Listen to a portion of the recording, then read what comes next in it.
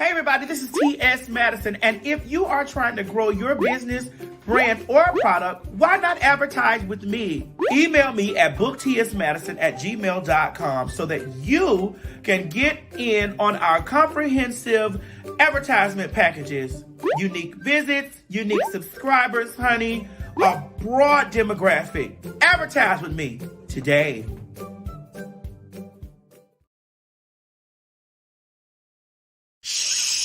Quit talking and listen. Get over to my Patreon right now so that you can receive some exclusive content from the TS herself. Who you said? The TS. Patreon is filled with one-on-ones, exclusive content, behind the scenes. You can even chat with me in there, me and you. It's just me and you. So get to www.patreon.com/TS Madison Hinton, and you'll be glad you did. I promise. You ain't gonna have no other choice but to see me because I'm in everything. There it is, you ain't right gonna there. have no other choice but to see me because I'm in everything and everywhere. Ooh. I'm in film, television, streaming, music, bitch, and pornography. Damn. Bye.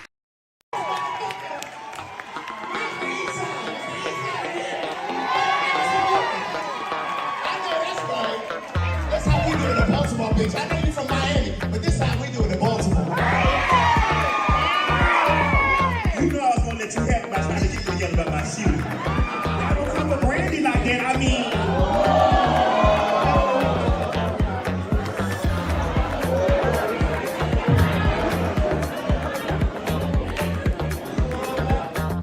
I need y'all to know that November the 19th, hi y'all, boy, Shot-Tie, honey, the Fags are coming to Chicago. Now y'all asked us to come to these places, honey, and we found spots for y'all. Baby, you all have been emailing us, tweeting us, messaging us on Instagram, and messaging over on the PhagTawlk.com website. Baby, we are coming, and the date is November 19th. Aretha,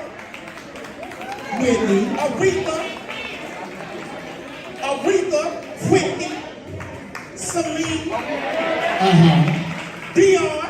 Wait a minute. You skip. We are coming to y'all loud, live, and in color at the City Winery in Chicago.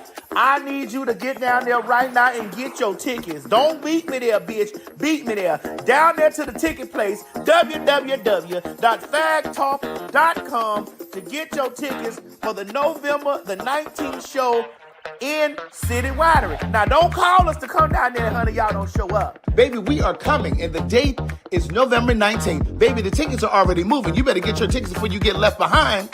At www.PhagTawlk.com. That's PhagTawlk.com. Or run over there to the City Winery and get your tickets. I'm trying to tell you, it's going to be one of those shows that you don't want to miss. Because we don't come to these places all the time. Y'all got to come to us. So we done decided to come to you. So bring your goddamn ass on down here and get your tickets. Please and thank you. Bye.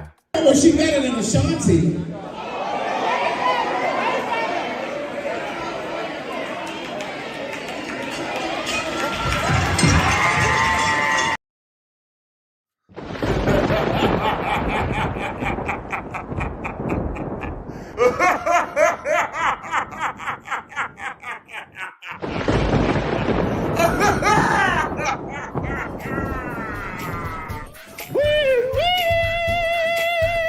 This is your girl T.S. Madison, honey, and it is that time of the year. Baby, it's the time for all of you out there to transform. Honey, it is my birthday and Halloween at the same damn time. So guess what I'm doing, ladies and gentlemen? Oh yes, I'm throwing a big bewitched birthday bash for all my ghouls, goblins, giblets, and good pussy bitches out there, honey, that want to get dressed and get down on the dance floor on Halloween. Please make sure you get your tickets by visiting www.eventbrite.com, honey, because we're going to have a hell of a time on Halloween, child. Baby, I'm turning 47, and I am going to heaven, and I'm going as a ghoul. Listen, come on out to the party, baby, and have a good time with us. Remember, don't meet me there, bitch. Beat me there. Get your tickets at www.eventbrite.com.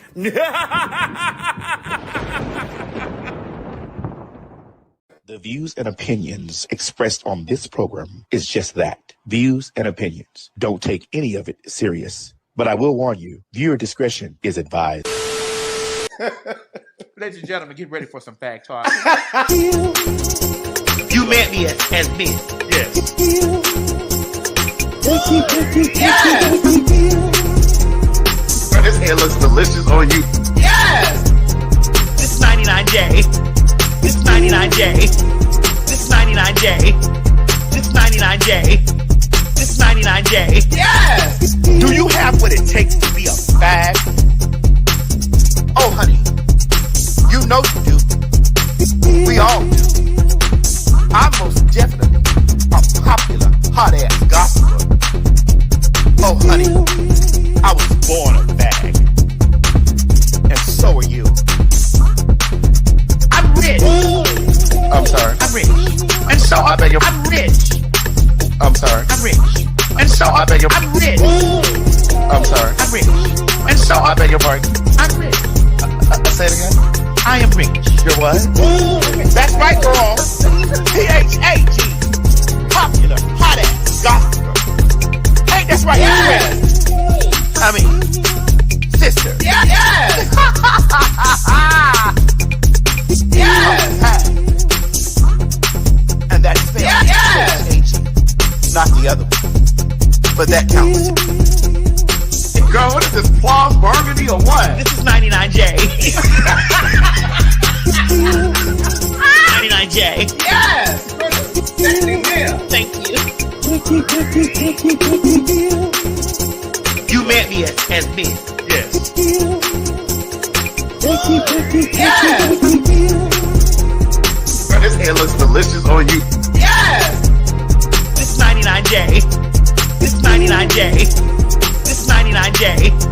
This 99J.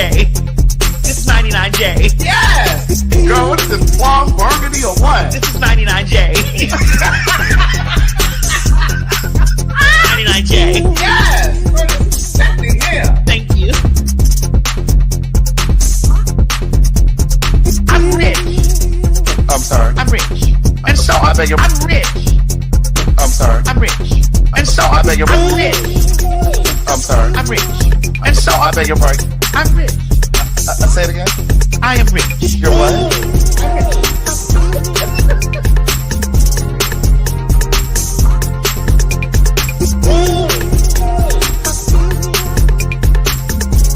I bought it home.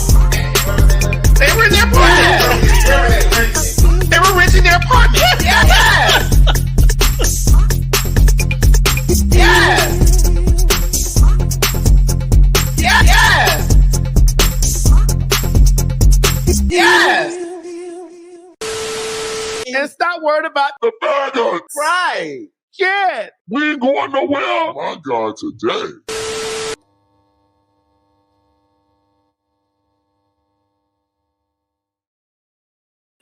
Let me tell y'all something. I'm so motherfucking fucked up right now. I just got this new shaker thing, right?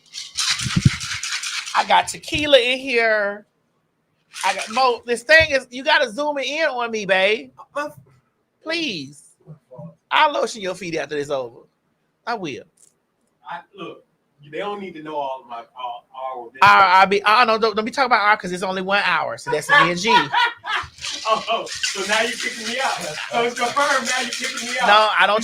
Listen, no, I told I've been with her forever. you have, but and you now she getting rid of me. But you didn't want to be. You didn't want to step up and be. No, you didn't. You didn't want to step up and give me the comfort of a man that I needed. No, that's not true. You didn't accept me. You wanted everybody. As soon as G came in, you wanted everybody to bite you. You threw me to the wayside. You wanted to bite everybody. You wanted to bite everybody. That's not true. You threw everybody threw me to the wayside. Everybody out here in the street screaming, "Bite me, Mo!" You wanted to bite everybody. I don't want a man that's for everybody. But I'm not biting everybody. I don't want to be. I'm not biting everybody. I don't want to be dealing with no man that's even though you don't deal with even though you friendly with the trainees, you're too friendly. So I can't be nice? Nah. There's a difference between you told me that you only like the trainees as friends.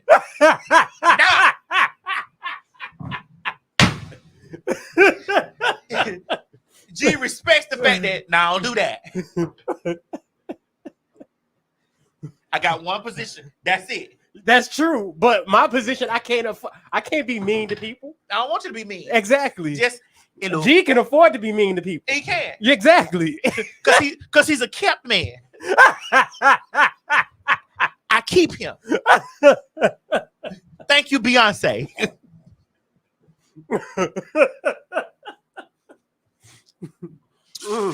Thank you, Beyonce. Don't put that on me. As soon as G came, you threw me to the wayside, and I was stuck at home while I had to watch on Instagram as y'all were just frolicking throughout the country. And becoming the banner? Yeah, right. So you mean you had to sit back and watch us become the banner? Become the banners. Well, get ready.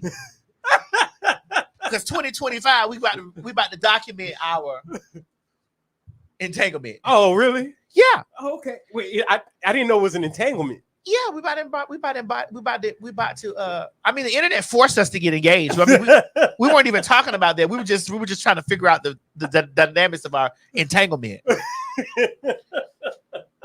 Wait a minute, they saying there's no sound. Hold on. Oh, wait a minute. The people saying the banners. That's right. So I did put a little clip out on my YouTube channel. If you guys didn't see, I put it out on my Instagram. It's Being the Banners 2025. Mm-hmm. So I want you guys to stay around.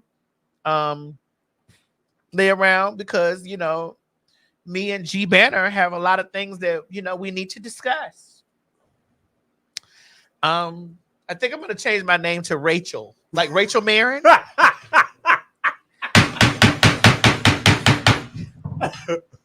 think I'm gonna change my name to Rachel. Really, Maddie? Yeah. I couldn't be Rachel with you. You wasn't the bodyguard. Because you said I wasn't big enough. Size in stature. Oh, in okay. stature, I see you rush to clear that up.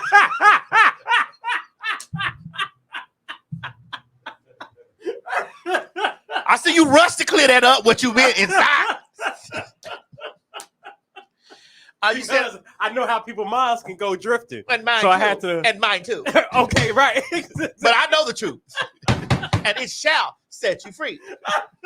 You said, are the banners going to be on Patreon? We haven't decided.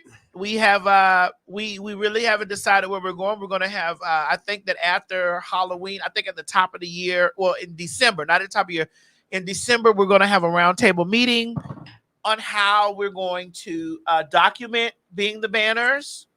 You guys are going to get some snippets and behind the scenes and all of the stuff. We're also going to return to doing Beyond the Bench, but it's going to be called Beyond the Fags. It's going to be called Beyond the Fags, and it's going to be on Craig's YouTube channel, my YouTube channel. It's going to be called Beyond the Fags because we are going to be on tour with PhagTawlk. But the banner being the Banners is going to be a very interesting take on a lot of things that G and I face in the navigation of our relationship that we have, and things. It's going to be like a scripted, non-scripted series that they're going to produce. He and I are executive producers. Craig is the Executive producer. Oh, girl. Craig is going to be a writer. Lord, I'm grieving, but I'm not stupid. Sign me up for EP. I think that this is something that you guys have been ready for. You guys have really been in my personal life. I've kept my personal life quiet for a very, very, very, very long time. And I think that it's time that I expound on my personal life. I'm headed to my 50s. I'll be 47 in 9 days. In 9 days, I'm going to be 47 years old. And I think that it's time that I expound into my personal life, Well, in the meantime, before the new year comes in, the new year's coming in for me in 9 days. So my new year starts in 9 days. So the new year's coming in for me in 9 days. I think that I really want to do this. G and I sat down and we talked about this. And we talked about how we're going to do this and how it's important that we just hit the challenges like head on. I just needed G to make sure that he has things straight where he needs to have them straight at. And you know, all my niggas, y'all know it's y'all already know. So y'all just hit me on the low. We'll talk about it. Mo, you gotta hit me on the low. We'll talk about it.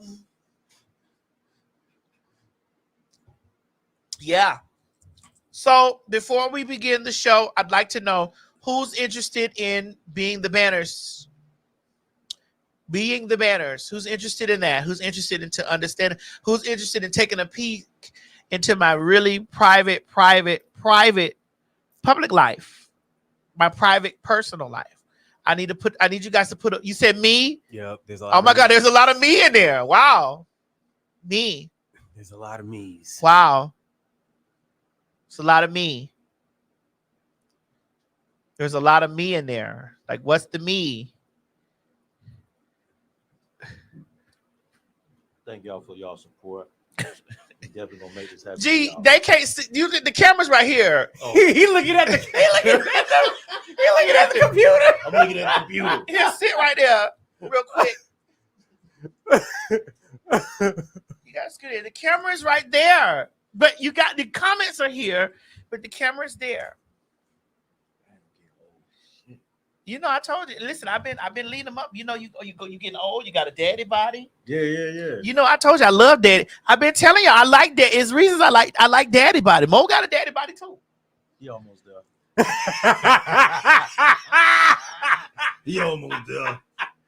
That mind don't remember like I was supposed to. It never did though. Don't even do that. Even when he was 27, because I knew him then. That's not even true. What you say? He needs some of that Ginkgo biloba. Ginkgo biloba. No, I need you to no, G. I need you to take time out of your schedule. I need you to help him work, and he needs to take him to the gym, work his mind out. How's the gym work your mind Work out? your mind out. To sweat out those endorphins. I go to the gym. Endorphins or endorsements?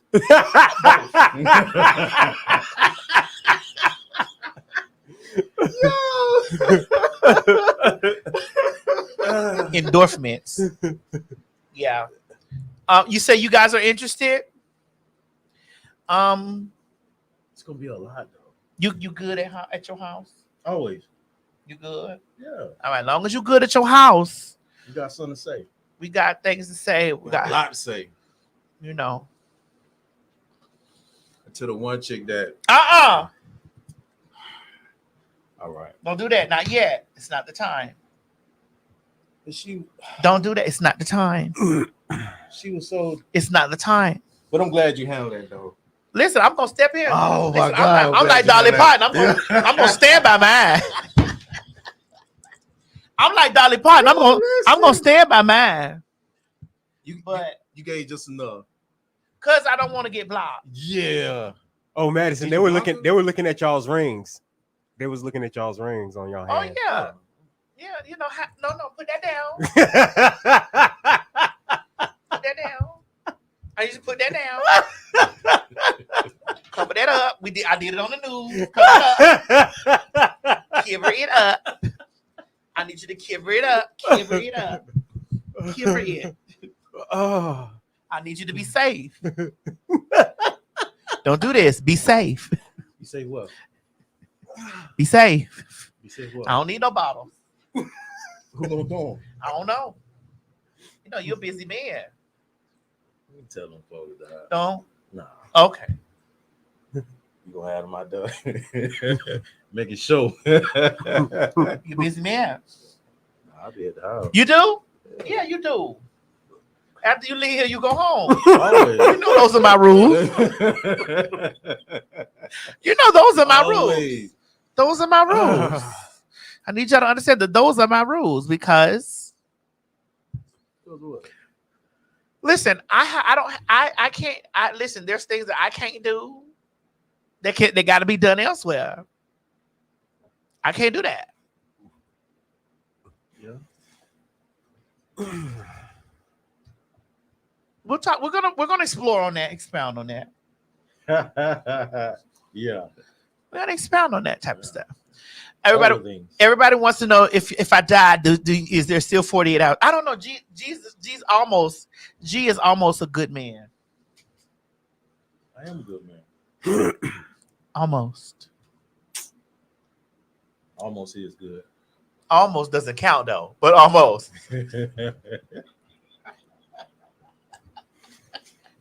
Y'all a mess. When you getting a haircut? Because you got to get a haircut. Hold on, let me. I'm gonna get one. How much is it? Let me cash up it to you. How much is it? I already don't talk to my barber. You know you a kept man. How much is it? Hold on. No, I already don't. No. He good. Yeah, he good. Me and him already done. You know you good. Yeah, I'm good. Oh, okay. Because you know you Listen, kept. I keep it No, right. I got my own money. I don't want. You don't want my money. No, I work for mine. That's right. I hustle. You got your. But you don't. But you know. I'm from Florida. You know you don't have to work hard. But I do. I do. You know you don't have to work hard. Shit, I was just hustling. When I text you. But you know you don't have to work hard. None of us have to work hard. No, But we don't. But we do. No, but the name TS makes us we don't have to work hard. I mean, you getting checks from Beyonce, not G. But what's mine is mine, and I share a little bit of what's mine with you. Yo, No, but yeah. you been sweating. It's hot in here. No, it ain't hot in here. No, it's hot in It here. is hot in here. I had to take off my hoodie. Oh, not. Oh, Mo, you got your shirt back. No, he didn't. It's in my No. suitcase. Oh, so you could at least told me. Mo, how old you was again? 30. 32. They can't see you all out the camera. Come on. 32? 37. 37. I had to think about that. You got to think about it. Yeah. I don't remember. I ain't gonna lie. I don't be remembering stuff. 21. Yo, you said what? I lost count after 21. When I- people ask me how old I am, be like, I don't know. I Yeah, know I I'm do in the my same 40s. You tell me something, Maddie, I love you and she I do the together. same He's so thing. sweet. I barely remember my birthday. Yeah, she got that green dress on and she ain't read nobody. Nobody. No. I will tell you that this man has really stepped into my presence. Mm-hmm. And this man has really stepped into my presence and has really did a lot of changes. Yeah. Be over there terrorizing me about like stop doing this and like know who you are. Not like my friend Craig ain't told me this, but Right. it's just different when a man, not that Craig is not a man. I don't want to take away because Craig is definitely a man. I'm not. Because I'm sure you don't view me as a man. No. Even when they try to tap you on your shoulder. I'm sure you don't view me at all as a man at all. No, you good push. Good push. That's right. Good push. All right. So listen, get out of here, G, because I need you to go because we got to start our show. Move out of here. Move. And get that 3-layer cake. Get that 3-layer cake ass out the camera. That motherfucking ass is a 3-layer cake. Dear Lord, dear Jesus Christ. We titled the show today, Facing the Facts of Life. And so because we're facing a lot of facts of life, I just personally feel that it was time for us to really just talk about a lot of things. And I need y'all to know just a lot of stuff. The things that I got to face the facts of life. We all have to face the facts of life one day. And so here we go. Ladies and gentlemen, we're about to run a couple of commercials so that you guys can know. For you guys that are just flowing in here, you guys can know to get your tickets. To get your tickets for everywhere that you see us. The first thing that we got coming up is the Halloween party. Please get your ticket. It's gonna be a fun time. The banners are gonna be there at the Halloween party. The banners are gonna be everywhere because that's what the banners do. The banners go and we get the coin, and we come home. And we love each other, and we come home. So we're going to run a couple of commercials so that you can get your tickets. Make sure that you visit www.phagTawlk.com to get all of your tickets for anywhere that you see anything that is the TS. And then we're about to face one of the facts of life when we're back after these commercial breaks.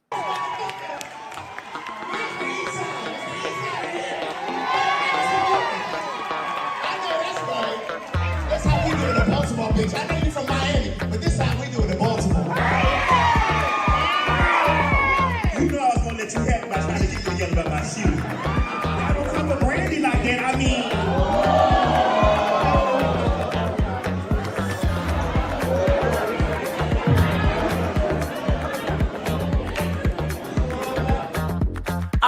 y'all to know that November the 19th, hi y'all up on Chi-Town, honey, the Fags are coming to Chicago. Now y'all asked us to come to these places, honey, and we found spots for y'all. Baby, you all have been emailing us, tweeting us, messaging us on Instagram, and messaging over on the PhagTawlk.com website. Baby, we are coming, and the date is November 19th. Aretha, Whitney, Aretha, Whitney, Celine, Dion. Wait a minute. You skip. We are coming to y'all loud, live, and in color at the City Winery in Chicago. I need you to get down there right now and get your tickets. Don't beat me there, bitch. Beat me there. Down there to the ticket place, www.phagTawlk.com to get your tickets for the November the 19th show in City Winery. Now, don't call us to come down there, honey. Y'all don't show up. Baby, we are coming, and the date is November 19th. Baby, the tickets are already moving. You better get your tickets before you get left behind. At www.phagTawlk.com. That's PhagTawlk.com. Or run over there to the City Winery and get your tickets. I'm trying to tell you, this is going to be one of those shows that you don't want to miss. Because we don't come to these places all the time. Y'all got to come to us. So we done decided to come to you. So bring your goddamn ass on down here and get your tickets. Please and thank you. Bye. Well, she better than Ashanti.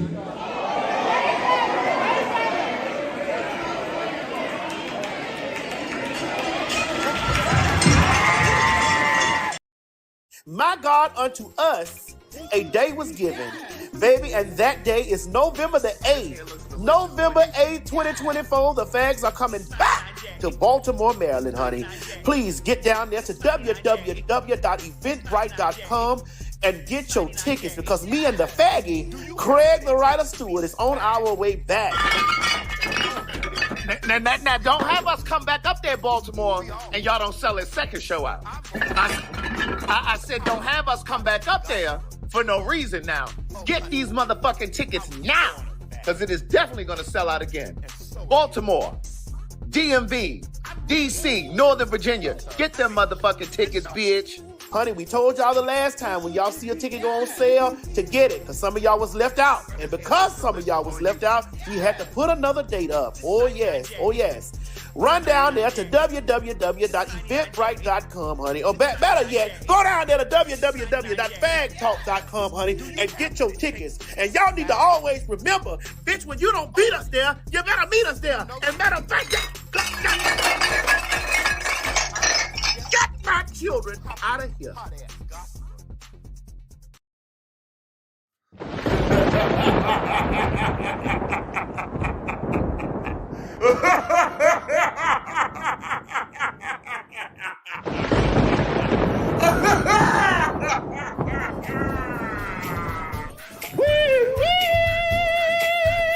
This is your girl T.S. Madison, honey, and it is that time of the year.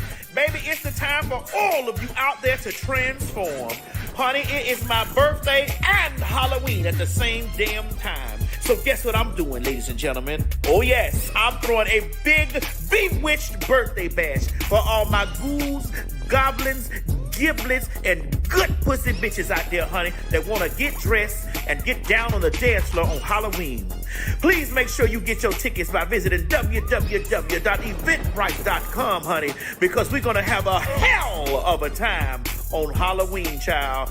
Baby, I'm turning 47, and I am going to heaven, and I'm going as a ghoul. Listen, come on out to the party, baby, and have a good time with us. Remember, don't meet me there, bitch. Beat me there. Get your tickets at www.eventbrite.com. Because this person has came in my life and has elevated my brain with his HSBCU knowledge and has elevated my brain as my friend, and I love this person with all my heart. I love you too. I love you. And I know this. I know, because we're at the end of our show, and I know that he told me don't do this. Oh.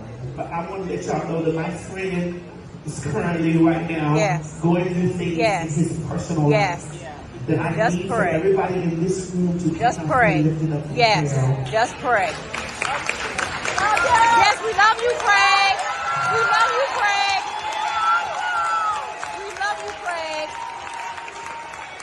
Love you, Craig. All right, ladies and gentlemen, there go the faggy. Y'all, ladies and gentlemen, y'all put your hands together for the faggy. The faggy. Cold 10, cold 10. Get those chains out the door. The faggy is here. Hey, everybody. Craig, let's just jump right on into it. Mm-hmm. October 3rd, you lost your mom. Yeah. Right after our live show. Yeah. I didn't know what was going to happen. You were thinking I was going to cancel? No, not that you were going to cancel. I just didn't know. Mo, you're going to need to bag out a little bit now. Oh yeah. I didn't know what was going to happen. I didn't know if you were going to be, because losing a parent or even something that's parent-esque is something that's inexplicable. And I didn't know how we were going to navigate through this. I just knew I told you, because we had been talking about this actually like a year before. Mm-hmm. We've been talking about a lot of this stuff. Even remember when I came to your house and we did that thing for Miss Gladys, Mm-hmm. and we were singing outside. I'm like, Gladys, you say you work too hard. Yeah. And we had such a good night. That was a good night. Yeah. I drank a lot. Yes, you did. Yes, you did. I had my little piece of trade over there with me. Yeah. Yes, you did. I forgot all about that. I didn't. I had a little piece of trade over there with me. We drank a lot. I'd like for us to be up this. I don't want to make any of this sad for you, because I know you've already been going through a lot of sadness and stuff already. I know this already. Mm-hmm. And so I don't want to make any of this sad for you. So I'm going to joke a lot through this so that we don't have no breakdown here on the show. Well, I mean, I may break down, but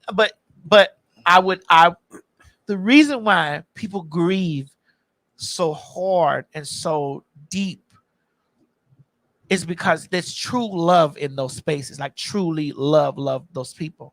Mm-hmm. Now, one thing you wrote me after this thing happened, you said to me that I love my mother, but I know she's going to, and she got me from here on out. Like, she had me here in life, but she definitely has me on the other side. Her love is amplified on the other side.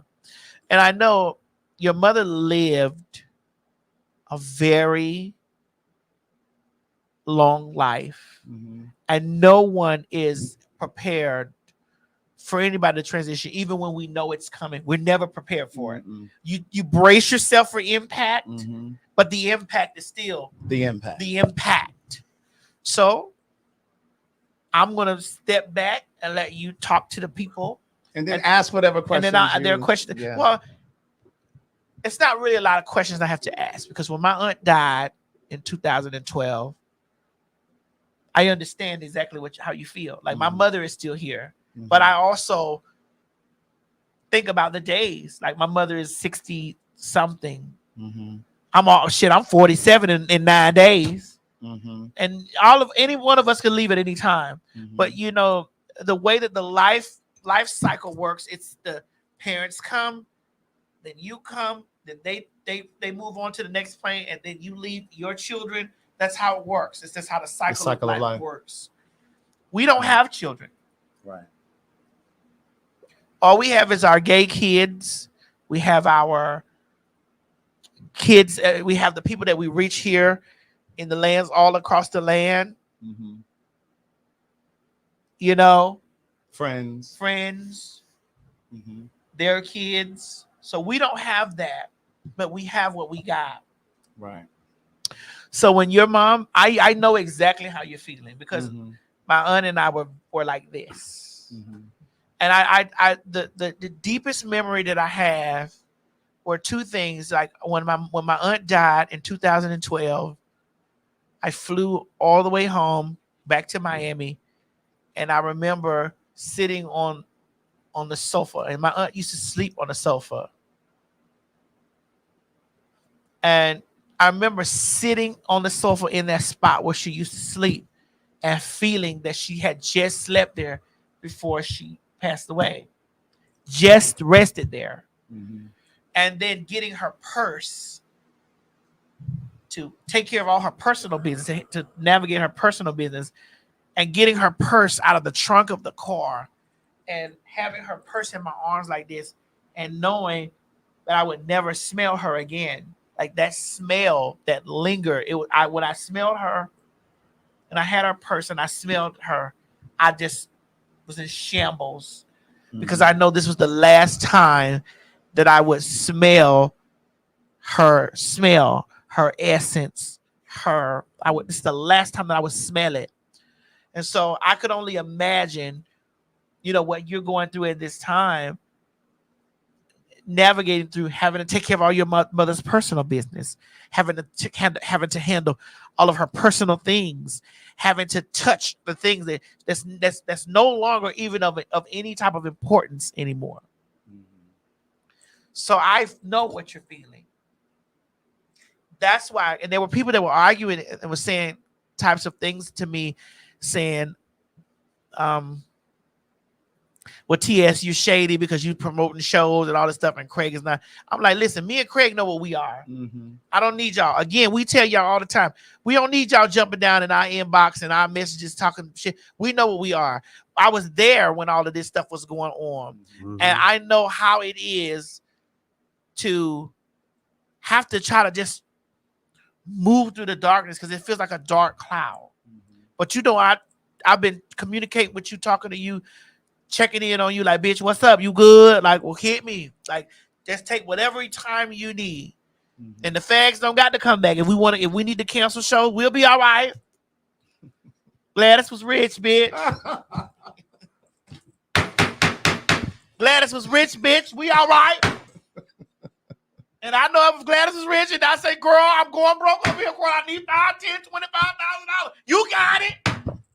You got it, you rich asshole. Because Miss Gladys gave it to you. You got it. You crazy. You got it, rich ass bitch. Oh my God. But let's talk about it.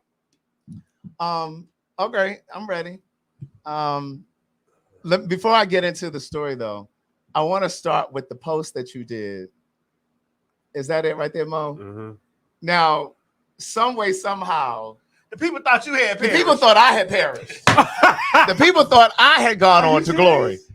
And so and I don't understand. And this just goes to show how we can all look and read the same thing and walk away with something completely different. Now, I don't know how they transpose those words, but it says Craig is dealing with at this time.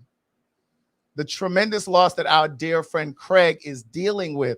I don't know how you can take it down. I don't know how they misconstrued that, but they did. Dear Lord. What I will say is I felt it in my spirit that my mom was going to leave this year. We talked about it. And I was extremely intentional, beginning with her birthday last year, because she too was a Libra. Her birthday, she still is. Yeah, her birthday. She's not in the flesh. She's transitioned to the spirit. Right. So she is a Libra. Right. Her birthday is October 19th. And so last year, I gave her an 80th birthday party. She said she didn't want a party. It ended up being a dinner with about 25 people. And you can put that picture up, Mo. That's the picture that I posted. So this is from her 80th birthday party last year. And she said she didn't want a party, but I'm like, girl, this is a party. There are 25 people here. And so the other things that I did throughout the year, like recently, I sent her and her remaining sisters to see the OJs in Baltimore. And they had a hotel night stay. I gave them all money to gamble at the casino because I was trying to be intentional. Oh, you gave them gambling money? I gave them gambling money. We might need a commercial. Craig, I need to buy. Well, I gave them money to have dinner and they ended up gambling and having dinner and stuff too. But I was trying to create these moments because I realized that the people who raised me, who poured into me, who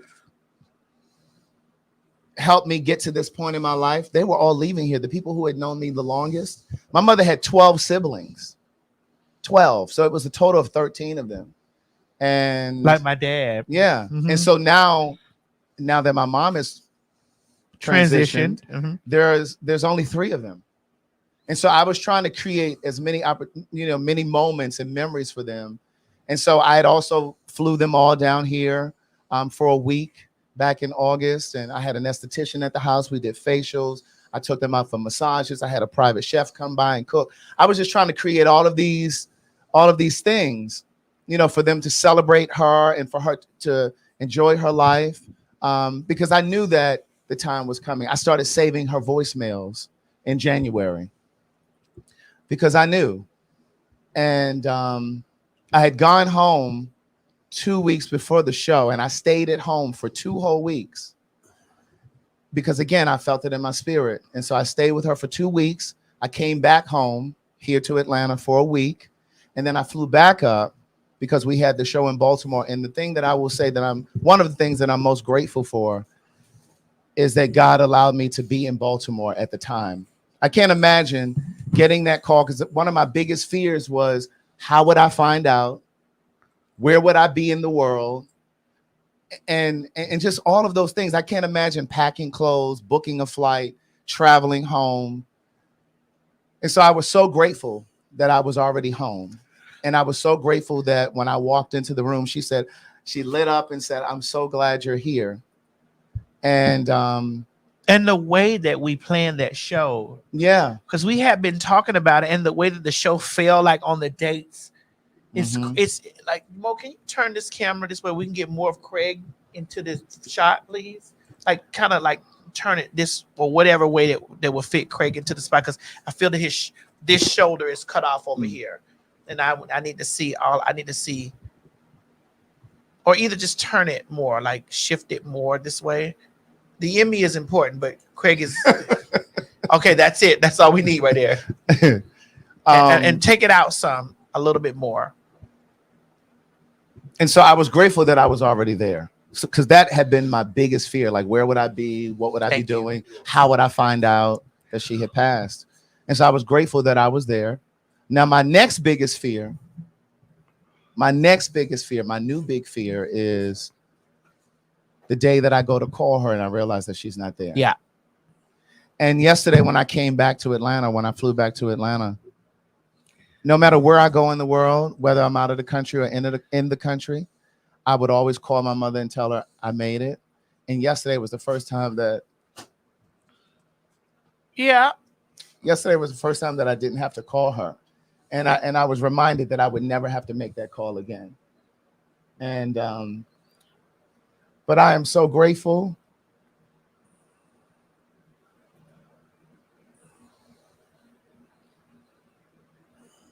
I'm extremely grateful for the thousands of messages that I received. And there were thousands. There were thousands, yes. And I read every message.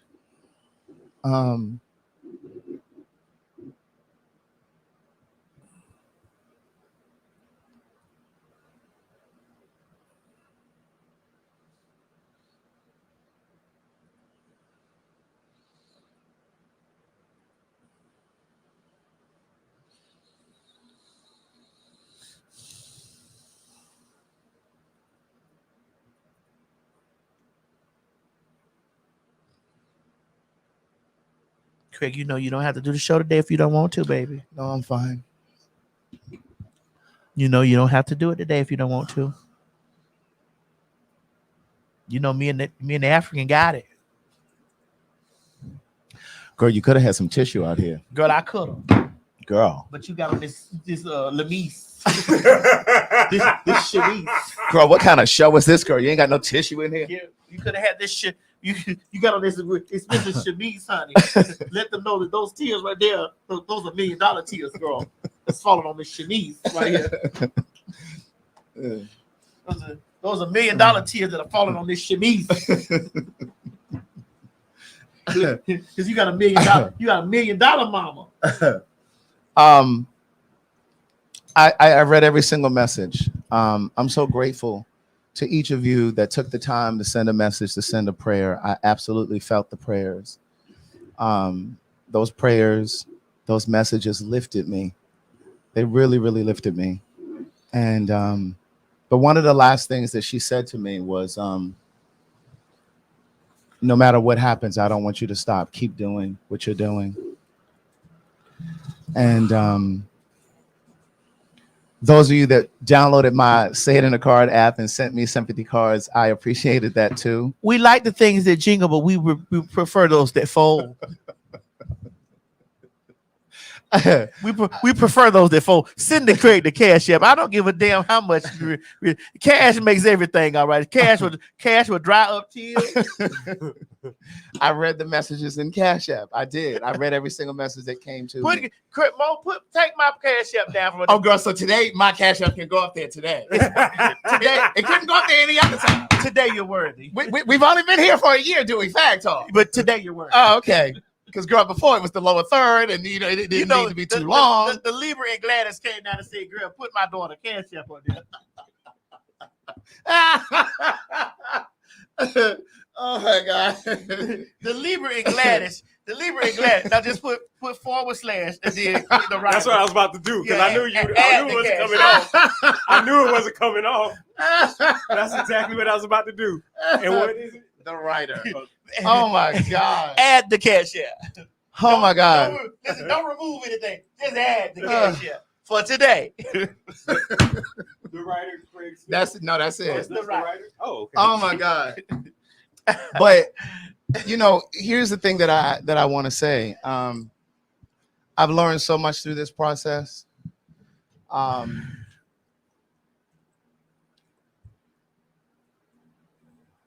I realized that having lost my mom, my instincts are stronger. I have no choice but to rely on my instincts. I feel like my entire molecular structure has changed, has shifted. I feel a shift. And not even just because my mom has transitioned, but because I feel like my purpose is transforming. I feel more intentional. Someone, again, I read all of the comments and I saw one of the comments that said maybe this will make him more humble. Yes, I was going to address that too. I got it. Eat it.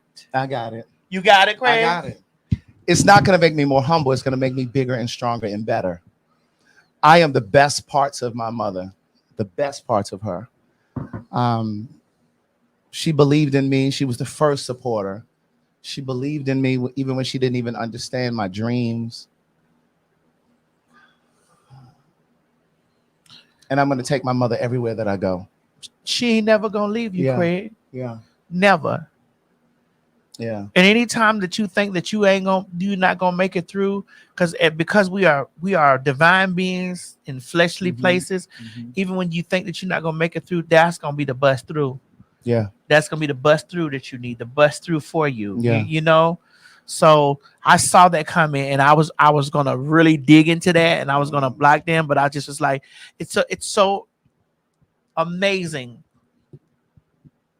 how people want to humble people that are exalted by the Most High. No position that we hold is not by the divine order of the Most High.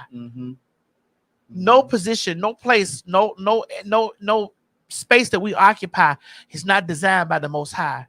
It's unfortunate for you that you have not heeded the call of the Most High, so that you can be in an exalted place, that you want other people to be humble, because we have strong opinions, and because we have things that we talk about, or because we read a person. It's unfortunate for you that you have not heeded the call of the Most High to be in an exalted place, or be exalted, that you want the person that you see before you to be humble.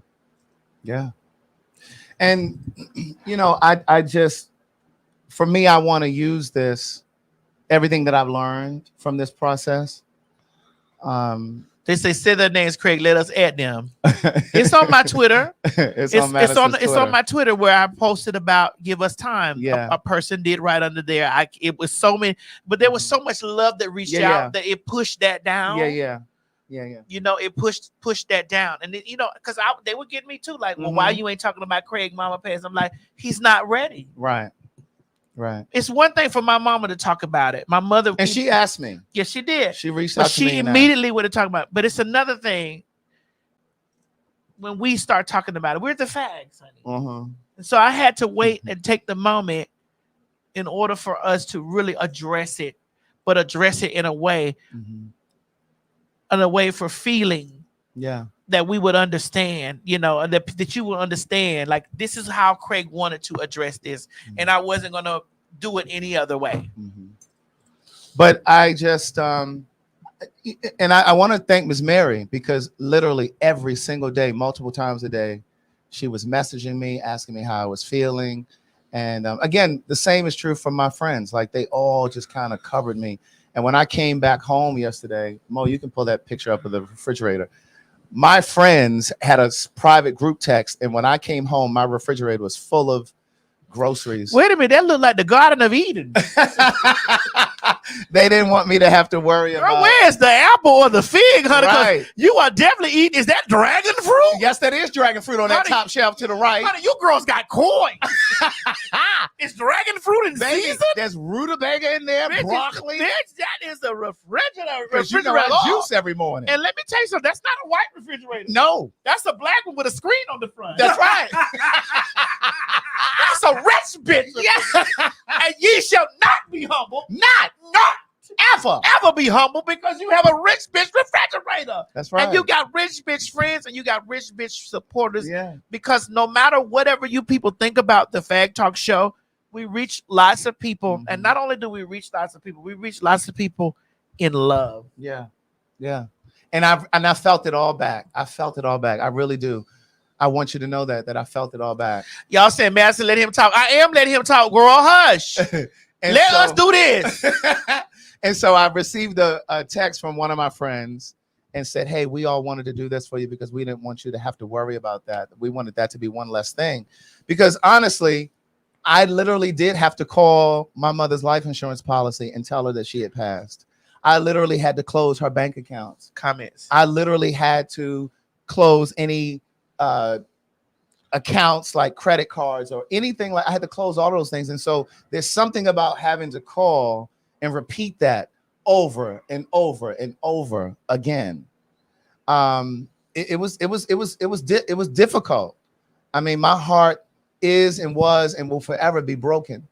But I am so grateful that my mother got to spend the first year in my house. Like, when when I bought my house 3 years ago, well, you bought it. I did. When you bought my house 3 years ago. Thank you for acknowledging that. My mother actually came to stay with me. I closed in September. She moved in December because she needed the help. And I was in the position to help her. And a friend of mine said to me, I want you to know that you saved your mother's life. You extended her life. You know, and at the time it was challenging because I had to take her to all of her doctor's appointments. I had to take her to dialysis every Monday, Wednesday, and Friday. And she had to be there at 5:30 a.m. I haven't eaten meat in 7 or 8 years. My mother was still a meat eater. So it was a challenge trying to figure out what to get her to eat. So that's why I brought in someone to cook. But we bumped heads because I'm now an adult and she's an adult, and she was an adult that needed help. And if you know anything about caretaking can kill you. But if you know anything about caretaking, they're opinionated. They feel like they're losing their independence. So it's sometimes a tug of war. But then we leveled out, and I have the most amazing friends that came to my house every single day.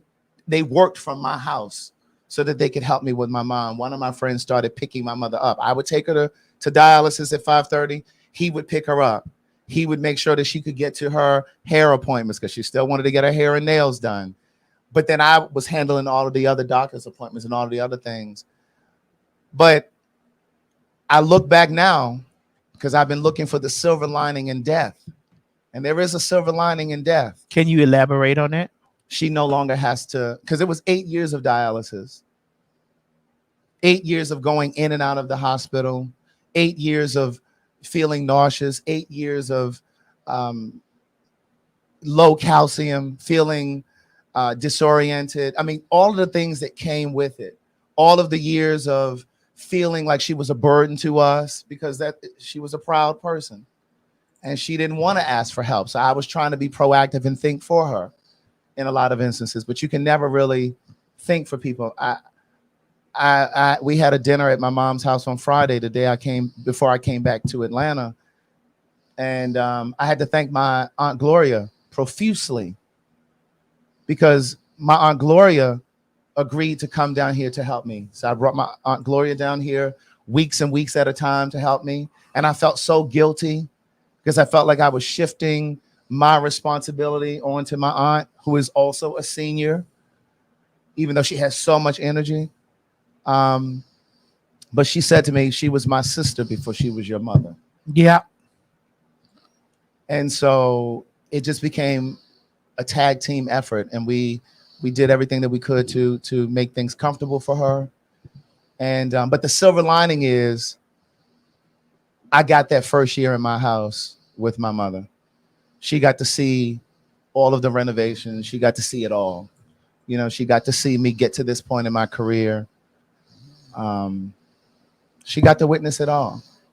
And so for that, I'm grateful. But the thing that I want to say to you guys, most importantly, this taught me how important it is to have your paperwork in order. My mother had everything in order. We're Libras. She had everything in order. I found notes with her insurance papers, her banking papers. There was a slip that had both of her banks with the PIN number to the ATM card. Because the thing is, if you don't know, these banks will keep your loved one's money. They will keep it. And so it is important that you have your stuff in order. My mother had a will. I knew where her insurance papers were.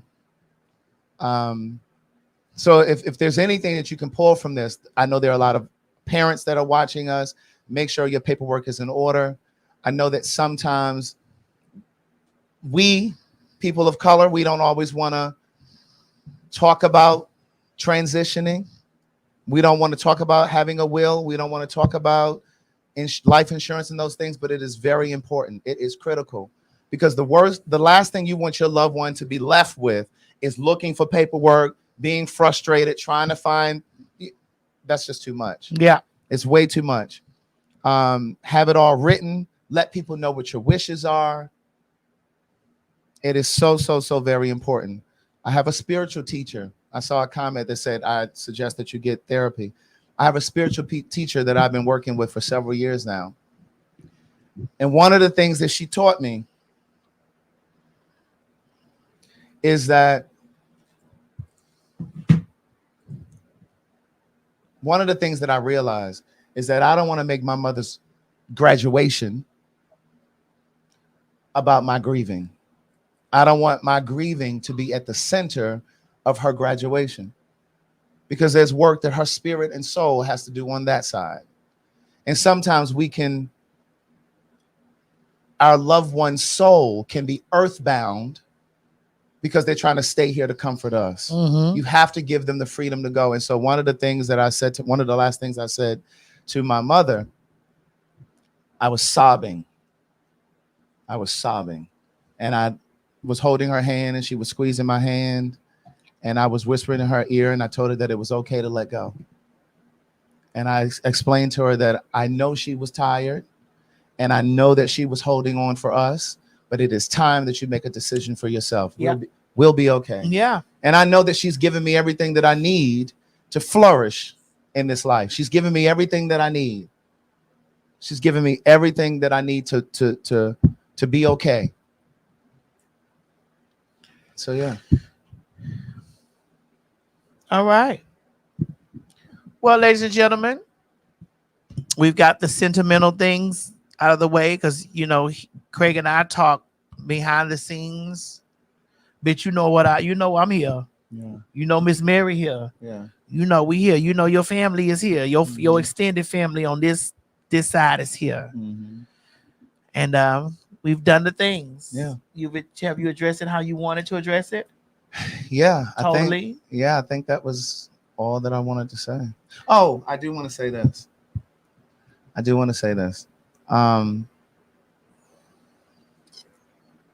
Everything that I am is because of my mother and even this pro-blackness. And I know I've seen comments over the course of the time that we've been doing PhagTawlk, where there have been some who have said that I'm racist. And I've been processing those thoughts too. I'm not racist. I realized that a part of my assignment is to be a voice for those voices that have been quieted, those voices that haven't been as amplified, and those in the world. And those voices tend to be Black and brown people and women. And so I'm a voice for those people. And so I speak loudest for Black and brown people and women. And the trainees, she said. Yeah. But I hope that helps somebody, you know, because I think that, and again, those first few days after my mom passed, I mean, it was difficult. I mean, just the random tears at the gym. It's going to continue to happen. Yeah, yeah. But I think I would dishonor her if I allowed that grief to cripple me into a depression that I just can't shake. I think it would dishonor her if I didn't continue to live my life even more fervently. You know what I mean? That's the last thing that she would have wanted, was for me to stop, for me to languish. You know, she would want me to continue to live my life. And that's what she always said. Heather Bernard said, I'm eating carrot souffle in honor. Because my mother loved that carrot souffle. In honor of Miss Gladys, honey, from the bigger Jack. My mother loved that carrot souffle. The last time they were here, we stopped there. That was the first place we stopped. How does it feel to have, I mean, or is it more I know what you're going to ask me. Sustaining to have the support of the pen pals, the Maddie mob? Is it a help? It is absolutely a help. However, it is hard. Yeah. Because every single day, and this was before I posted, or when I was battling with this, I remember one of the last times I was leaving the hospital, I had taken my family up. My mom was at the hospital. I had taken my family up. We were walking to get food. And on the way back, this woman pulled her car over and was like, Craig! She pulled her car over. Me and my whole family looked like, hi, you know. And then when we were in the place getting food, there was somebody who was like, hey, Craig, I'm coming to the show tonight. So it makes it hard in those instances. I mean, every single day that I was home, somebody was stopping me. So the hard part is trying to give them a great experience, because this is their first time meeting you, but you're carrying your own stuff. Yeah. You know what I mean? And I don't ever want someone to feel like, well, damn, he was all dry with me. You know what I mean? So that made it difficult. But what made it all worth it was, like I said, the thousands of messages, because those messages took me back down memory lane, like things that I had forgotten. Yeah. You know what I mean? They would remind me of things that we did or things they saw. I would tell you, for me, one of the most difficult parts of everything was like when Miss Eve died in 2017, and we were doing the Queen's Court at the time. Yes. And she died November 22nd, 2017. Mm-hmm. And the hardest thing for me was seeing RIP. Mm-hmm. Like my phone, I actually had to just push. That was really one of the first times since my aunt had died. Yeah. Because I wasn't a super social star when my aunt died. Right. But I was a super social star when Miss Eve died. There was one of the times I had to push my phone over like this and just get away from it. Yeah. Because it was my condolences, rest in peace. It was it was the impact of she is dead. Yeah. Her physical body is dead. Yeah. And it was blow after every rest in peace was blow after blow after blow. Oh, I get it. And like I said, it was so comforting. I've read every message. The one sent through my website, Facebook, Instagram, Twitter, your Instagram, your Facebook, your Twitter. I read them all. And they felt so good. Some of them made me smile. Some of them made me cry.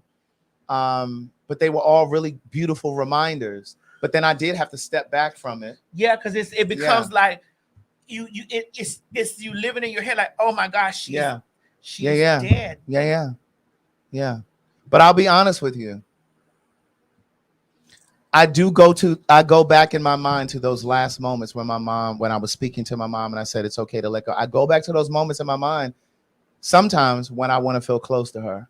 And those moments make me cry. But I go back to those moments. But the most important thing that you said in this, that you saved voicemails. Yes. You saved videos. And I have our birth certificate. I'm not even gonna lie to you, Craig. Like, I've been working like vigorously. Mm-hmm. Every time that I get a moment, even if it's just to sit down with my mom in there in the living room and watch TV. Mm-hmm. These are like, because for me, either one of us could go at any time. Mm-hmm. But that's my mom. So it's like I sit down with her. I watch Murder. We sit there and watch Murder, She Wrote all day. Last night we binge watched American Horror Story Coven. Yeah. Then we watched Asylum. Yeah. Which we watched Freak Show. Like, these were hours. Yeah. Like, we watched these 13 episodes. So this was 13 hours. 13 hours that I sat with my mom on the sofa sleeping. She fixing me hot dogs. Mm-hmm. Those were important. Mm-hmm. Important, especially after like knowing what's going on with you and like, oh my God. Like it's like a shadow. Yes. Like this. A reminder.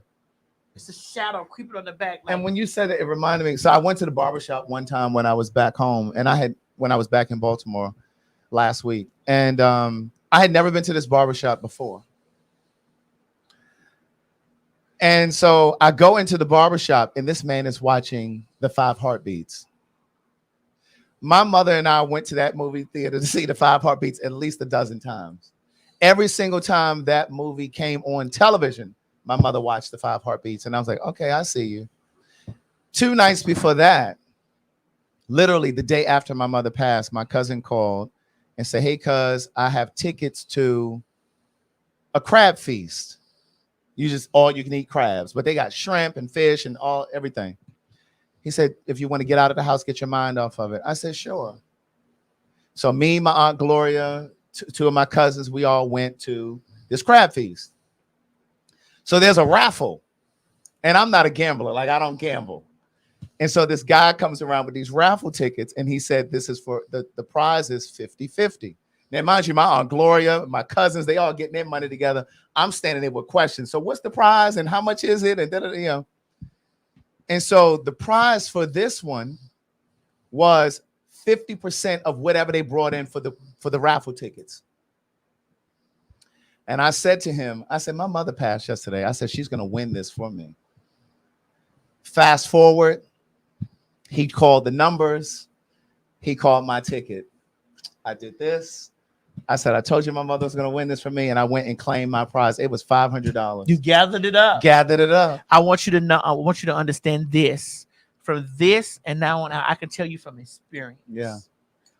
Be prepared for the great gathering. Yes. Yeah. The way that that I've been able to cope with death amongst loved ones and friends has been, I fight really big battles in the flesh. And my fleshly enemies are very strong, and I fight them in the flesh.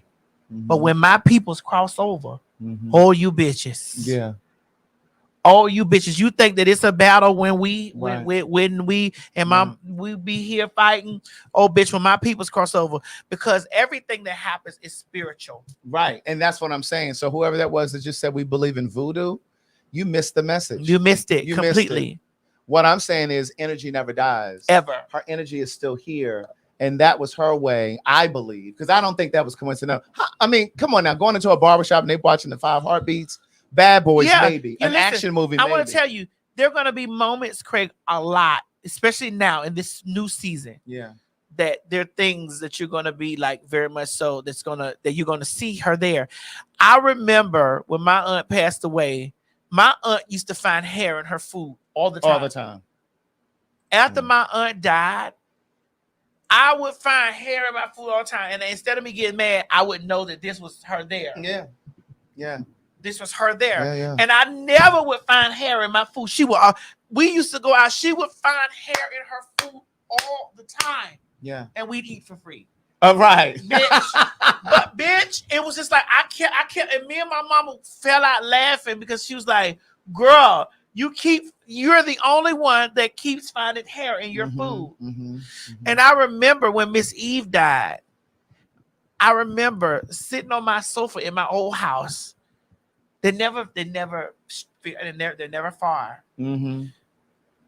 The smell of pancakes Mm-hmm.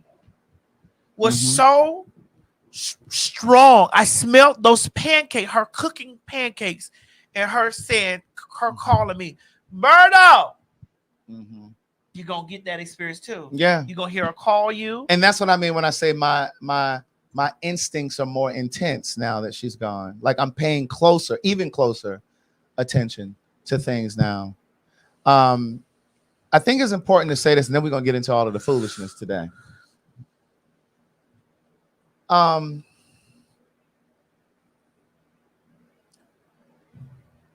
My spiritual teacher said something really important to me, and she didn't know I was going to reach out to her. She had, in fact, reached out to me a month before and said, I have a message for you.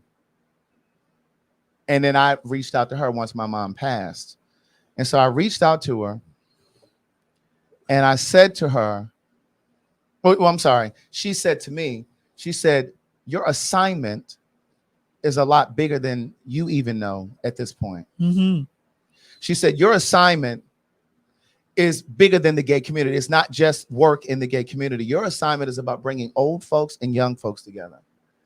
And she said, but you have to get to a place of vulnerability. She said, you get vulnerable, but then you crack a joke.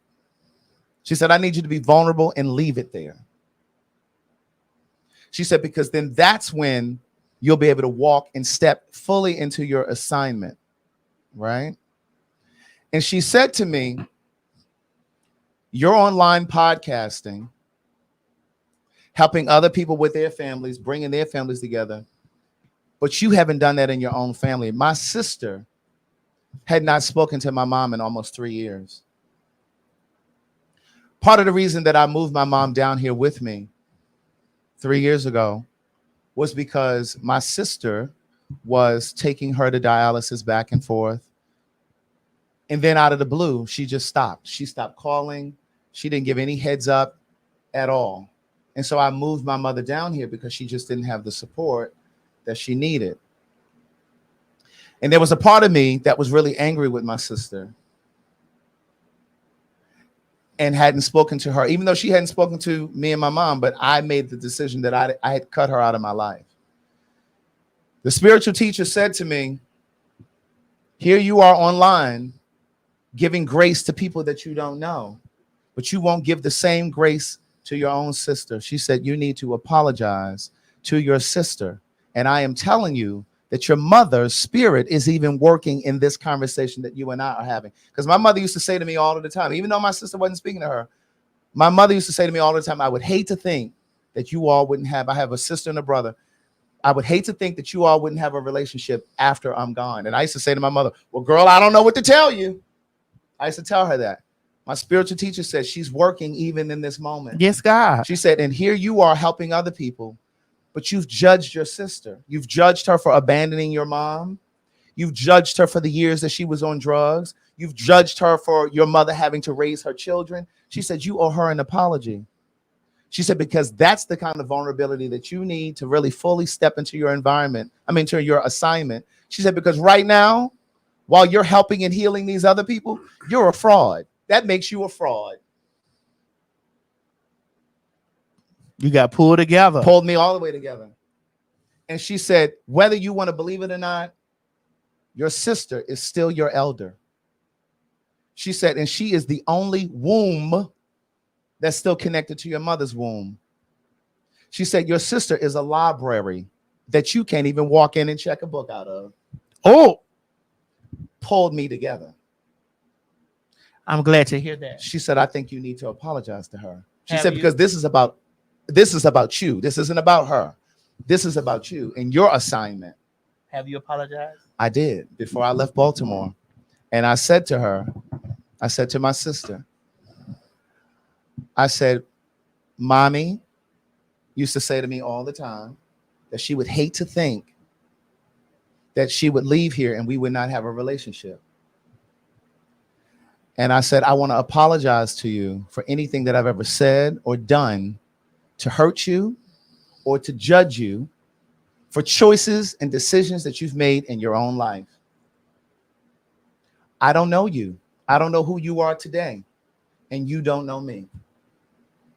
And she cried. I cried. She said, I accept your apology. She hugged me. She said, I love you. And I said, I love you. And that was it. That was it. And that does not mean that I'm saying to you that we're now going to be best buds. But I cleared the air. Yeah. I'm not telling you what to do in your own life. I'm just telling you what I did. And maybe you need to do that in your own. That's it. That's it. Now we can go into the foolishness. Not by might, not by power, by your spirit, God. Send your spirit, God. Boy, I need you to run those commercials because I got to pee. All those commercials. So do I. And then run the fag. And then we coming back with the foolishness. Oh, bitch, we about to be messy. See you soon, bitch. That's right. Run it, Bo.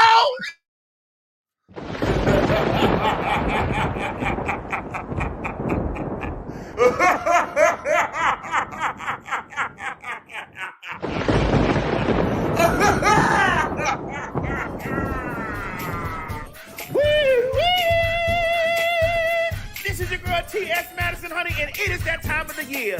Baby, it's the time for all of you out there to transform.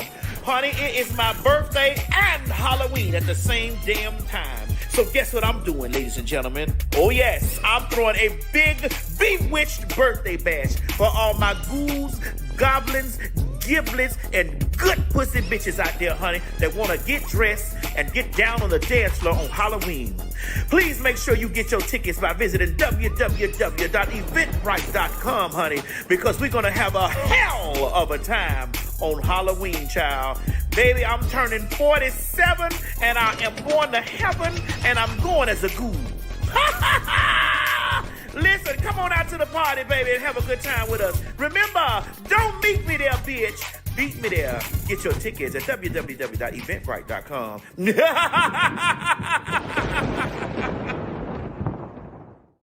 My God, unto us a day was given, baby, and that day is November the 8th. November 8th, 2024, the fags are coming back to Baltimore, Maryland, honey.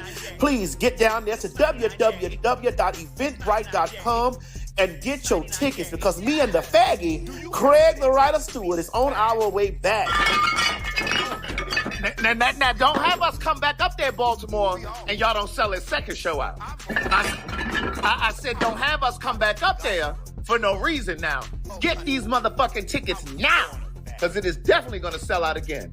Baltimore, DMV, DC, Northern Virginia. Get them motherfucking tickets, bitch. Honey, we told y'all the last time when y'all see a ticket go on sale to get it, because some of y'all was left out. And because some of y'all was left out, we had to put another date up. Oh, yes. Oh, yes. Run down there to www.eventbrite.com, honey. Or better yet, go down there to www.PhagTawlk.com, honey, and get your tickets. And y'all need to always remember, bitch, when you don't beat us there, you better meet us there. And matter of fact, get my children out of here.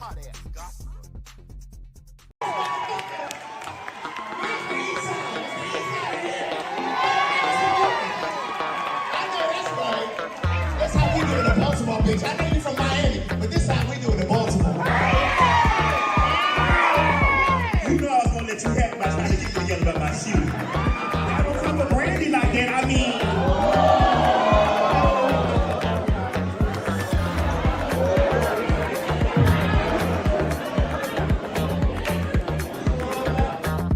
I need y'all to know that November the 19th, honey, the fags are coming to Chicago.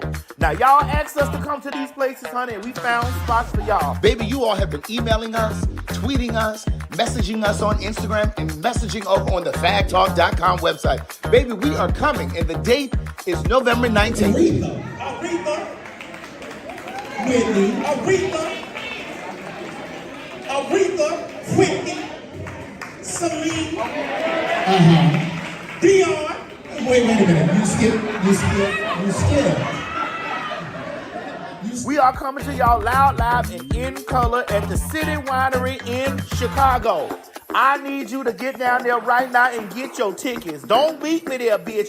Beat me there. Down there to the ticket place, www.phagtalk.com to get your tickets for the November the 19th show in City Winery. Now, don't call us to come down there, honey. Y'all don't show up. Baby, we are coming, and the date is November 19th. Baby, the tickets are already moving. You better get your tickets before you get left behind. At www.phagTawlk.com. That's PhagTawlk.com. Or run over there to the City Winery and get your tickets. I'm trying to tell you, this is going to be one of those shows that you don't want to miss, because we don't come to these places all the time. Y'all got to come to us. So we done decided to come to you. So bring your goddamn ass on down here and get your tickets. Please and thank you. Bye. Well, she better than Ashanti.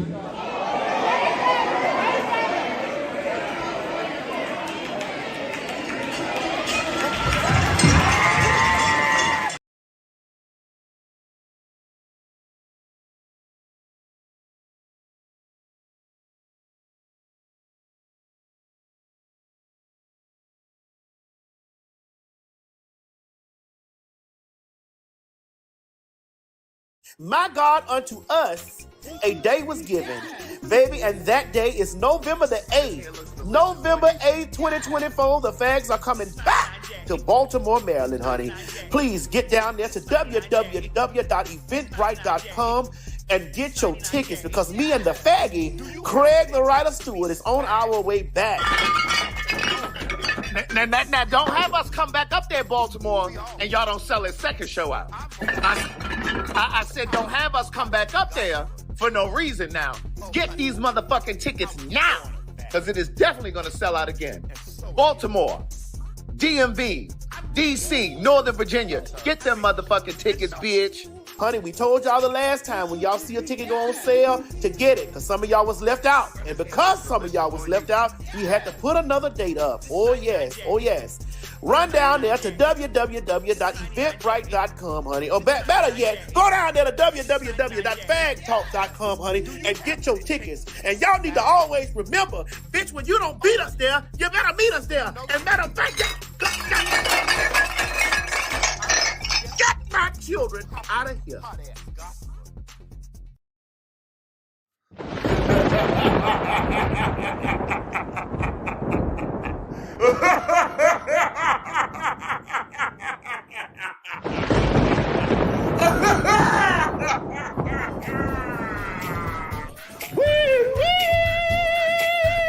This is your girl T.S. Madison, honey, and it is that time of the year. Baby, it's the time for all of you out there to transform. Honey, it is my birthday and Halloween at the same damn time. So guess what I'm doing, ladies and gentlemen? Oh yes, I'm throwing a big bewitched birthday bash for all my ghouls, goblins, giblets, and good pussy bitches out there, honey, that want to get dressed and get down on the dance floor on Halloween. Please make sure you get your tickets by visiting www.eventbrite.com, honey, because we're going to have a hell of a time on Halloween, child. Baby, I'm turning 47, and I am going to heaven, and I'm going as a ghoul. Listen, come on out to the party, baby, and have a good time with us. Remember, don't meet me there, bitch. Beat me there. Get your tickets at www.eventbrite.com.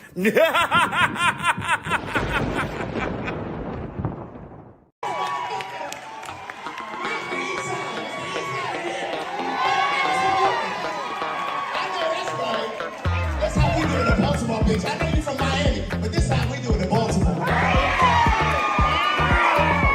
You know I was gonna let you have my trying to get you yell about my shoe. I don't come with brandy like that. I mean,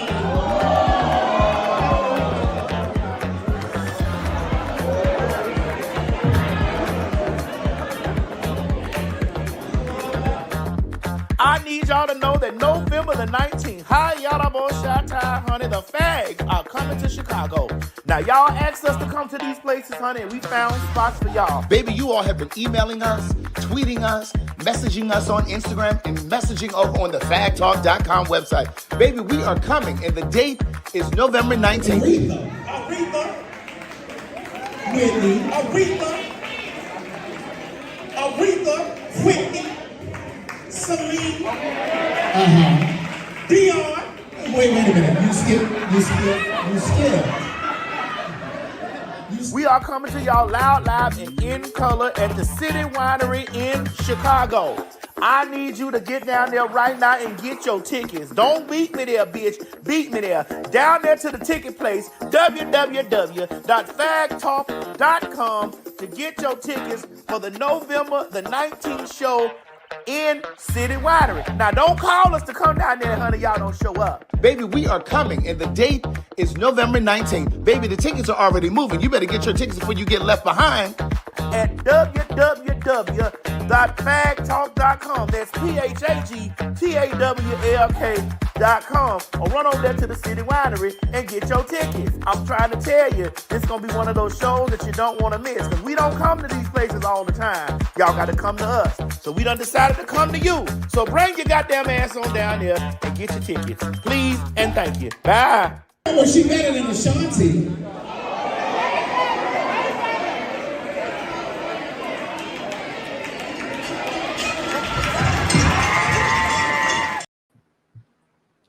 Oh, as you can see, the trainee is still not here. I don't know where she is, but I did want to remind you guys. Well, was I going to go into this Obama thing? Do you want to go into it now? I kind of want to. Okay. Since we're here. Okay, so you guys know that President Obama spoke in Pittsburgh the other night, and there's a lot of controversy around what he said. A lot of black men are feeling a way about it.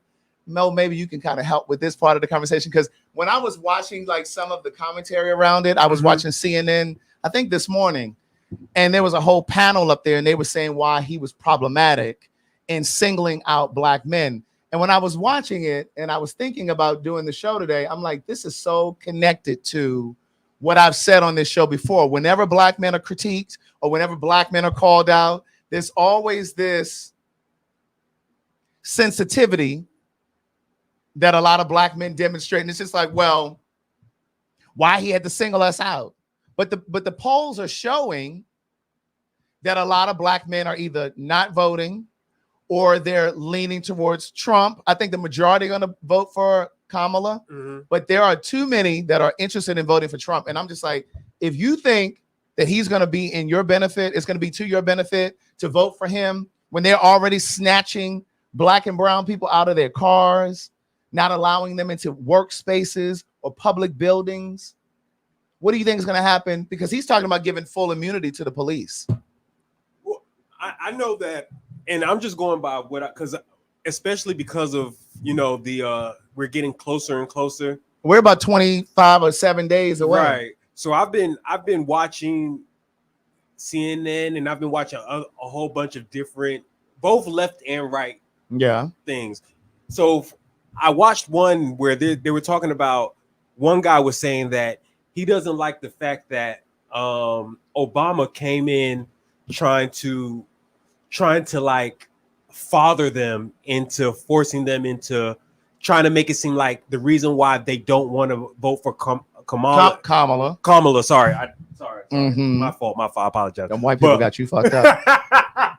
But they were saying that they don't like the fact that he was trying to make it seem like they weren't voting for her because she was a black woman. Well, some of them were saying, I'm not voting for her because she's a woman.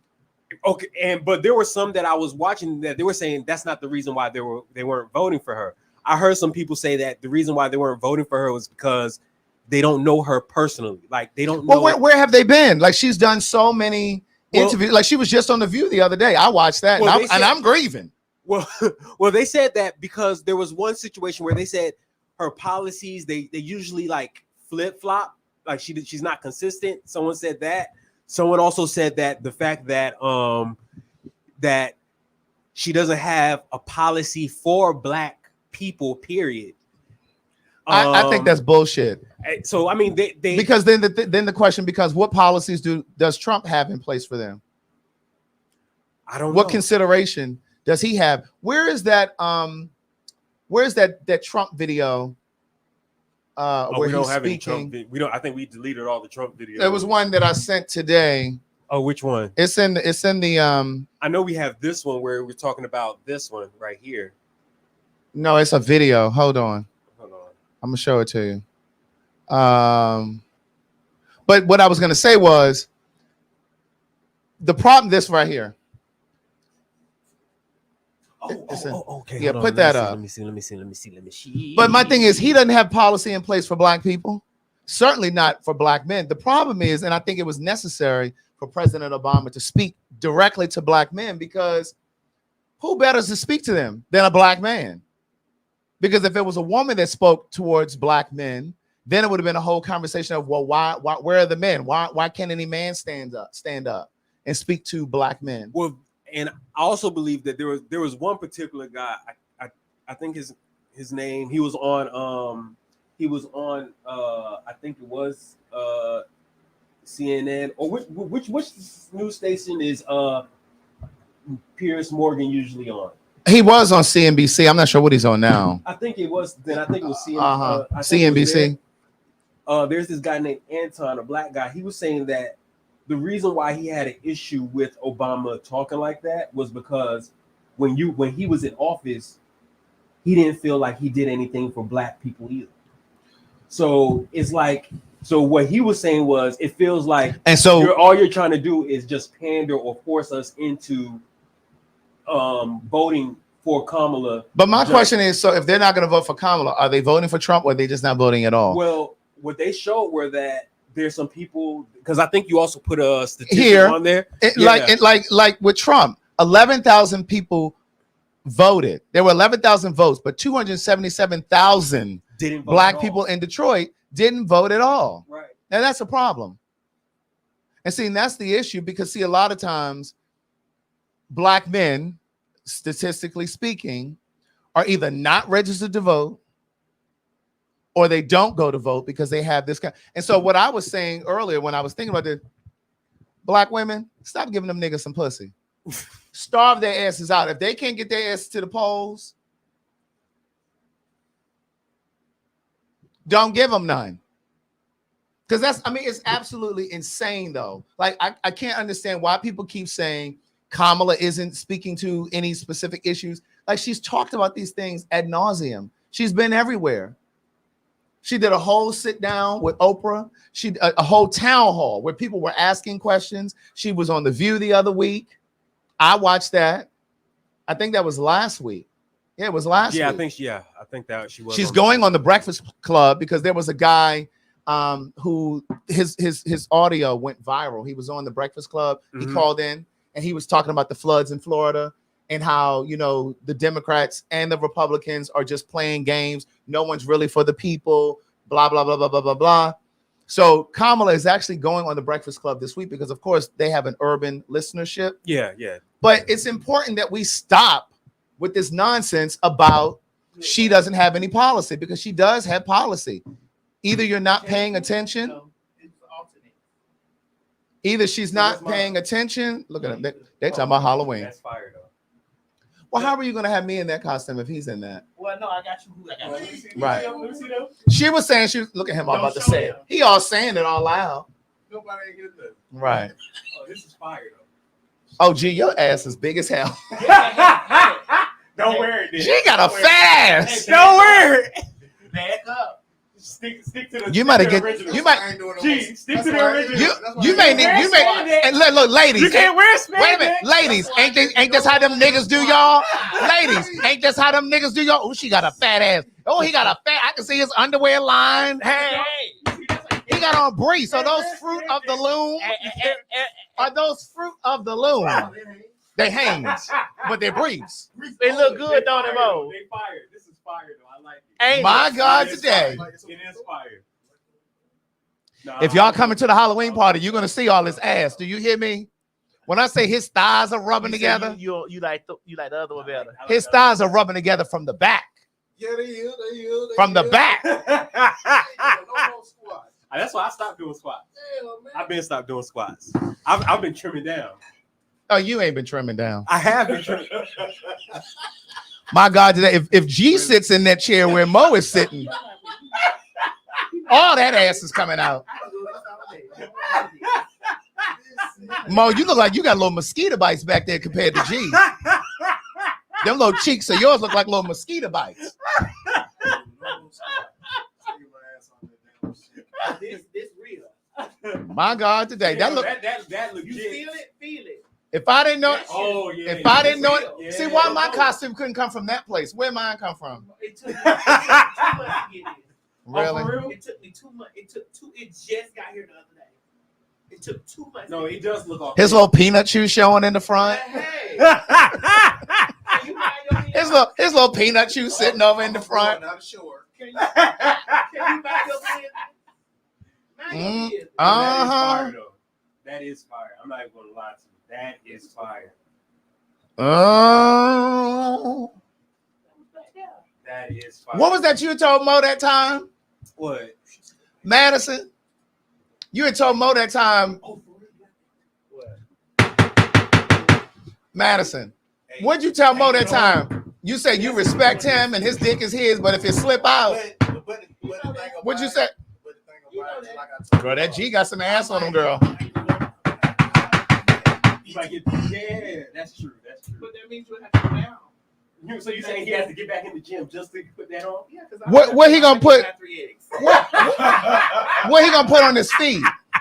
Boots, yeah. No, so you didn't get the Wolverine boot? I got him. Why they keep saying it? I don't know why they keep saying. I tell you, straight men can't hold no goddamn. They heard it. I know y'all heard it. What y'all just hear? What did y'all just hear? That's not what we doing. But that's not what we doing though. That isn't what we doing. They can't even whisper. That's not what we doing though. Well, then I can wear that. We be forgetting we online. No, Craig. I just bought you, brother. I just spent $300 Okay. on your house. Okay. We be forgetting we online, Craig. See, they heard it. No, they I just didn't. spent $350 on your outfit. No, it might have been that, but that's not what he's wearing. That isn't what he's wearing. I just spent $350 on yours. For real? On Don't Chris. be mad because mine costs more than yours. Yeah, I am mad. Yours. No, y'all was everybody's costume was pricey. Oh, for real? Cause do you see how authentic your costume look? It do look good. Do you see how authentic your costume looks? Authentic. When they see your shit, they gonna be like, oh, you this one. When they see him, I'm putting the contacts back. yeah. When they see him, they gonna say, oh, he this one. When they say you, when they see Mine better fit nicely. You got a seamstress around here? I do. Okay, because I'm gonna need mine to, Maddie, to I be was telling hugging you and holding on mine. to I me. wanted mine to fit nicely too. I bought this. Well, we know you. We want you. I You bought want the- yours because all them sweatpants you come here with be fitting all tight and shit. I bought your piece. Your other piece came. I ordered it. Okay, yeah, it's in the appreciate it. closet upstairs. But I need you to bring all your Everybody needs to bring their costumes back because I'm gonna make my final decision. Okay. Once- Someone said Power Rangers. Did you mute this, Mo? Yes, I did. All right, y'all. All right, I'm back. In the words of Tobias, y'all. All right, I'm back. All right, I'm back. Now you need to get on what we were just talking about. Right. You got to get on what we were just talking about. So the other thing here, What's this? these we are the talking numbers. about Trump and Kamala. I hate to say this, Craig, and I'm finna talk some real shit now because there's tequila in me. Go ahead. These niggas finna fuck the thing up. I hate to prophetically speak that, but these niggas finna fuck up the thing. I know one thing. You Detroit people better get y'all asses to the polls. These niggas finna fuck up the thing. I don't understand. It's sad to say, but these niggas finna fuck up the thing. Craig, I don't want to happen. And I'm going to do the best of my ability to get over here on the platform and tell the children to go out there and vote blue. And make sure you're registered to vote. I think this is the last week, or we already passed. It was Monday. Yeah, it was Monday. The last day to register. Right. 7. I'm sorry, I was grieving. So I unfortunately, these niggas is finna fuck up the thing. And when these niggas fuck up the thing, I don't want none of y'all niggas complaining. Any of y'all that fucked up the thing, I don't want y'all complaining. I don't want to. Now you know what I've been saying. I don't want to see no complaints for the niggas. You remember I have been saying if he wins, I'm leaving the country. I said the only way I can leave is if my mom passed. My mom has already passed. I will leave. Craig, I want these niggas that's doing all. I don't want none of these niggas that's doing all that talking. I don't want none of them. All this ignorant shit about voting doesn't matter. I don't want none. I don't want none of y'all. When shit start really, we're socially impacting y'all, economically impacting y'all, financially impacting y'all. I don't want none of y'all talking when the next nigga get killed because it's gonna happen. And when the police have and they immunity, be like, immunity. When all of this stuff happens, I don't want none of y'all talking about nothing. Because I'm taking my grieving ass across the pond. That was the other thing my spiritual teacher said. She said, I see you overseas mostly next year. She said, and here's the gag. All my shit say F on it. Contrary to what you hope.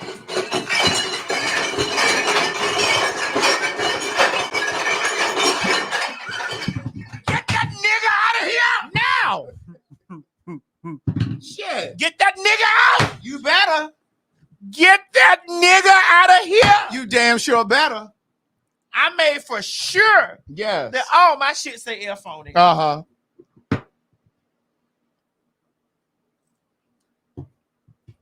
I made for sure. Bitch, I went down there to the thing and made sure that all of it say F. I'm not going through none of that. And I'm a fag too. What did he say about the fags? Oh, here's the video right here. Here we go. With his crazy ass. It is. Thank you very much. Where's gays for Trump? You don't look good. You know good. He said you don't look good. We did great with the gay population. He said, where is the gays for Trump? You don't look gay. He got to have a look. And contrary to popular belief, I look like the fish. I'm not worried about none of that.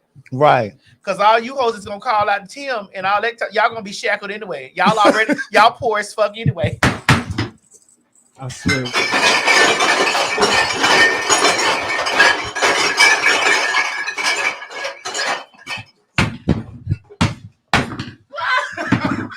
When you said that, the first thing I thought of was y'all already poor anyway. You know what? Huh?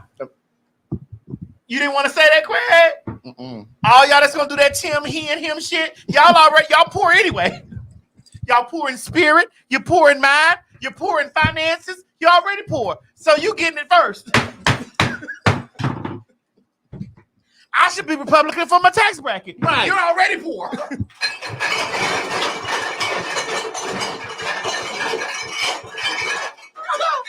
I'm not worried about you bitches anyway. All y'all counters in the comment section. You're poor. Ah! Oh my God. You are so crazy. Well,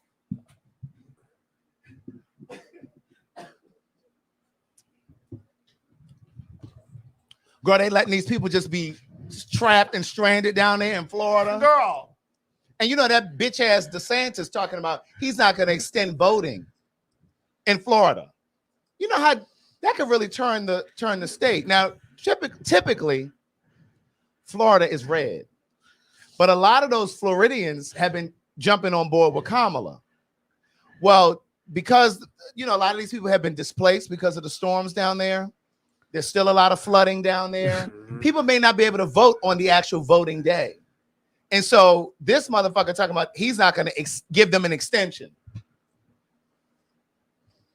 But this is what you voting for. You all voted for him. This is what you're voting for.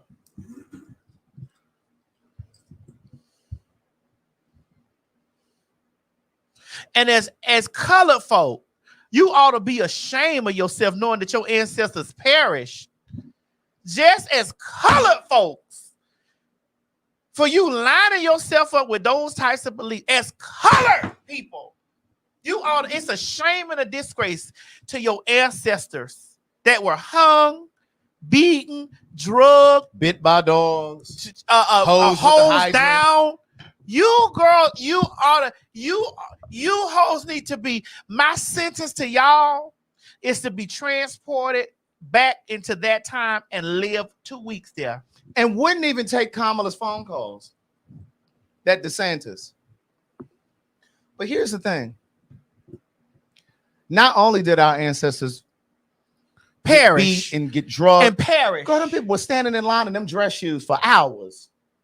Them people standing in line with dress shoes on. The least you can do They had on sports jackets, stockings. You ought to be ashamed. Hats. You ought to be ashamed to know that your ancestors left this world.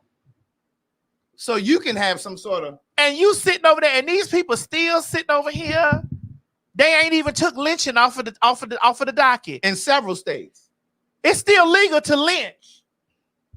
Because I'm still not done with that young man that was killed over there in North Carolina. They swore he was a trucker, and they swore that he committed suicide. You colors ought to be ashamed. I need y'all to be transported to those towns and those places and do the color shit that you do. And do the colored nigga shit that you do on a day-to-day basis. And hold up your sign talking about some blacks for Trumps. You niggas are insane. Because they disrespectful to y'all when y'all show up them rallies. No, I don't think that the Democratic Party is angels in the sky and above. I don't think that. But the lesser of the two evils. But listen, if you gotta be a slave and beat 7 days out the week, and you can be beat 2 days out the week, I'm taking the 2 days. Because I'm not acting like that the Democratic Party is the savior.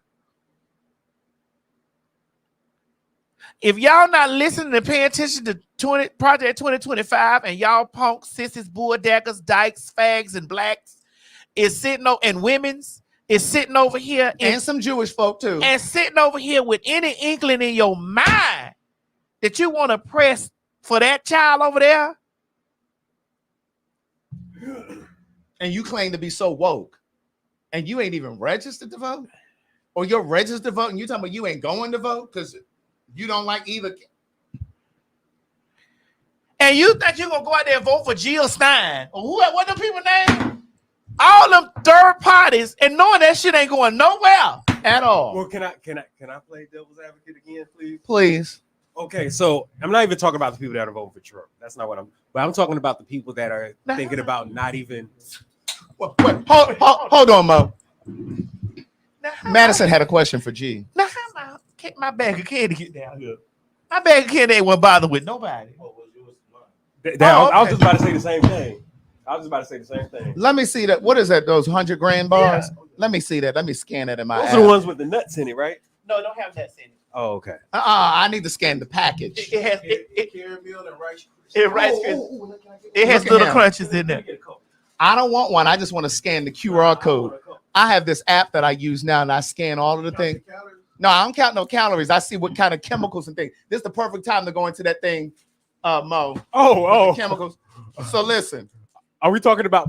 Girl, it says these things are poor. Yeah, the one with the McDonald's French fries. Wait, don't play it yet. Oh. But wait a minute. It says they're poor. So I have this app called Yuka. Yuka. That's like the potato. Right. Like the yuca potato. Right. But it's an app, and you scan all of the stuff in your house that has like a QR code, and it basically tells you what chemicals are in it, if it's hazardous. Girl, it says those things are poor. We all gonna pass away sometime. It talks about products that have carcinogens in it, things that cause cancer. No. No.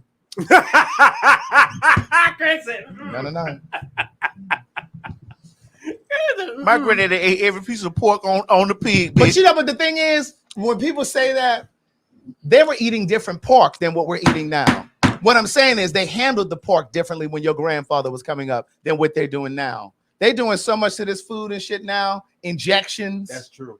Coloring it like salmon. They're trying to color it. That's why it's best to get the wild caught, not the farm raised. It's best to just go out there and catch it yourself. Yes, get your stream in your backyard. I don't mind. Plant your own vegetables and things. I don't mind that.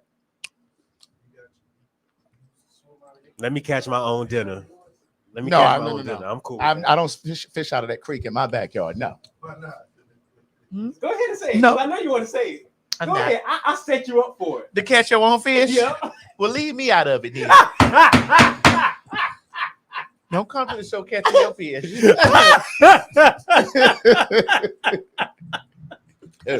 But wait, where were we? We're about to go into a story. What were we about to do? Oh, I was saying, let me be devil's advocate. Yeah. No, I was going to say, so the people that are the undecided voters.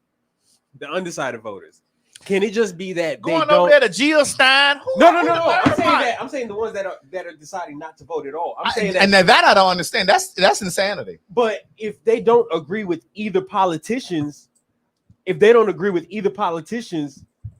or with their policies, should they be voting for somebody that they don't believe in? They need to vote for the lesser of the two evils. We need to just. If you live in this country, you should be voting. To sit and be silent and not vote on anything, that's insanity to me. Oh, we need to be talking right now.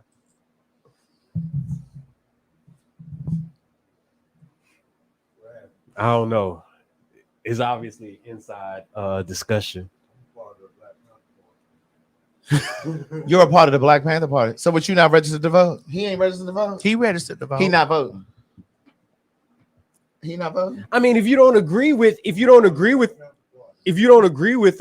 either one, what's the point? You're not voting. Why aren't you voting? Like y'all said, that mentioned bill still on the docket. Well, that's because some of you niggas don't vote. Well, we got Joe and Cam in office. Joe and who? Kim. In office. And did you vote when President Biden was up for election? So ain't no we anything. We didn't get them in office. You didn't vote. Okay, so now why aren't you voting again? The Black Panther Party. He most likely just don't agree with either politician. Okay, but it's gonna affect you either way, whether you agree or not. But okay, think about. So what happens when your black ass is driving from out here going home because you live on the south side and so do you. So that's a lot of miles to get home. He lives on the north side where the real. Oh, that's right. You moved. Right. You over there with them white folks. The real caucus set. Well, it's turning black. But it's turning black. It's turning black. But it's turning black. When they pull, but they ain't black now. when they pull your black ass over and snatch you out of your car or illegally search you, and Trump is in office and there's immunity for the cops and they illegally search your car and violate your rights, then what you gonna say? You part of the Black Panther Party? What he's saying is that they already doing this now. Yeah, and that's the thing. So that's where a lot of people are his coming battle, from. They're saying that no matter who we choose, we're still in the same predicament. No, we're not. You know what's happening? You know why we're in this predicament? Because too many people have that mentality for too many years. This is like a chess game. It's like it's almost like you have to flush those old people out. But you got to vote in order to do it, and you're not voting. But the thing is that when people are, especially because, okay, for certain people, this economy does not affect them at all. It may affect them a little bit, but it does not affect them to the extent where they're like, oh, this shit is really hurting. But this is bigger than the economy. But the thing is that if they're not able to relate to a politician, then it's going to be hard. And that's the problem. I don't relate to Trump, so how can I vote? And I can't relate to the type of person he is. So why would I vote for him? I don't want you to vote for him. I'm just giving an example.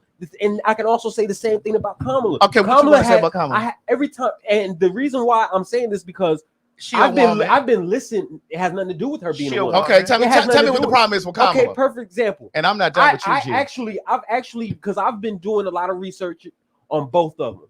I listened to both of their interviews. I tried to see which one being in office is really going to help me and help me and help me progress. Okay, so tell me what you found out about Kamala. Nothing, because when they asked her, you ain't found nothing. Because when they asked her, there was actually an interview that I watched. Who is they? When they asked her, who is they? It was I can't remember which person. See, you ain't did enough research. No, I can't remember. See, she had an interview on a news station, and they asked her. They said, "What policies do you have for Black people?" She said, "I don't have any." That actually, no. That actually came out of her mouth. She said, "I do not have any." And so what are the ones? My thing is that. Policies does Trump have for Black people? I just said I'm not. Who said I'm voting for Trump? So are you voting? I'm registered, but right now I don't. The question is, are you voting? Honestly, right now No, I don't know who, because I don't have anybody to vote for. So then what happens when he comes snatch you and your family and send y'all back over to Africa? And guess what? What happens when I vote for Kamala and shit doesn't She ain't gonna allow that to happen. No, and shit doesn't get better.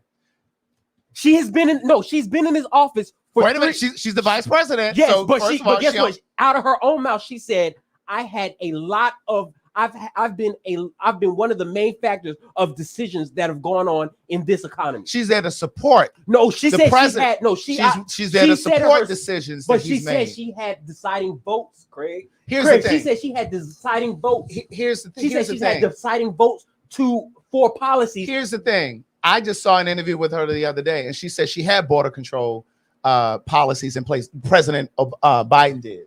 When he first came into the office, the first thing that he was trying to pass was border patrol. They were trying to deploy 1,500 new border patrol people out there. You know what happened? Trump got his cronies to vote against it. Because see, what happens is when you niggas don't vote in the local elections, those white people that he put in place are in the Senate. But also they're in the lower. Okay. Also, Craig, how about this? There was a bill that was supposed to help restructure the economy that was supposed to be passed. She had the deciding vote. She went against that. That's what bill are you talking about? I'm trying to remember. Okay, but then I can't help you with that. It was a restructuring bill for the economy to help with how that sounds real nebulous. No, it was a I'll look it up for you. Craig, it's because she's a woman. It has nothing to do with the woman. Craig, it's because she's a woman. You see, you think it's have you ever voted? That's what you think. Because I voted. Because if you've never voted, that's the problem right there. And they want to know. And they want to know why President Obama had to speak directly to black men, right here. But if you can't relate with the politician, I should just vote for her because she's a black woman. I didn't say that. Okay, let me give you some policies. How old are your parents? 70, 60. Are they on any medications? You don't know. Yeah, okay, she capped. Not that I know. She's talking about capping. Well, what they did with Biden, they capped pharmaceutical drugs, mostly insulin, but she's trying to do that across the board at $35. Do you know some prescriptions can cost like hundreds of dollars? My mother's medications is $3,000 or $4,000 per month. So that may not affect you directly, but it affects your parents. Mm-hmm. One of the other things that she's talking about doing is expanding Obamacare, which Trump was trying to roll back, but he couldn't get it done. But I don't even really like Obamacare. Why? Because they force you into it. If you don't. Well, here's the thing. If you don't get it, you're penalized. All right. Well, let's talk about it. Now the concept of it, I like. But that part, I don't. But here's the thing. Let's think about the concept of it. HIV rates are extremely high. You know why? Black men ain't going to the motherfucking doctor. Mm-hmm.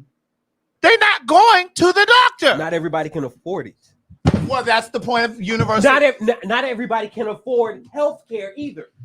They're not going to the doctor. That's the point I'm trying to make. The fact that you're trying to force somebody to get some, my point for no, the fact that you're trying to force somebody to get health care and they might not even be able to afford the health care that you're trying to force them to get. That's the part I don't agree with. The concept of trying to give everybody health care, I agree with. But trying to force somebody and say that if you don't get it, we're penalizing you for it.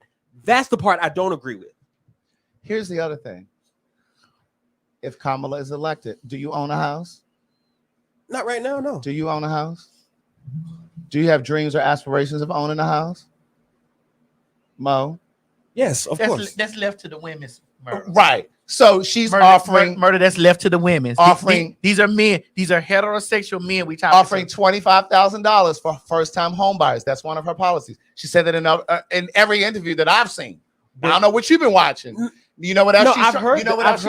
You did hear that. I've heard that one. But now, but the thing is that even if you do that with how the economy now, that money that you're going to get does nothing. Does nothing for that. Because the tax will be higher on billionaires and millionaires. That's why we say all of the time, it would be beneficial for us to vote for Trump. Yes, because he gives tax breaks to people who like are us. But Kamala is going to tax people up here because that money will go to. But support. I know better. Exactly, and she has to get that bill passed. Let's look at it because all the policies. That bill passed. Exactly. Even though that's a wonderful idea. That's great. But the thing is that when it goes into the House, how many people are going to be like? That's why you niggas need to be voting. Because when it gets to the House, the whole Supreme Court, there are 9 justices on the Supreme Court. Trump appointed 3 of them. The justices sit there for eternity. But that's a government problem, not our problem. Oh my God. Okay, we're gonna move on to something else. You know what I'm saying? Who put them in office? You did, but by not voting, you put them in office. What's gonna happen? DeSantis is down there in Florida right now telling y'all niggas fend for yourself because y'all voted or didn't vote for him. Don't win. They're gonna blame all black men for it. When who? Of course. Cam don't win. Y'all gonna blame black men for it. Because let me just say this. Because Craig, let's also think about this. We're talking about what people in this country are going through right now. The struggle that people are going through in this country right now with the hurricanes that just passed through. I think Florida about to get another one. Correct. Real soon. The one that North Carolina had just gone through.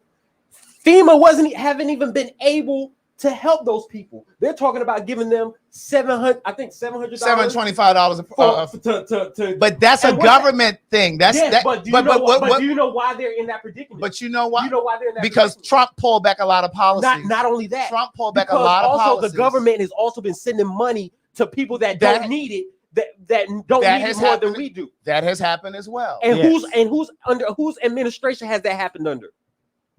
So I'm not just saying that. So my point is, Trump has his issues that I don't agree with, but also the Democrats have the issues that I don't agree with. And so your answer to that is to sit and do nothing. But if I stand by and do nothing. If I do sit there and I do vote, and let's just say hypothetically, let's say I do vote for Kamala, and shit just goes wayward and things get worse. Guess what? I'm one of the reasons why she's in office. Well, you also one of the reasons why if Trump coming in that you didn't vote. No, and that gets worse than that. Did you see I didn't say I was voting for Trump. Did you see what he was doing down in Puerto Rico? I didn't say I was voting for Trump. But when you don't vote, it's like you're voting vote for him.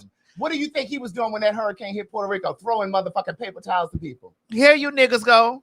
And then what? And my point exactly is, what did they do when all these hurricanes started hitting people? But there was nothing. But wait, let's go to people are still suffering. Let's go to the genesis. That's all a part of global warming. That motherfucker don't even believe this shit exists. They're gonna get even more devastating in the years to come. He spent the first 2 years of his presidency trying to roll back shit that Obama had in place. That's part of the reason why the pandemic eviscerated people in this country, because there were policies and practices put in place just in the case or the event of a pandemic. He removed so many things, so many safeguards. But the thing is that I'm not disagreeing with you on those things. I know you're not. It's not about disagreeing. It's about, hey, I'm just going to stand still and let it happen. Right. The Jewish people did not see the Holocaust coming. They did, but my thing is that you niggas obviously don't see what's coming. No, I just don't want to put my hand in something that I don't believe in. But you shouldn't you let your hands stay idle and when your hands could be could help it not transpire. When your hands. So in other words, I should forget what I believe in and just what do you believe in? I don't believe either one of them have our best interests at heart. But you do, but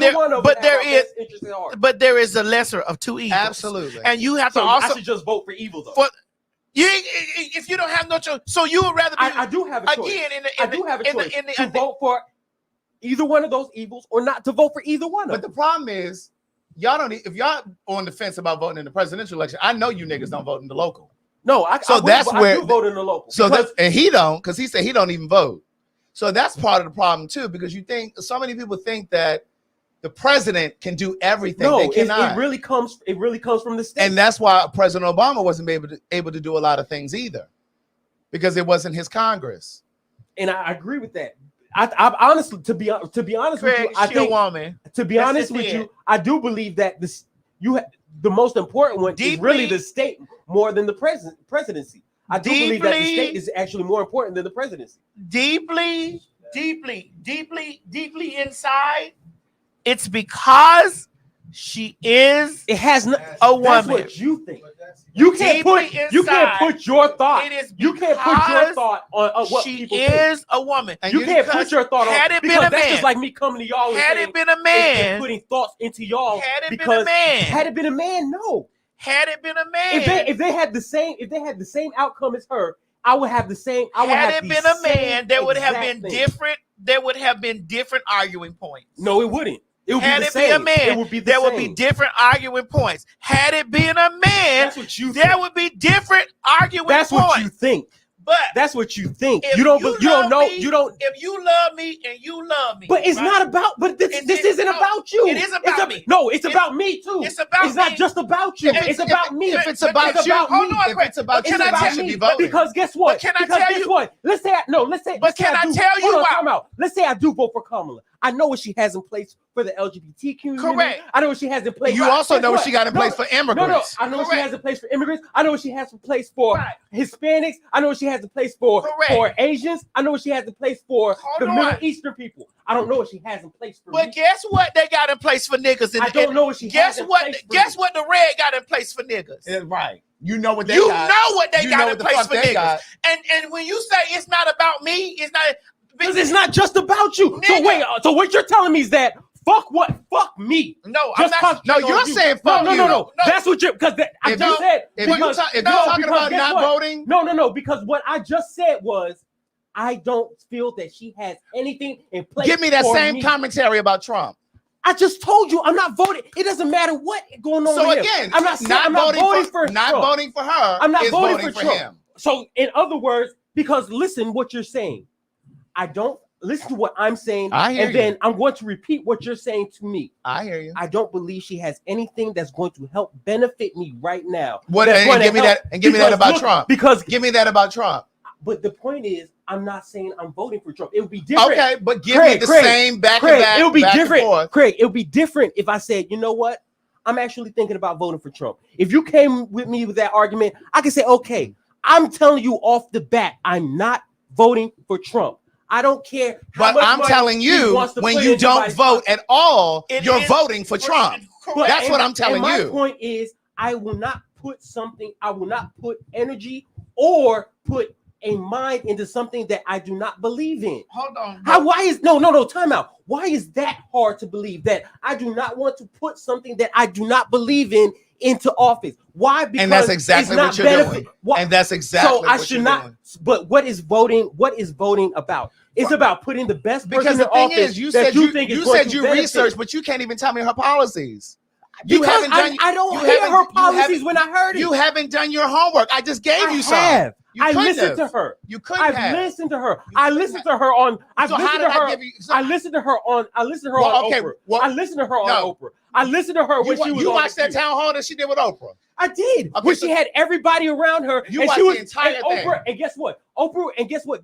There've been plenty of interviews asking her questions that she does not even answer completely. Y'all are saying, go to her website. Hold on, y'all are saying, why do we get this with so many black men? It's because she's a woman. It's not because and you know what? And you know what? Like you know what? Listen, y'all got it. You're right. Guess what, Maddie? You're right. You're right. When we were talking about my mom, and I talked about how it's because she's a woman. It's because she's a woman. When Madison put that post up, we started when I sat down. She's a woman. How so many people misread what she put, thinking that I was the one who passed away.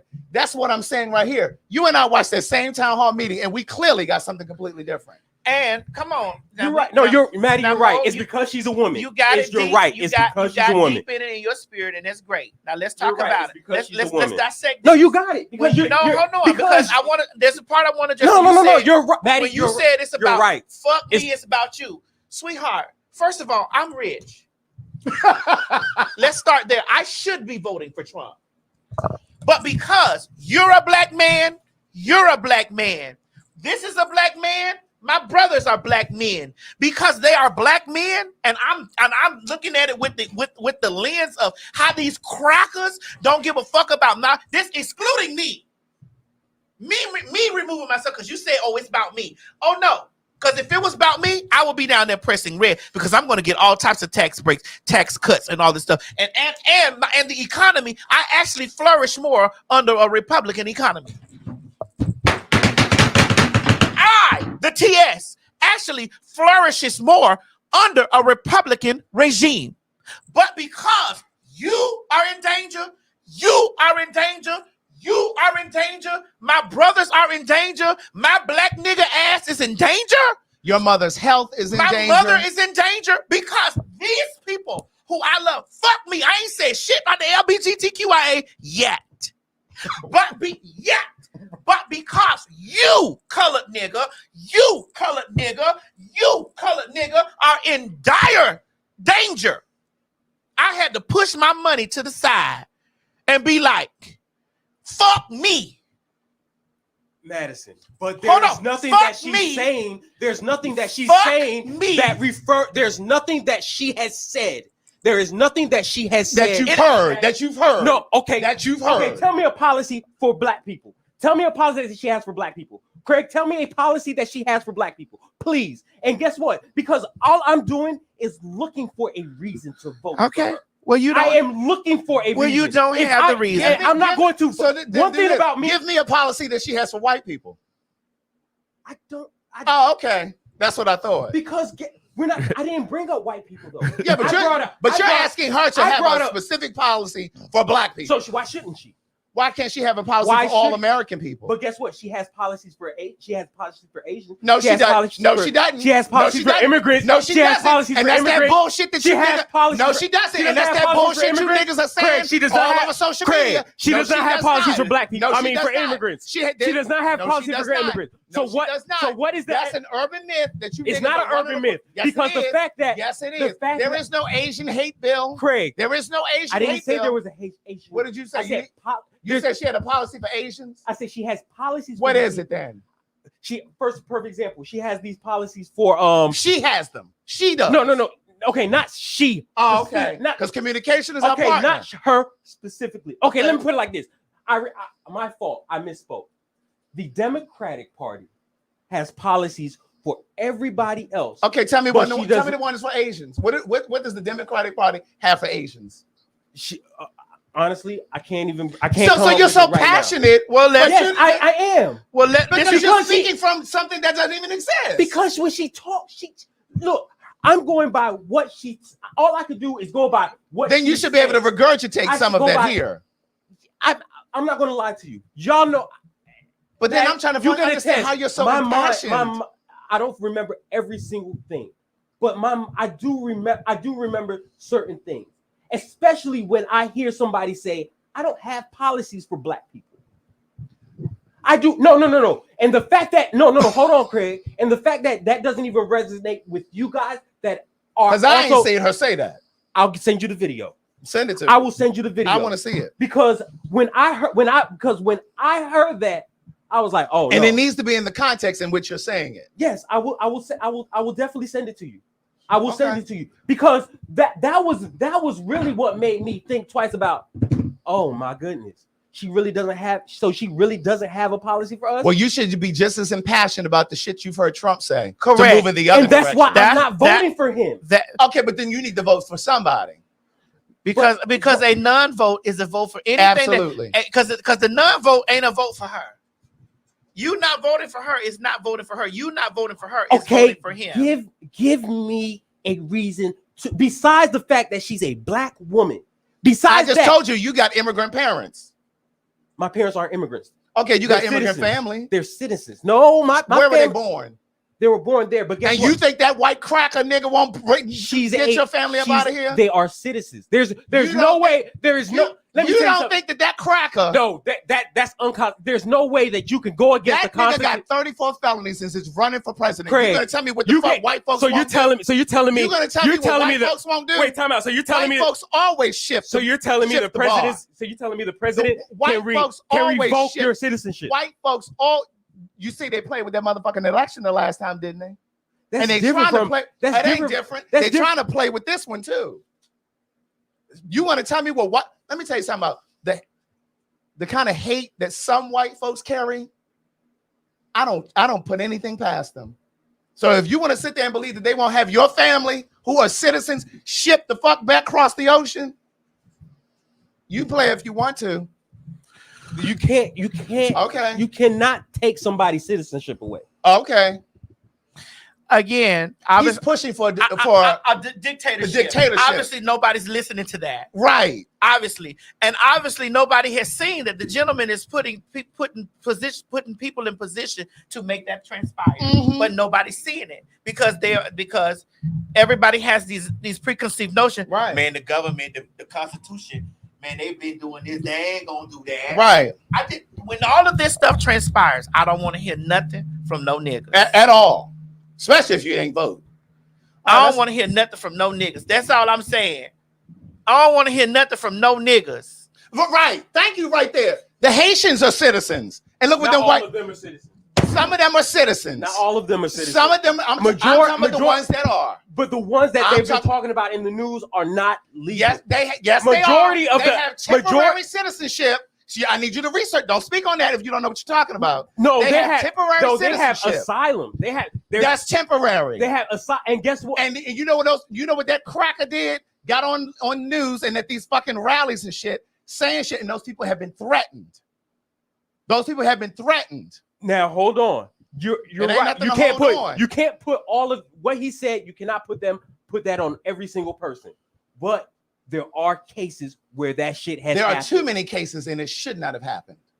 I don't give a fuck if it was one. It shouldn't have happened. No.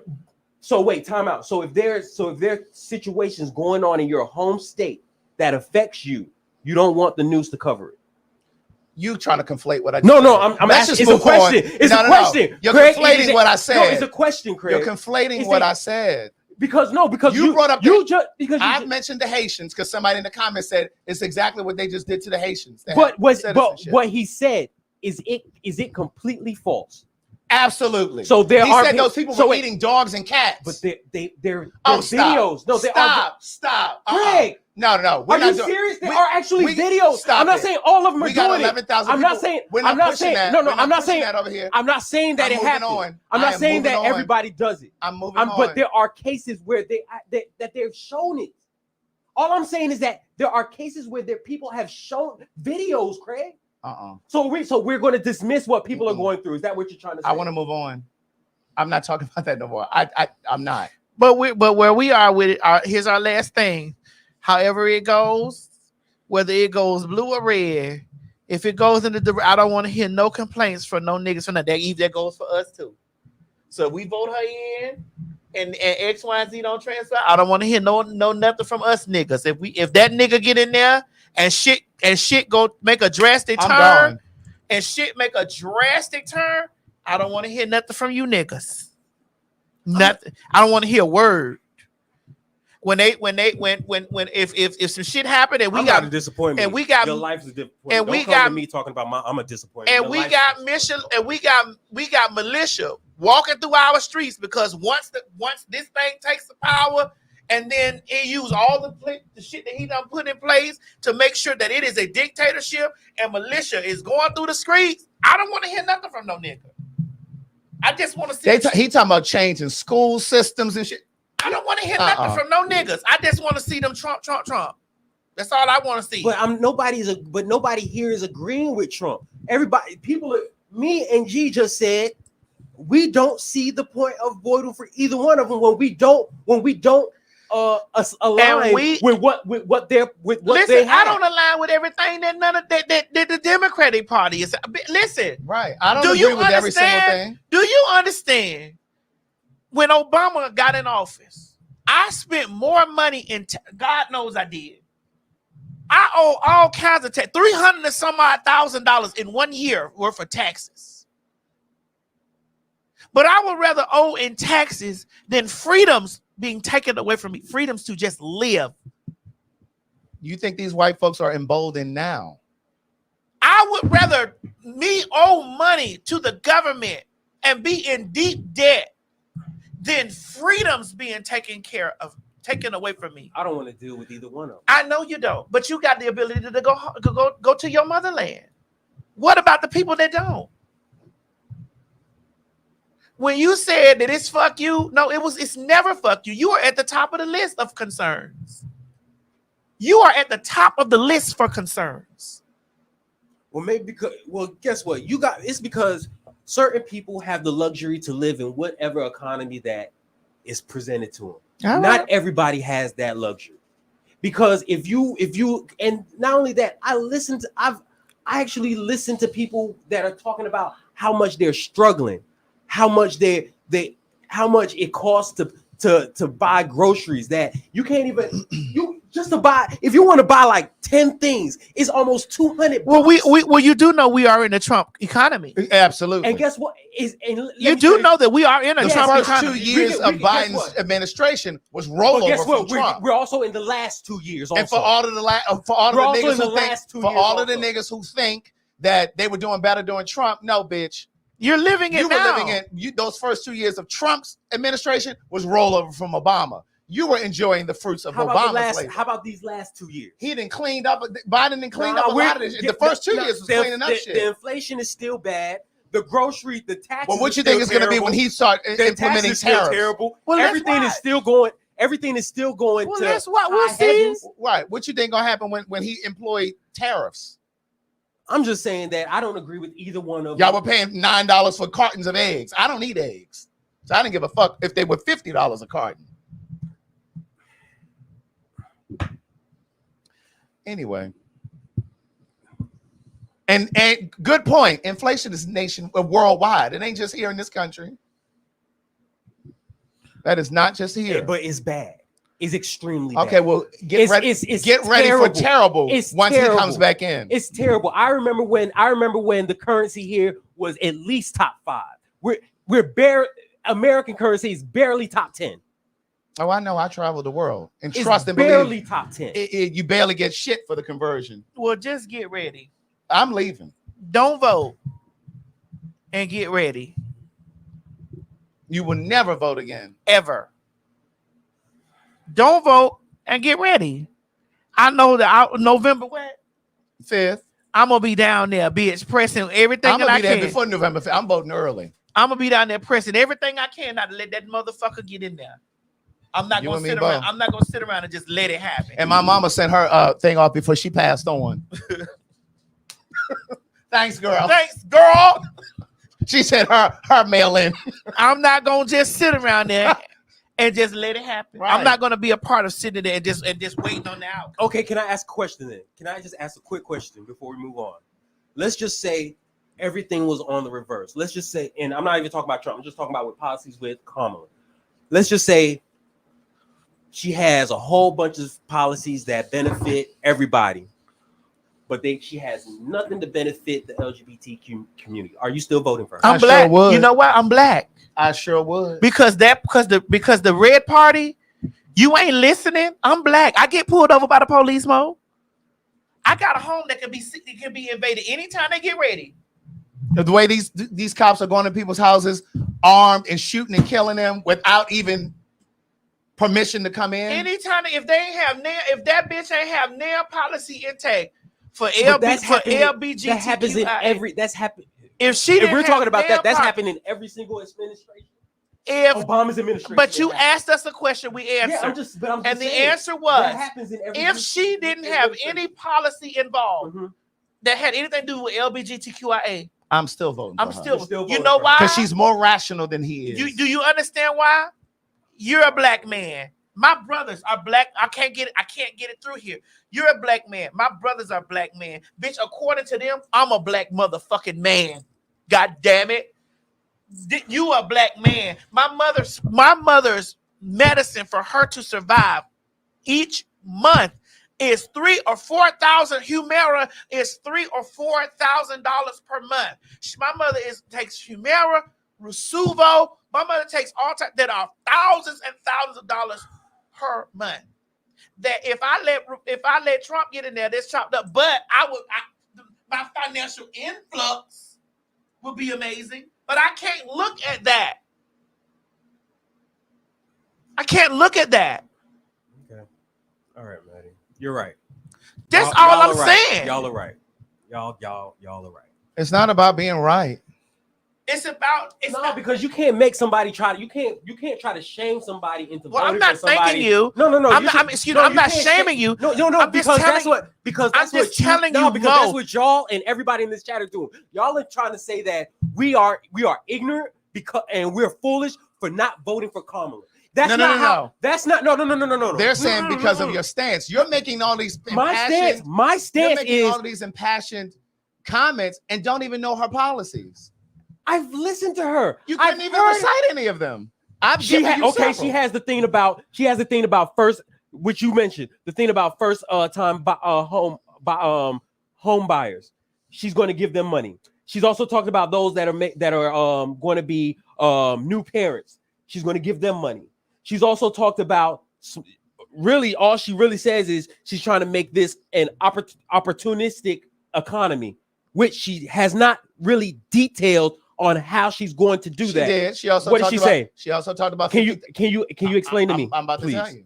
She also said she would give $50,000 to entrepreneurs, small business owners, because she has a soft spot in her heart for small business owners because it was a small business owner that helped raise her with her mother. She also, under the Biden administration, do you understand that they rolled back and repaid so many people for student loans? I got $47,000 that I had in student loans. They gave me my shit back. I had to pay that before I even bought my house. 2 weeks before I had to buy my house, I had to pay they ran that shit on my debit card. $47,000. I got my shit back. Mm-hmm. Do you understand how that helps create generational black wealth? I'm not done. No, go ahead. You know how that helps create generational wealth for people? There are a lot of people who are saddled with debt, paying hundreds of dollars back in student loans. Now they don't even have that, some people, but they want to expand that too. There are people who don't have to pay $600, $700, $800, $900, $1,000 a month. Now they can buy a house. Now they can start a business. A head start that white folks been getting over us. The whole thing about the whole start buying a house, those are for first time house owners. Just said that. Right. How about those that have lost their house? But what how about those you that just completely missed what I just said. So let's just say there are 11,000 people watching us right now. Mm-hmm. Let's say 5,000 of those people have student loan debt. And let's say those same 5,000 people are working a full-time job, a part-time job, and they live in an apartment. She's also talking about capping rental increases. You know how many people are paying thousands of dollars for an apartment? These people are paying more than I'm paying for mortgage. Excuse me. Yeah. How much is your rent? Yes.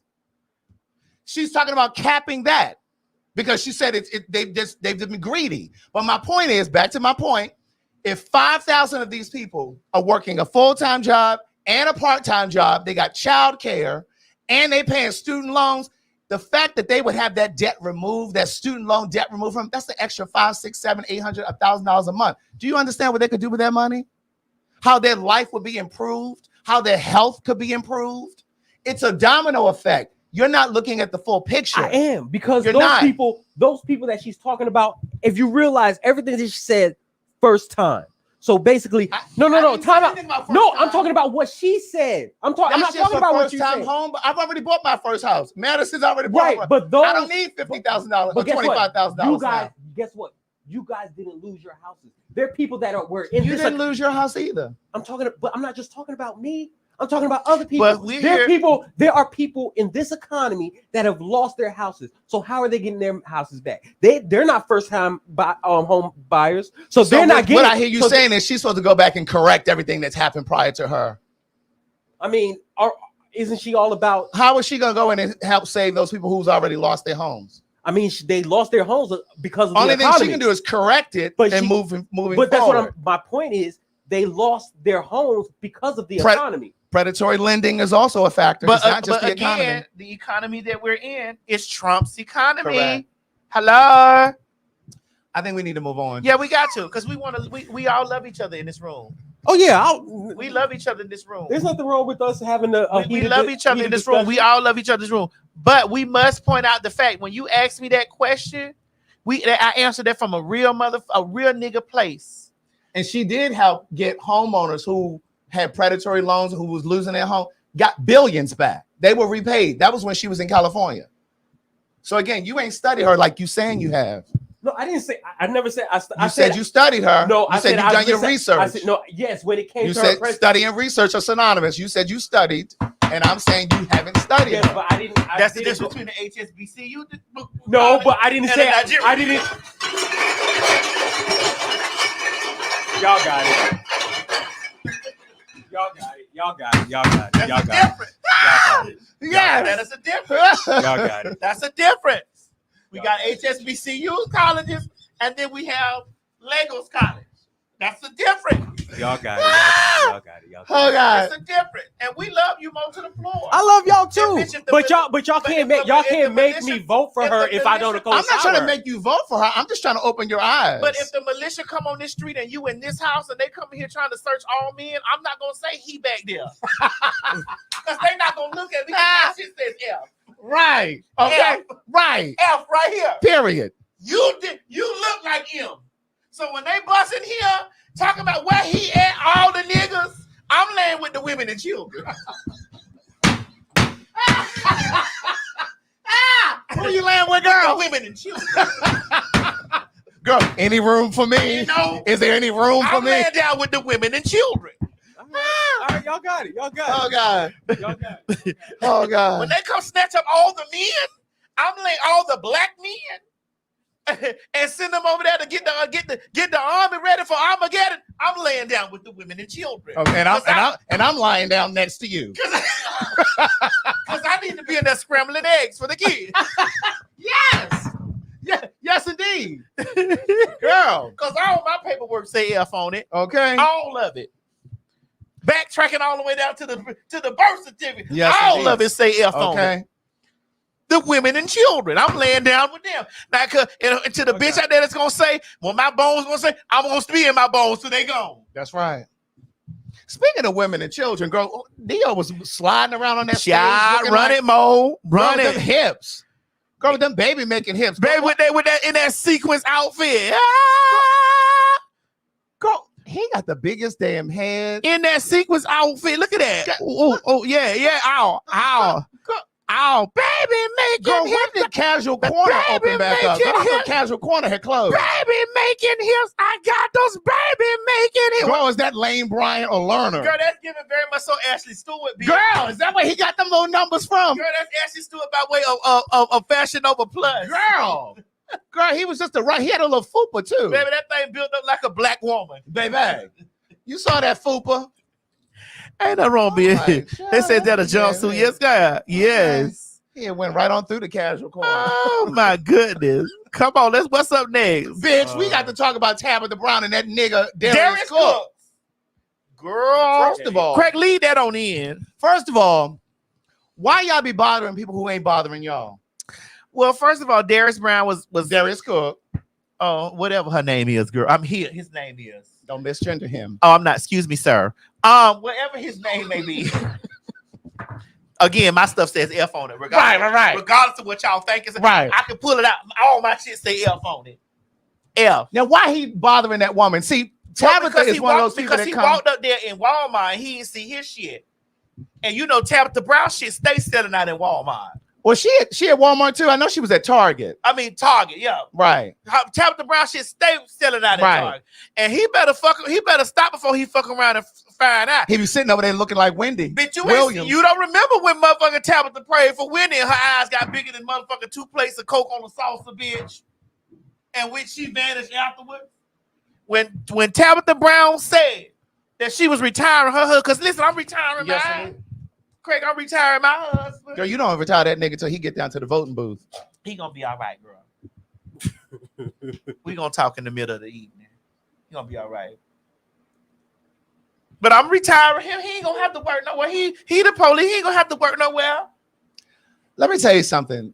Tabitha Brown is one of the least problematic people on social media. Completely. And see, she's the consummate example of why I didn't want to come online ever. I was comfortable back here behind it because she don't talk about that lady don't even cuss, at least on the camera. I ain't never heard her cuss. She don't cuss. But when I get around her, I cuss for her. Right. She seems like she's sweet.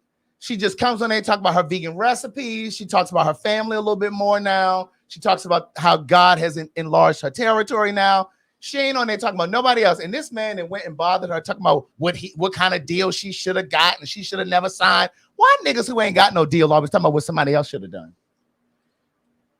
Talking about her seasonings and shit is on the bottom shelf. First of all, they on the shelf. That part. That's all you need to know. They on the shelf. Where yours at? That part. This how we sum up. Where yours at? They on the shelf. They on the shelf, Miss Keisha.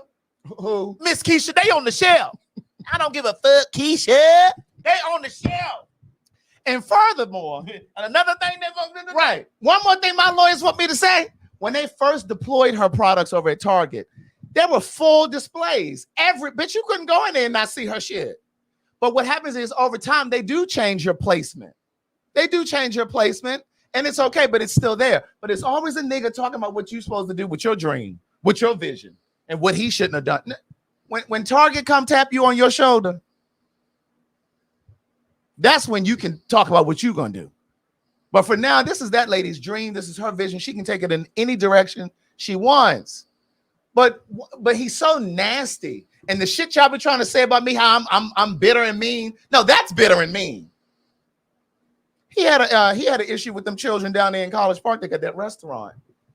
Run it, Craig. Yeah, you know you the research queen. Yeah. He had an Wait issue. a minute, Mo. He had Can an you issue run with it? them. You So know you about get all your stuff. If they paying a 3-4, so you get all your stuff. You hire all this labor. It's like pre-sales. You sell all the 8 cases to Target. Now watch this. Target put your product on the bottom shelf. Target put your product not in optimal eyesight.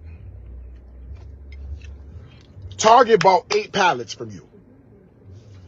If you don't sell them 8 pallets, guess what happened? You owe Target money. That's in the contract.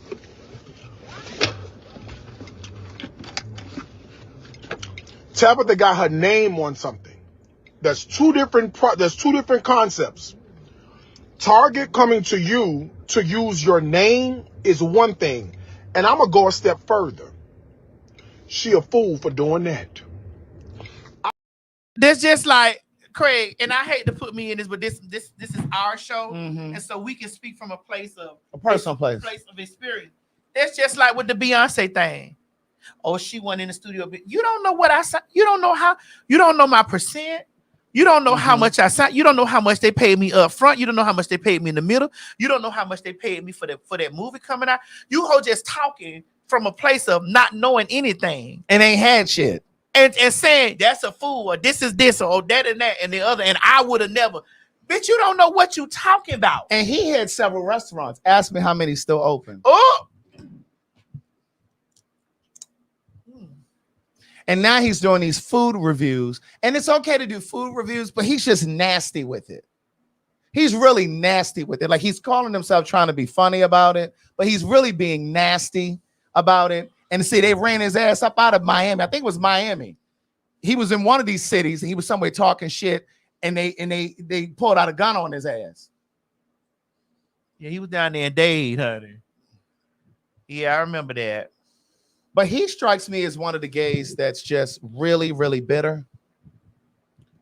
He really strikes me as one of those. Like he seems like he's full of just like self-hate. You know who he remind me of? Who that? Oh, just don't like the gays, has an issue with the gays because you see yourself as an outlier to the gay community. You don't really fit in with the gay community. Well, here's the thing, Craig, and I'm going to play devil's advocate real quick with you right here. It is because there are some straights that have made us feel comfortable. Again, I was in that position. I've been in that position a couple of times. I've been in that position when I was in the position of the Queen's Court. I didn't feel like that she was talking about me. And she said all the things that she's been saying. She's always said that. When Tokyo Tony came over here, I didn't feel that she was talking about me, but I've seen her say faggot, this, like really deeply with vitriol, and not from a joking place, but from a dark place. And like you feel, all you faggot, I can't stand under you training motherfuckers, you faggot bitches. And it's just like, whoa, like I could show you text messages of where I done hit her up or done communicated with her and done just sent her change just because like that's my like who? The Tony. You sent money to who? The Tony. As in Tokyo? Yeah. Because that was my sister. And then I seen her after that. Hold on, before you tap me. I want to go back a little bit. I seen her after that debacle that came out with the period stuff with Just. You know, it became woman, and I was like, but ma'am, I wasn't talking against women. You've got your information. You've got your information misconfused. I was never talking against women. What are we So saying you sent here? her money through the Cash App? Yes. And then she Pierce Morgan'd you.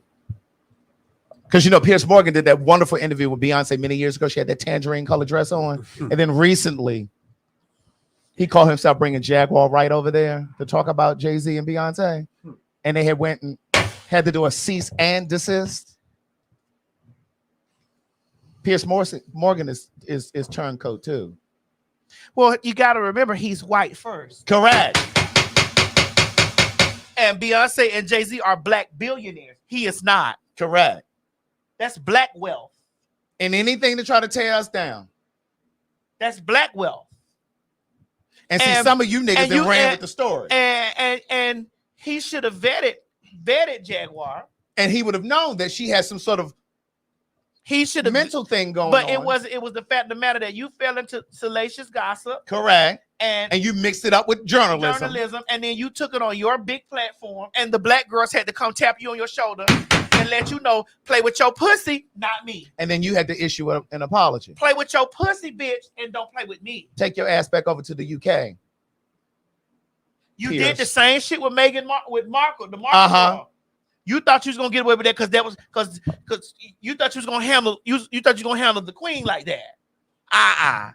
At all. Yvette, if you watching, bitch, yes, God. Now clearly Jaguar Wright is on somebody's psychotropic medication. Now let's say this. I find Jaguar Wright to be very entertaining. I do too. I watch her. I watch her interviews and all this stuff, you know. She said Common got a little dick. I believe that. I believe it. What gives you that indication?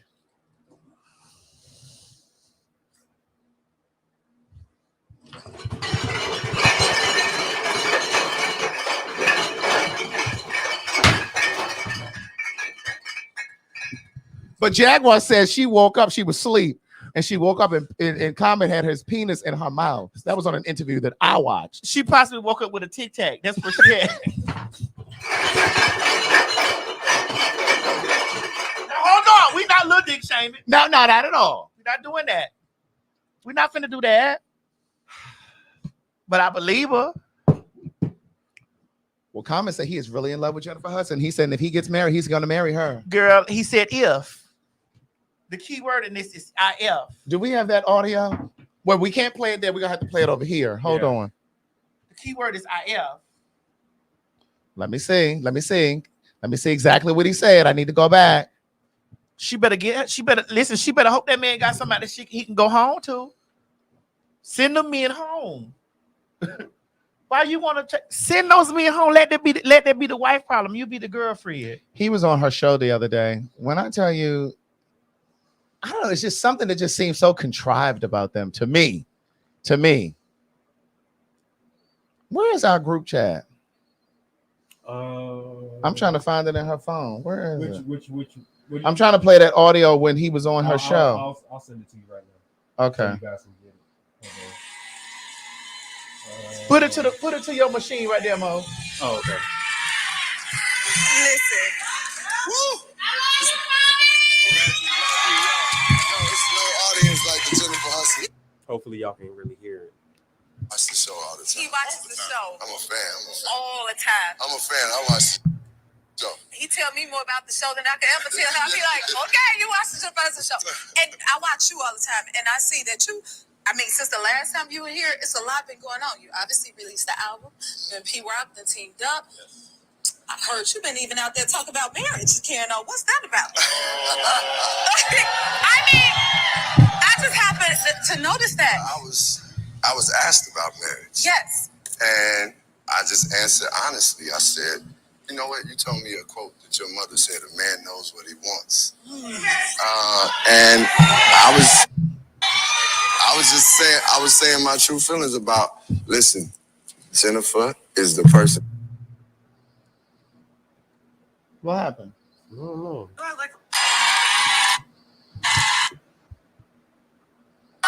let me say this. Pete, one time when we were interviewing, Pete was like, well, if that does happen, I need to DJ the wedding. DJ? Leave me out, please. Listen. I have some more gifts for you before I tell you about that. I think he said it already. Can I give my This is my thing. Come on, let's take this down. I don't give a fuck about this shit no more. Let's just talk about it real quick. This is my thing. Just have fun. Just have fun. Because he only seemed like he's about fun. Just have fun. If he wanted to marry, he would have been married. But this is the thing. Just have fun. But he has a history of dating women of influence. There was Taraji P, and I'm not saying this in any particular order. Erykah Badu, that's the one that broke his heart. Erykah Badu, you know that witch pussy is dangerous. I got some. And she's a siren. Hello? That's why I said that witch pussy is dangerous. I got some. Hello, Miss Mary? Okay. There's Taraji P. Henson. He dated Serena Williams. He dated Angela Rye. Am I missing somebody? Was it Sanaa Lathan? Sanaa Lathan. It's like he gets with these women when they're in their prime of their, like when they have like this sudden burst. Serena Williams. And now Tiffany Haddish, and now this girl, Jennifer Hudson. What? You got something you want to say, G? He dating all these women who are on their up and up, like they're in their prime. It's like he attaches himself to these women. We'll get our food, babe, so we can eat. When he got with Tiffany Haddish, she was really kind of doing her Netflix thing. This is before she started spiraling. She was in the height of her career. That was around the height of that girl's career. This was after Girls Trip. She had a Netflix special that was going on. She had this sold out comedy tour around the country. Have fun. Yes. Craig, have fun. I think he got commitment issues. And he might be.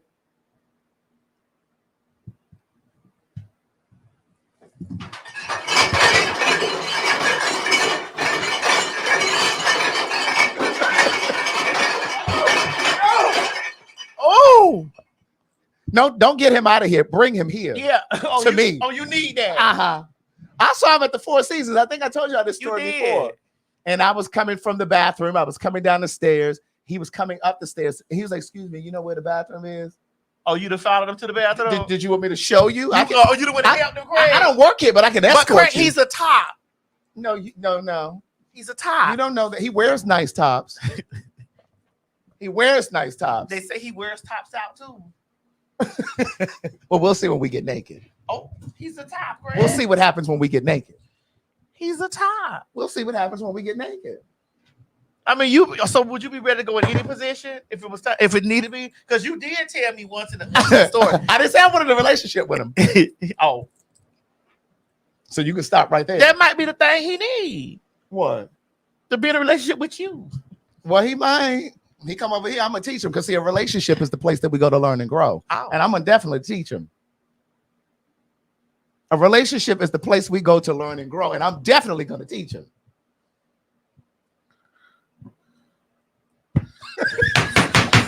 You would gag, bitch, if that thing was rain. Oh, my God. You would gag if you stuck your finger in there, honey, and pulled it out, and that thing smelled like goddamn Methuselah. You would gag. I would say, sir, get your thing. Like, sir, this is you. This is you. Sir, this is you. You know I did. This is sir, you. This is you. You need a bath. Don't you come lay up over my shit. You need to be submerged. Right. You need to sit that ass up underwater and let it fizzle and pop like it's an Epsom salt. You would gag. Epsom salt and peroxide. You would gag if that motherfucking poissy is goddamn. Oh my! If that poissy. Ooh, shit! Ooh! You ain't spitting my food though. No, he did. Mo loves us. He ain't spitting mine. Is this chicken?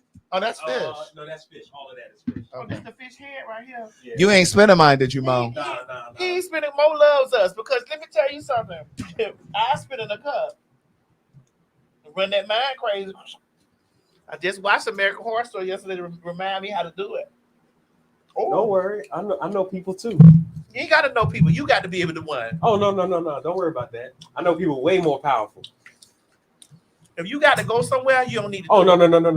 Oh no. You. What you got to understand when you talk with babalawos and stuff like that. What you got to understand, Pooh? The best thing come from you. Not all the time. Yes, it do. There are people more powerful than you sometimes. That you just might need to There's a power. I go to the church, okay? I don't know them people you talking about. Girl, I know y'all see this whole motherfucking red snapper Do you want your whole on this snapper? plate. You eat it's a whole snapper. I need a napkin. You not eat no food? Not napkin, napkin. Oh, because the head on it. No.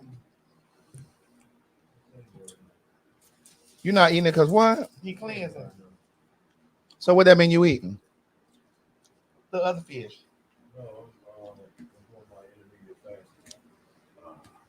So when we get on the road this week,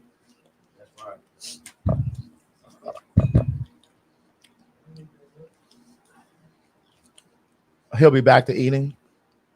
yeah, he fasts a lot.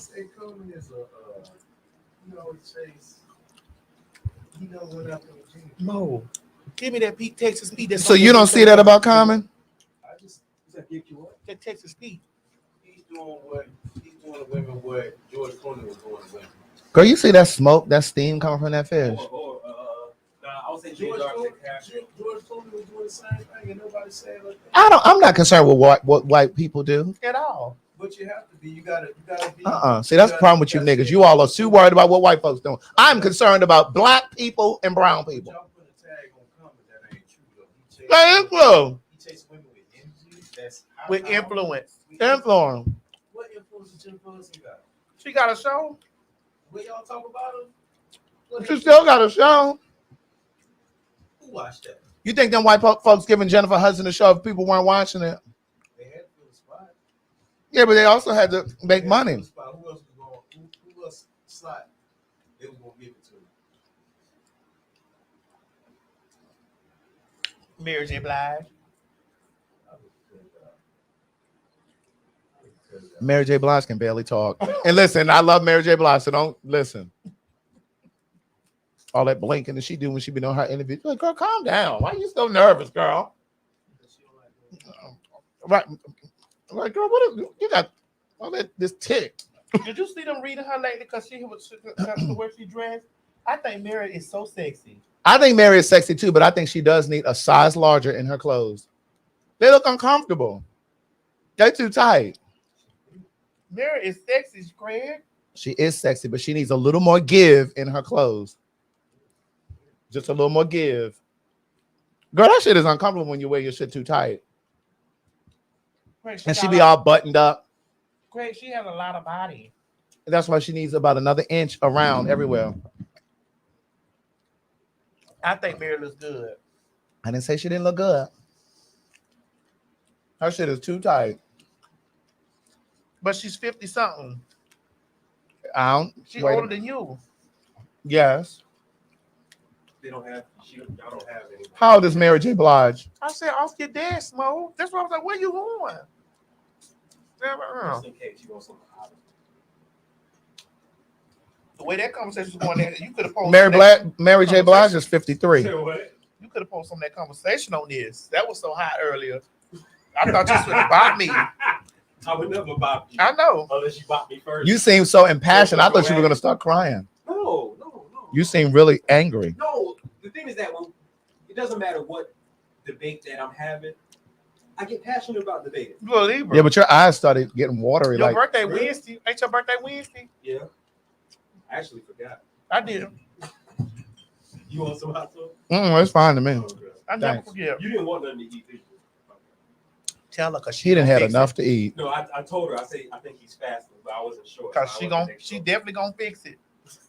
Yes, Mary J. Blige needs to borrow Fantasia's stylist Wow. to get her in some shit that fits her. Fantasia thick as fuck too. Yeah, but her shit fits her. It's very becoming. Fantasia thick as shit. But her shit fits her nicely. Mary J. Blige shit is tight. Mary J. Blige. Damn near too small. Mary J. Blige shit look good on her, Craig. It would look nicer if it was a little larger. Just a little. Still can have a tailored look. It's just too big, too tiny. Look at her on that interview with Tamron Hall. She was all stuffed in that little pantsuit, trying to sit down. Girl, unbutton that jacket. Bro, give me that Texas speak right there, babe. But one thing we can all be clear about is Jennifer Hudson needs to fire whoever's putting her in them clothes. Them old lady glasses. Common obviously likes it. Right. Them old lady glasses. Common likes it. Common is in love with it.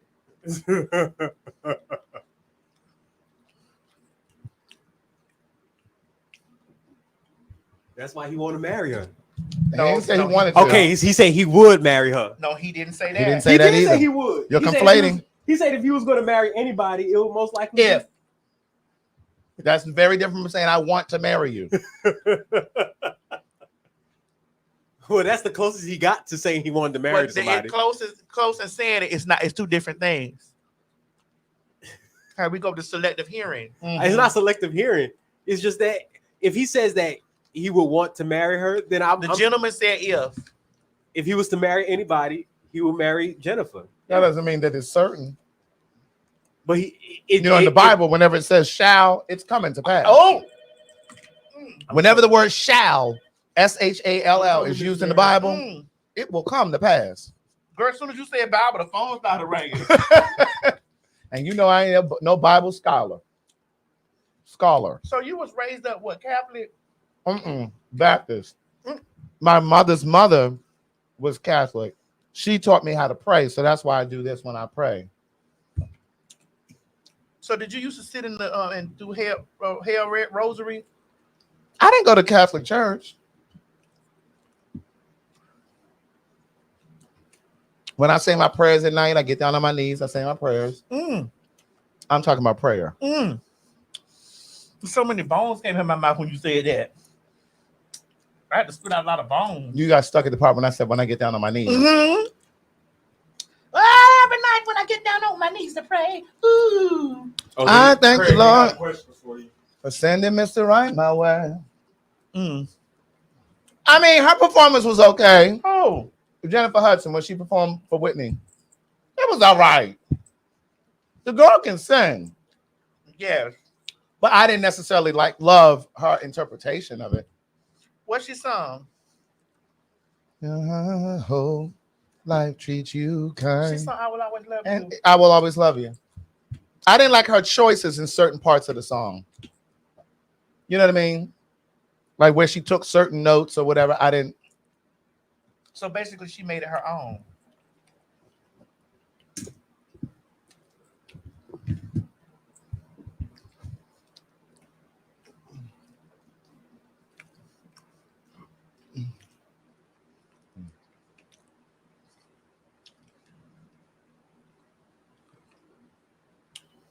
You don't want no carrots? She told me to bring this, but she said she didn't make it the way she wanted to. So She done done a whole half of sweet potato pie? Yeah.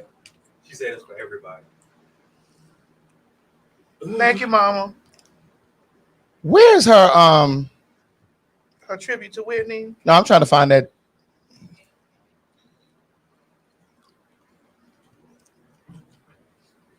This.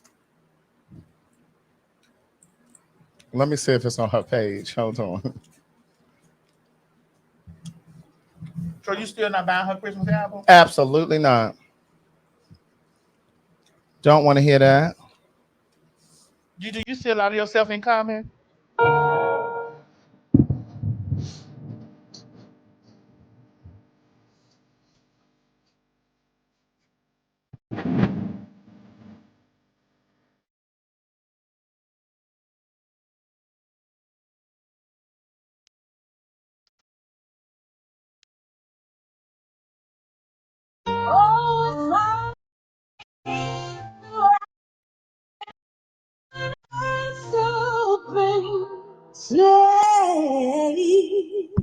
Girl, just cancel Christmas. That sounded like Aretha. No. First of all, you all may know this. She used to sing and perform on the Carnival cruise ship. Did you know that before she got on American Idol? That's what she sound like that still. She sang. She used to sing on She was a Carnival. Yeah, she was on one of them Disney cruise ships. Not I said Carnival. I think it was a Disney cruise ship. She was on one of them ships. That's where she started from? Yeah. Oh shit! I did not know that. Google Jennifer Hudson. I did not cruise ship singer. I did not know that. She could sing though, Craig. She can, but she just be doing too much. Jingle bell. You don't want Jingle bell. You don't want her in that high key. Jingle all the way. Why I gotta be? Girl, that sounds like Christmas for the slaves. You don't want her to be in that high key.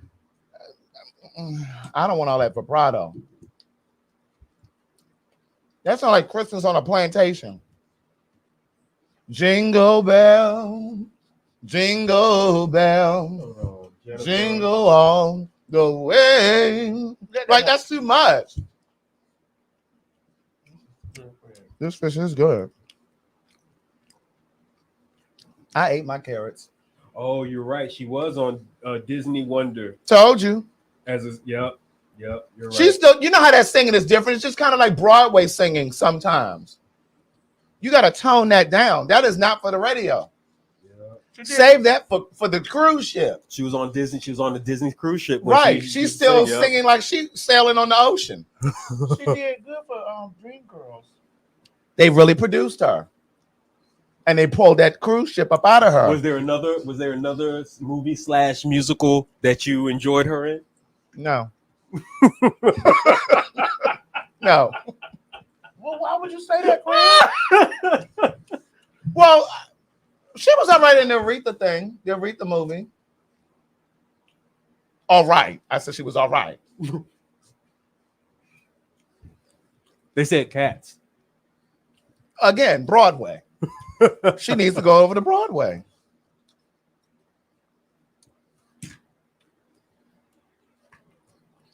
The way. Oh, what fun it is to ride. Like, why is she belaboring the notes like that? She's trying to put soul into it. It sounds like Aretha. No, it doesn't. No, it doesn't. You're not gonna do that to Aretha. Oh, it don't sound like Aretha to you? It gave a little hint.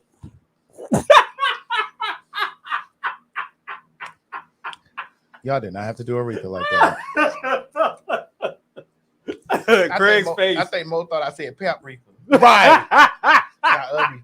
No, I just wanted to see Craig's face when I said it. I want to see Craig's face when I said it. That did not sound like my homegirl from Detroit. Detroit, Detroit. Girl, you heard Wanda Smith pass this week too. Yeah. You know they said they go in threes. Yep. Here. Girl, I had gagged girl because I remember when Cat Williams had tore Wanda Smith to pieces. Tore her up. Her feelings were hurt. She even went on the show after and told Frank that she felt like he should have defended her. Her husband came out there to beat on them. Right. Her husband and her son. What happened? Lord rest in peace, Wanda.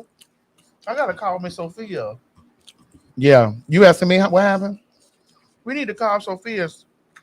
Girl, because I don't know. I've been in trouble with my own bereavement. I'm still grieving. But we need to call Miss Sophia and see how she feel. I texted Sophia earlier. Sophia called me when my mom passed. Sophia called twice. She was gonna make sure she got me on that phone. Oh! Hello, Miss Mary. Y'all want some boiled fish? Want boiled fish? Ain't that what this is? Oh, me? No, I'm good, Miss Mary. I'm good. G, you don't want nothing to eat? I'm good. This fish big enough. Thank you. You want to call Sophia? I'll take some home, though. Sophia down in Houston, though. She might still be down there.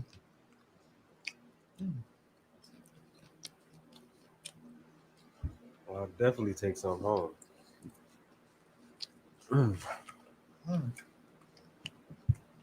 Craig, what do you say to the people that feel like that you too hard on Jennifer Lopez? Jennifer Lopez? I mean, Holiday. I mean, what's her name? You don't even remember that lady name. That's Hudson. wild. Jennifer Hudson. I thought you said Hutsy. I mean, I don't think I'm hard on her. I just don't. She's just not stylish. And Chicago people, they usually have style. Usually. But Craig, that might be her own little style, though. You know, everybody's different.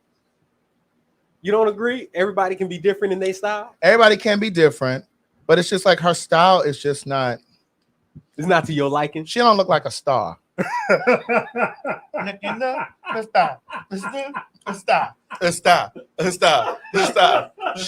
don't look like no star. So wait, hold on, Craig, because I'm afraid to ask you this. So what does she look like? What does she look like to you? She worked for the Social Security Administration. She looked like that lady I called last week about my mom.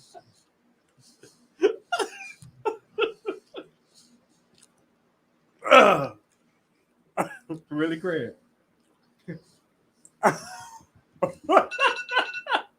Craig, you can't do this to a black woman. I'm not doing it because she's black. She just happens to be black. Now, I'm going to tell you who puts their clothes on. We already said Fantasia. But that's Zendaya. What's wrong with her? Zendaya dresses her ass off. Oh. You killed that. Started from the bottom. Now we here. Correct. Them carrots was good. Them carrots were good. Craig, you gonna eat that fish? Bitch, yes. You ain't even go over his sides. You went for the whole meal. Yeah. What made you think you about to get my motherfucking piece of fish? Oh, because you just flipped it over and it was crispy. That crispy and what Mary say? Crispy chicken. Yes. Wrapped up in her. You know she about to go on tour. Mary Jane. Girl, yeah. You know what song I was listening to in the car? It's too bad. It's too bad. It's too bad, baby. Today you had a visitor. What should I say? An old old friend. friend. You know what I just... Your child. She said a real woman wouldn't do this over the phone. Over the what? Over the phone. Over the what? Over the phone. And you told her about me after the baby was born. And girl, let me tell you something. She wasn't disrespectful. In fact, she was 100% sure. And how could I argue with her? Holding her baby with eyes like yours. She said it's your child. Yes, it did. And it really messed me up. How can you deny Your own flesh and blood? I face reality? You know, that's a lot. That's a reality for a lot of women out there. Yes, God. Somebody crying right now. Yeah, it's too bad. It's too bad. Yes, God. So, Craig, what's the ultimate betrayal for you when it comes down to men? Is bringing home a kid the ultimate betrayal? Bitch, any man I'm fucking. Is bringing home, I want to know, is bringing home a child, is that the ultimate betrayal for you? First of all, I don't like no slick ass nigga. I don't like no nigga who think he's slick. Because I'm going to out slick you. Well, I just want you to come straight up. Just be honest. You know what I'm saying? Like, I like integrity. Craig, again, so you're not answering the question. Is bringing home a child? I don't like no cheating, no deception. I don't like no slippery nigga. Okay, Craig, what is your definition of cheating? You know, anything that you wouldn't do in my motherfucking presence. But you do. So if you'll fuck another person in your presence, nigga, you could be sending the wrong text messages to somebody. If you wouldn't do it while I'm sitting there looking, don't do it at all. It's deception. Anything that you wouldn't do in front of me, you slippery.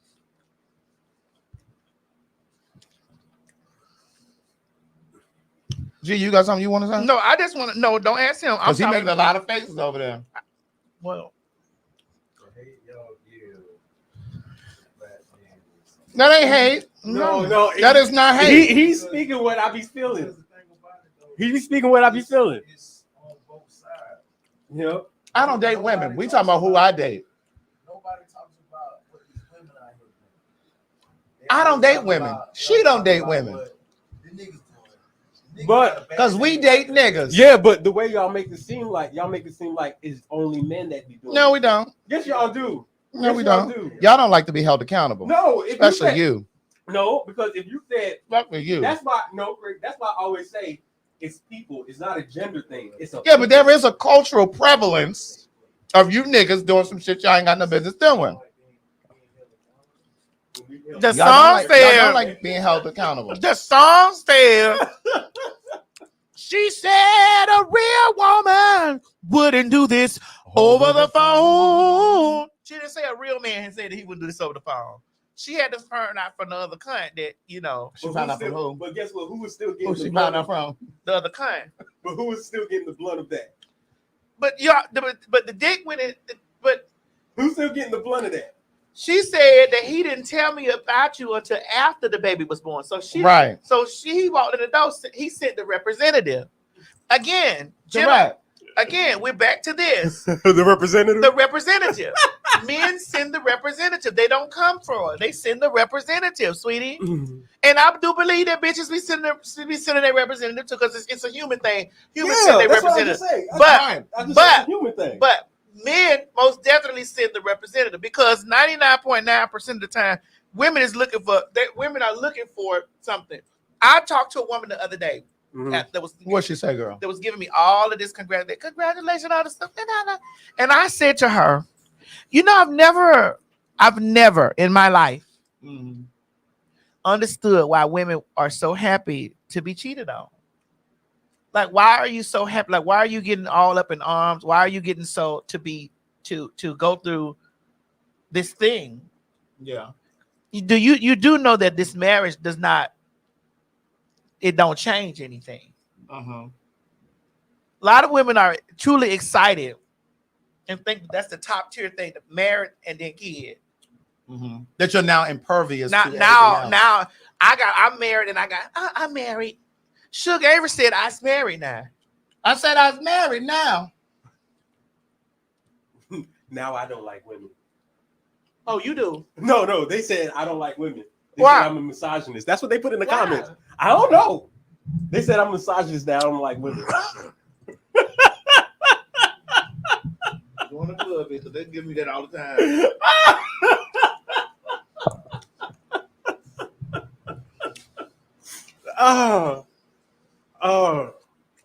But again, the men don't want to be held accountable for the thing. Right. I'm not saying that there aren't some trash women, but this very much so is. Especially like a woman who pretends like she's pregnant by one guy, knowing that that baby belongs to somebody else. Because I've been friends with those, and I've been down to the abortion clinic with those women numerous times. Right. I'm not saying that kind of shit doesn't happen. So I know the dark side of the cunts. The cunts have deep, dark sides. And men have deep, dark sides too. Of course. From the beginning. Well, how you know who it started with? Whose Bible? I just told you I'm not into all that Bible stuff. I'm spiritual.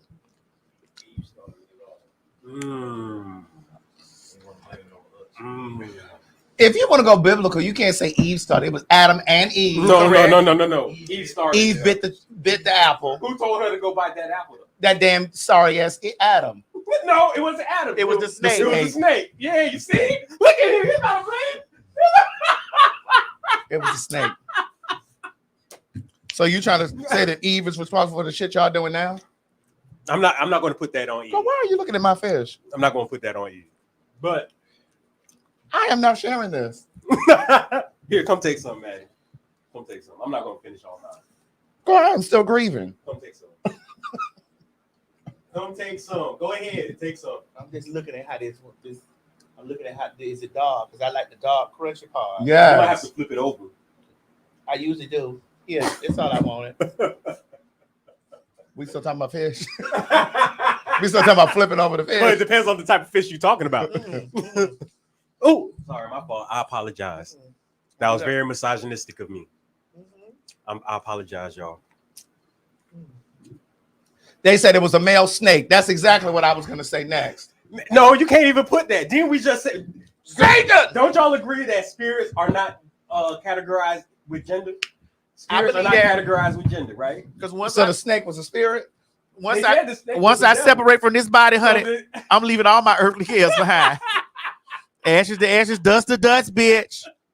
Once I leave this body, honey, I'm leaving all my earthly cares behind. So wait, hold on, time out. So we saying Satan is a man, but God is fluid. Is that what we saying? That's what we saying. That's BS. That's BS right there. We can't say the devil is fluid neither. No, because God created the devil as a spirit. Yes. So as a spirit, he's fluid. But they gave them the name Lucifer. Lucifer. Somebody says Satan is indeed a man.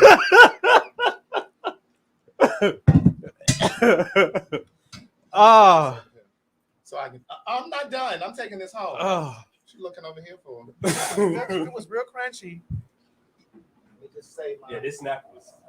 That's what they call it, snapper mode. I'm trying to tell you. Right. What are other parts that go to this? I don't want to stick my hand in here. And then I thought it was tongues, but there aren't any tongues. Well, it's a spoon or something there. I want to put some. I need to put more them depends about you. Yep. Bitch, you still thick in them. I am not. I've lost weight. You still thick in them, I've though. lost weight. Don't even do this. I need a piece of paper towel or something to wipe my hands off. Yeah. That's the spoon. Give me the There is spoon. no spoon. That's the spoon thing right there. This? That right there, I can use that. This? I can scoop that up in there. You don't know. There's no dip in it. That's the thing you used to. Yeah. That's your stir, really. What you gonna drink? Oh, you see, that was not Maddie. Let me just get this phone. No, I got it, boo. You ain't gotta go nowhere. You gotta go nowhere. Maddie, that is not going to work. That's one clock of ice. See, when you have the brain of a woman, you see, look at And the ingenuity of a fag. You see that? You can't tell me what ain't gonna work for me. And that's another thing I've realized too, losing my mom. Those of you who have fag children or dyke children, you better be grateful because we're gonna be the ones that's gonna take care of you. Because according to this over girl, You better be grateful. It's something special to have a fag child. I'm trying to tell you. these people over here be losing Isaiah. I'll be like, bro, right. You mean to tell me? Well, what's in there? What else in there? We got a few more, and then we out of here. We got a hold on. Bitch, no, I need some water. We got some videos. Yeah, let's play them. Let's run it. We have this. You want to talk about this? Is this got something to do with a woman? Yeah. Yeah, let's do it. Okay, here we go. The world full of real niggas. We got so many niggas that got so many songs talking about how they giving hoes money, how they fucked up about they bitch, how they love they bitch, and we got Tusi that get on the internet every day and talk about how girls not shit. In the world full of real niggas, we got so many niggas that got so many songs talking about how they giving hoes money, how they fucked up about they bitch, how they love they bitch, how they. Her on now, we gonna let Tusi make it, man. He fighting demons. The demons is his sexuality. Build a house or something, punk, bitch ass nigga. Your ass a hoe. On my mama, your ass a bitch. On Jesus Christ, your ass a sissy. Fuck wrong with you, punk ass nigga. We got this punk ass nigga over here with these tight ass leather pants on with these long ass boots. Well, get your bitch ass on, hoe, and go kick rocks in them big ass long ass boots. Well, what he did to her that got her acting like that? Who is she? That's Asian doll, that's right? Asian doll, Asian yeah. brand, Asian, one of them. I don't know how it's one of them dolls. It's one of them dolls. Child, they all starting to look alike with them big ass teeth, them big ass eyelashes, them motherfucking ceiling fan, baby hairs, and them big ass fake ass titties. What's the pressure? I can't tell who it is. So I'm actually going to play what he said. Okay, play it. Because I need to know what the pressure. Because you know why I need to know what the pressure is? Because I say all kind of problematic, homophobic, transphobic, straightophobic, bitchophobic, fuck nigga-ophobic. I say all kind of phobic shit. Whatever it is that you make me mad, bitch, I'm hitting you in the head. I'm hitting you in the head with a bottle. And the bottle may have all kind of shit on it that's gonna hurt your feelings. They said that he was laying her out. You want me to play it? Yeah. Okay. Did being somebody's girlfriend make you famous? When the fuck was that ever a celebrity? You could go on famous birthdays now and you won't being celebrities and you don't even know what the fuck they do. They just somebody's girlfriend or fucking baby mom. It is crazy. They don't got a product they selling. They don't do nothing. They don't got nothing going on. They just famous because the world done blew them up. It is crazy. Like, you actually had to put in work to be a celebrity back in the days. The internet is blowing people up. I be seeing with 7 million followers. I don't know what she do. I be seeing, and it's really, it's not even like the real, because it's really, I'm going to tell you what it is. It's the freaking out here that got all these girls blowing up. You feel me? You don't even know what the they do. I ain't talking about nobody, baby mom in particular. The fuck they being somebody's girlfriend? So yeah, that was basically it. So, but they're saying that she started with him, and I don't know who this is. Simone. Who is both of them? That was not natural. I don't know what you call natural. That is not natural, boo. Sorry. Who is both of them? So, no, I'm not, because I'm old. You know, I'm older, so I don't know all of this stuff. So basically, Tootsie was. What he sang? He sang a song. I guess so. So you're not that young. What he sang, Mo? I just don't know about him like that. Well, what he the young I don't know what he's saying because I'm not into this type of music that they be singing. Well, what she sang? She got a song. I don't know her. I don't know it about her like that. I'm not even gonna lie to you. I don't know about. So what you're saying is you're not really connected to the younger generation. That's not what I'm saying. I'm connected. I just don't know about them songs. I'm old. I'm old at heart. I'm not old by age. I'm old at heart. Well, what he sang? I don't know, Maddie. Gee, you know what he sang? What he saying? G, don't let us sit here and struggle. Yeah, I don't know the chord, but it was a song that they was always playing on the radio. I don't listen to it young. Well, what it was a song they was always playing on the radio. Well, that's supposed to help us. Well, what do she say? They play a lot of songs on the radio. Listen, we can't speak on this. We not of that age, man. Next case, dismissed. Next case. Next case. I don't understand what's going on, and there's not no shade to them. So I don't want the children to cut this up and sit down over there, and they come back with that bullshit. Okay? Wait a minute, I gotta pull somebody together. He said, "That's why you single, Craig." Listen, I'm still grieving, but this mouth is still vicious. Actually, I'm single because I ended my last relationship. Actually, I'm single because I don't put up with all that bullshit that some of y'all be trying to play around with. That's why I'm single. Be clear. You must be slippery too. Well, do y'all want to talk about this one? Well, is we finished with that other one? Because I don't know. What was the reason we were supposed to be talking about it? Well, basically, she said she started getting. She sent the picture of him, and it said, "If I send you this picture, then I'm trying to do some gay shit." No, with you getting and edited with the dick going in your butt, they'll say I'm homophobic or something like that. Right. She sent the picture of him where he had on like skinny jeans, and whatever else he had on, and she said, "If I send you this picture, I'm trying to get into some gay." All right, shit. let's talk about that. Yeah, basically let's being talk, homophobic. All right, then let's talk about the basis, because I don't let's take them out and just talk about the thing. Okay. We already know what the cunts give. Everything gay. We know that. We know that the term gay, woman, it's supposed to be a slur. Sissy, that's a pejorative. It's a pejorative towards men. Yeah. So that's something that women do to mentally, even to say sassy. That's something that women do to try to mentally break men down. G going through this stuff right now. So I can bring this back around to me.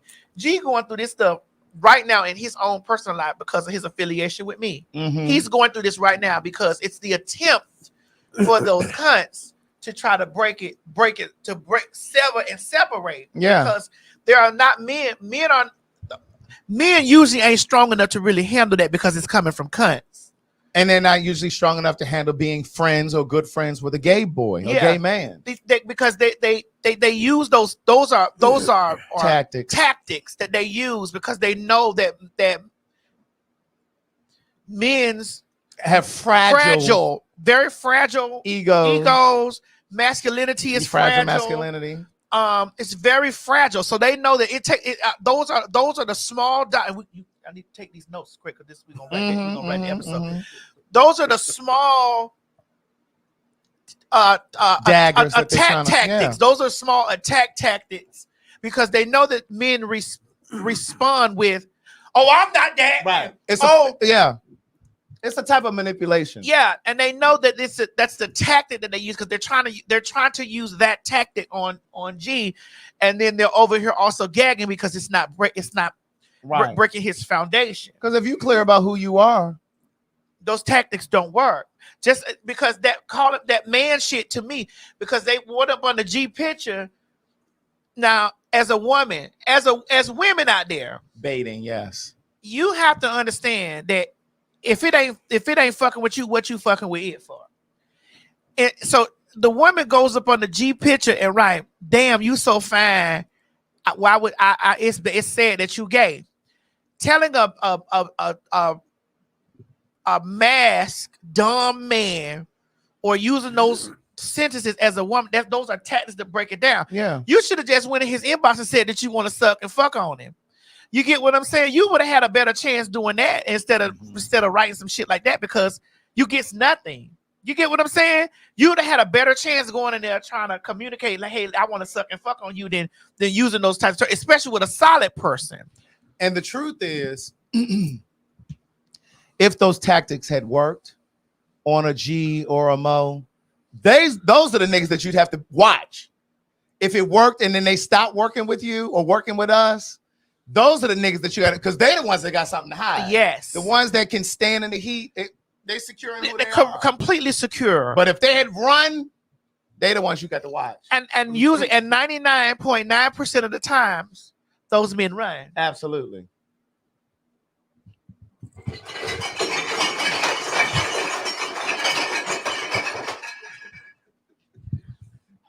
But those are the type that they like to base realness in. Yeah. Those types. You get what I'm saying? Mm-hmm. And I'm talking real specific here. You women have to stop that because those tactics only work in certain areas. Mm-hmm. Real niggas ain't going for those tactics. That's not happening. Mm-hmm. And nobody is finna get in no space trying to clear some shit up just because you weren't gonna get him no pussy anyway, bitch, not for free. And I'm the type of bitch that be like, hey, y'all want the dick? Hit me. Because they may think you cute. I don't. So you got to run that pocketbook over here. They may think you cute. I don't think you cute. Bitch, you got to run these pockets over here. Because if you up under me, ain't nobody laying down for $0. Ain't happening. It's not happening. And a lot of that stuff those are the tactics. I've watched it happen. Right. And then I responded to her and I was like, damn, as a real woman, you should have just congratulated him or just said thank or just said he was handsome, press like and kept moving. You had to go all out of your way to call me sir, Mr. Ma'am. And I be trying to figure out if that man don't see me as all those sirs and Mr. that you saying, what make you think because you writing all that shit up under there that he gonna start seeing that? Mm-hmm. What makes you think that Mo gonna start seeing that? What makes you think that the people that are solid gonna start seeing that? Because you're doing that to tell yourself, bitch, oh my God. Yeah. I can't believe this. And then tell me that you're not pressed, but you really are. Because you could have stayed from up under this man's page. And be following your stuff. And following me. You could have stayed from up under his page. Now that's psychosis. That is psychosis. To try to get into his mental. Mm-hmm. And to get into his mental. Yeah. To to insult me. Right. But over there on the side. And I told him this when we started even being around each other. Don't let them hoes fool you. Mm-hmm. All that gay shit, that's a temporary phase at the top. Mm-hmm. Them bitches gonna throw their legs behind their ears and want that dick deep in their crotch. Don't you ever get it, motherfucking Please twisted. Believe. They can scream all day. I don't want nothing. Don't want near one of y'all. Or that's wrong with y'all. I don't know. They gonna throw them legs behind. If they find you attractive, and they over there in the notion, in the mental notion of I've seen this with I'm 47 years old. I've seen this with I've been a bitch, a film presenting for 30 years. For 30 years, I have seen this happen. I've told every man that because men that deal with me are heterosexual identified. I've told every one of them that has ever dated me, listen, that shit, that the first moments of that, you're gonna go through that. The second wave, the first wave is gay. The second wave is why you, especially if you're an attractive, fine, sexy, whatever, especially if they find you attractive, because it becomes in the brain, why you fucking him? Right. When I got all this good pussy right here. And this gonna rattle the table. So I'm gonna go in and rattle it right now.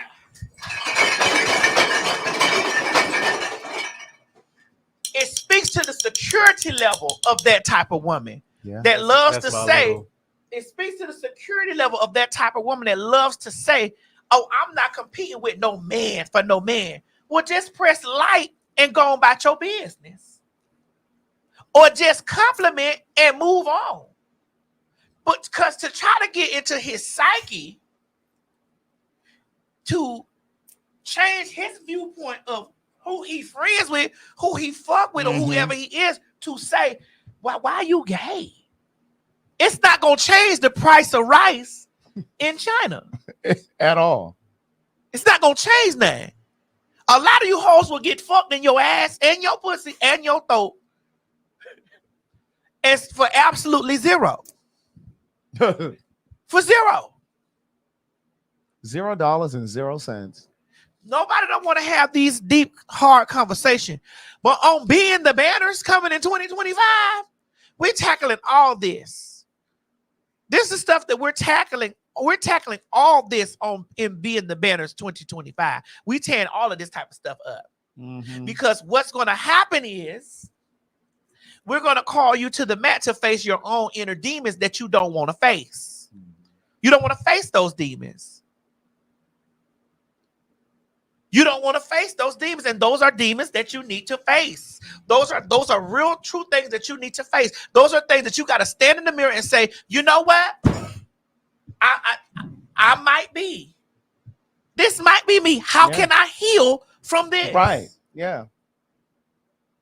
Yeah. How can I heal from this? If you're honest with yourself. If you're honest with yourself.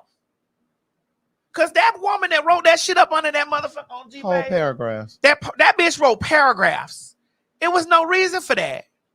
All you got to do is press like and go on. Or all you got to do is say, you're very handsome, and move about your business. Who the man? I'm like, nigga, you first of all, and I'm gonna defend him to the floor because he's solid. He down. He flat tires with me, bitch. Because I know some niggas that would have been in his position that have been over there folding. No, don't do that. Right. No, hold on. No, I eat you. Because that's what you expecting to happen. Right. Oh, come bring that pussy here, I eat you. No, bring it to me first. I gotta inspect it, and then I got to get. Then we need the cash app, and then we'll see what we do. This is the system we running over here. Right. Then we'll see. Bitches writing paragraphs about that, and it's like, shouty, something wrong with you. What's the term, Greg? What? What's it? You said delusional. Something wrong. Yeah. Shouty, something wrong with you. Yeah, that's the definition of insanity. Sitting there following someone that you don't like just for the sake of writing crazy shit up under there. That's crazy. Right. Yeah, he left it up there, and I went and wrote. I wrote up under because it's just like, and I told I everything I predicted to him that was going to transpire has happened. Yeah. Anybody else that comes forth and try to say and try to write these think pieces, but I ain't pressed. You are. You really are. You are. 2025. I'm not sugarcoating y'all girls, y'all hoes feelings no more. When I see you doing some whole shit, I'm calling you out on your whole shit. Whether you follow me, you like me or not, I'm calling you out because I'm going to call you to the mat. Why did you do that? What is the reason? Your slip is showing, niece. Who you're dressed, your slip is showing. Because if you were real solid in who you are, who this man is fucking or not fucking, or who he's associated with or affiliated with, wouldn't be pressing you hard enough for you to be trying to get into his psyche to break his mental down to calling him gay. Especially someone you don't even know in You real don't even life. know him. You don't even know him. Your slip is showing. But being the banners, we're definitely going to be exploring these things. So be ye ready, thus saith the Lord. Craig, we about to test your writing skills to see how good you can write. Because that's definitely an episode. Uh-huh. Because these are real life things that are going on right now, and real life things that some of you needs to be put into your face, and you need to see yourself. Because a lot of you are moving outside, moving in yourself and not seeing yourself. When y'all tap me on the shoulder and tell me, Maddie, you know what? I feel like this and other. I go back and I think about it. I go back, I think about it, and I just be like, well, maybe I didn't see it from that standpoint, what they're saying. And I think about it and I question myself and I'm like, maybe how I can improve. I can improve myself from here.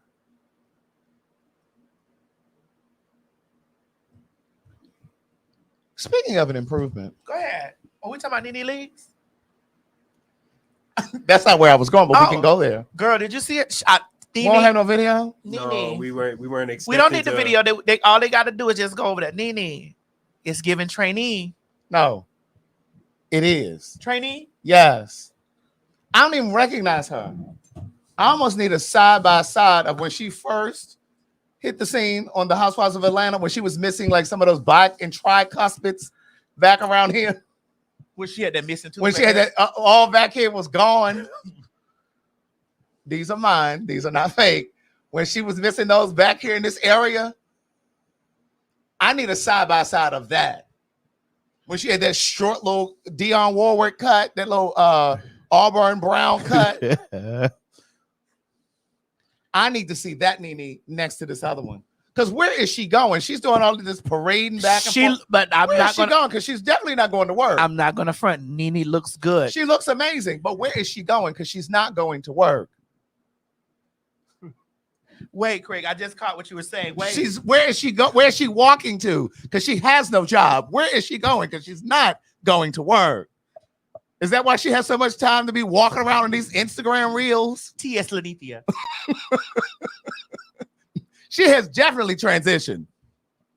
Yes. I wouldn't be surprised if they didn't know her. Like if they didn't recognize her from the old Nene, like, hey, Sean, let me see that dick. Baby. Because she got all these new bi and tricuspid teeth. Incisors. That face is slim. It's real chiseled. That nose is pulled together. That the things, I'm like, girl, Nene, no. You are a real woman. And girl, I don't know if she's slipped on some of that Ozempic or not, but she's real small. Real teeny tiny. The Lanithia then to the T.S. Lanithia now are two different people. Two. T.S. Lanithia. And she looks good. She can walk a ball. Oh, bitch. She's a mother of a house. She can walk a ball, bitch, and receive tens, bitch, tens. She can walk a ball. She is the mother of a house that's been undiscovered. Somebody said the moose is gone for sure, but the camel has replaced it. The moose is gone, but the camel's here. It's something down there.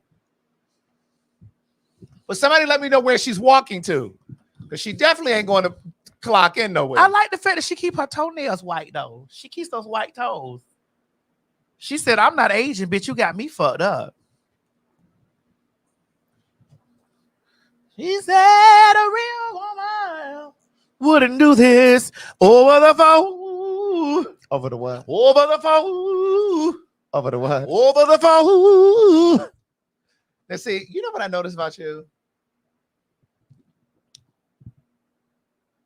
Whenever you sing a Candy song, and now you're doing this with Mary J. Blige, you give them ability in your rendition that they don't have. But what Candy song did I sing? When we were in Baltimore. Oh, that was Baltimore. They got to get their tickets. Oh, I know. So we can't play like that on here. Run the promo for Baltimore. Run it. My God, unto us a day was given, baby, and that day is November the 8th. November 8th, 2024. The fags are coming back to Baltimore, Maryland, honey.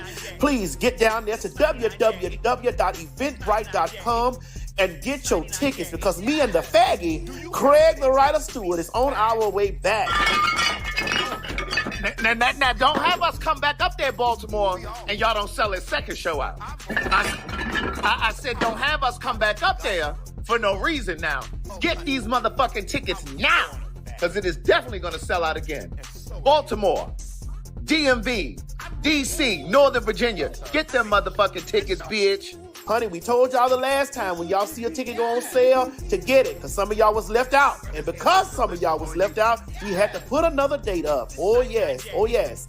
Run down there to www.eventbrite.com, honey. Or better yet, go down there to www.PhagTawlk.com, honey, and get your tickets. And y'all need to always remember, bitch, when you don't beat us there, you better meet us there. And matter of fact, get my children out of here.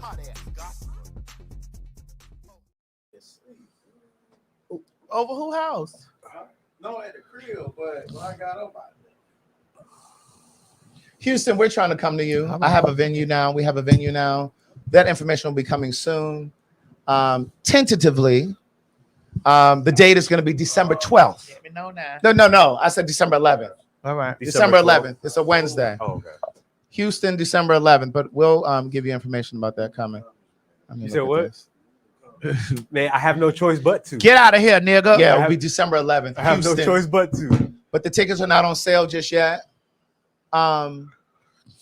Somebody asked about the Chicago tickets and getting the VIP meet and greet. Yes, those tickets are in there as well. You just got to select the option to add the meet and greet to it. There's a ticket price, and then you have to do the add-on for the meet and greet. That's for Chicago City Winery.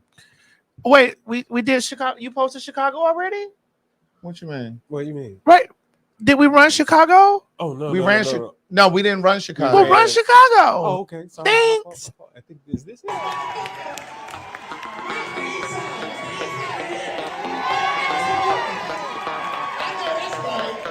That's how we do it in Baltimore, bitch. I know you from Miami, but this is how we do it in Baltimore.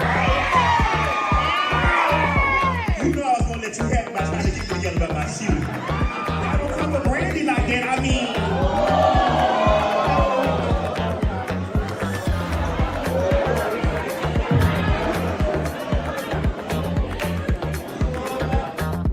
I need y'all to know that November the 19th, hi y'all boy Shot-Tie, honey, the Fags are coming to Chicago. Now y'all asked us to come to these places, honey, and we found spots for y'all. Baby, you all have been emailing us, tweeting us, messaging us on Instagram, and messaging over on the PhagTawlk.com website. Baby, we are coming, and the date is November 19th.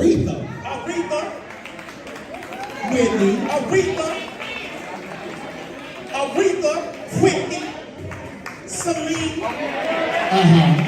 Dion. Wait a minute. You skip. We are coming to y'all loud, live, and in color at the City Winery in Chicago. I need you to get down there right now and get your tickets. Don't beat me there, bitch. Beat me there. Down there to the ticket place, www.PhagTawlk.com to get your tickets for the November the 19th show in City Winery. Now, don't call us to come down there, honey. Y'all don't show up. Baby, we are coming, and the date is November 19th. Baby, the tickets are already moving. You better get your tickets before you get left behind. At www.PhagTawlk.com. That's PhagTawlk.com. Or run over there to the City Winery and get your tickets. I'm trying to tell you, this is going to be one of those shows that you don't want to miss, because we don't come to these places all the time. Y'all got to come to us. So we done decided to come to you. So bring your goddamn ass on down here and get your tickets. Please and thank you. Bye. Well, she better than Ashanti.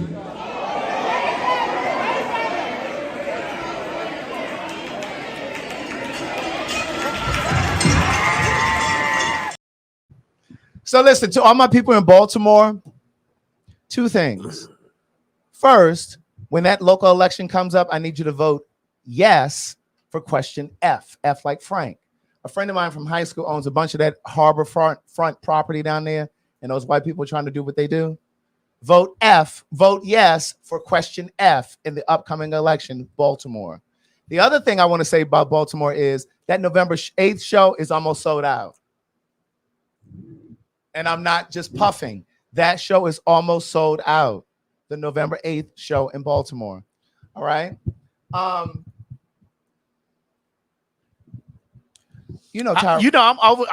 over here sitting. You can talk about this, Craig, because I don't want them to be starting this bullshit. But because I'm real biased on this. But go ahead, Craig. Tyrese is campaigning for Just Not Hilarious to come back to work at the Breakfast Club. So he didn't post it all up under their thing, talking about he likes the young lady that's there. But I think that we need to campaign to get Just Hilarious back. Like, when is she coming back? Because her baby must be at least 4 years old by now because she's been gone for so long. And we got to bring her back. And do I need to call you, Charlemagne and Envy? I need answers. I might need to cancel my speaking engagement. Blah, blah, blah, blah, blah, blah, blah. Now, you know he ain't been right in the head. You know his head ain't right. And my thing is, been right up here in the head, Craig. And see, the thing is this: why are you campaigning for someone who doesn't research before the guests come on? This young girl, Lauren, was a journalist over there on TMZ. I actually like Lauren. Now, I said this before here on PhagTawlk. I personally wanted Lauren to be the one who got the seat. Now, a lot of people were campaigning for Just Not Hilarious. Now, I didn't think Jess. I thought Jess was a great guest in terms of appearing periodically. But see, you need someone that can talk on multiple levels about multiple things, not just entertainment. Like, Lauren can talk about politics. She can talk about issues that are going on in the world, whether it's Palestine or whatever. Like, she's a journalist. They need to keep that journalist there and maybe bring Jess in or either figure out a way that they can both work there. Because I'm telling you, whenever somebody there comes with substantive conversation, Jess sits back. She ain't got much to say. She got real basic questions. Sometimes I forget she even sitting there. Because Charlemagne just kind of takes the whole interview, and maybe DJ Envy may say something every now and then. But Just Not Hilarious. It's been real good over that hour. It's been good since Lauren has been there. Mm-hmm. It has. I've been paying attention now that she's been there. But when Just Not Hilarious was there, I stopped watching. Did you, Greg? I did. And listen, those of you that have been watching my lives, y'all know I used to talk to y'all about the Breakfast Club all the time. Because Angela Yee would do her due diligence in the same way that Lauren does. Jess does not. I just don't get the sense that Jess researches before these guests come. I just don't. And she definitely don't know what's going on with politics. Well, I mean, because she relies on this. I'm just the message. My news is real. I think she wakes up and comes to work. She be half sleepy sometimes. I know those programming directors got to be thinking like, damn, we really made a mistake. When is her contract up? When is her contract up? You don't have nothing to say? I'm gonna stay out of this because I mean,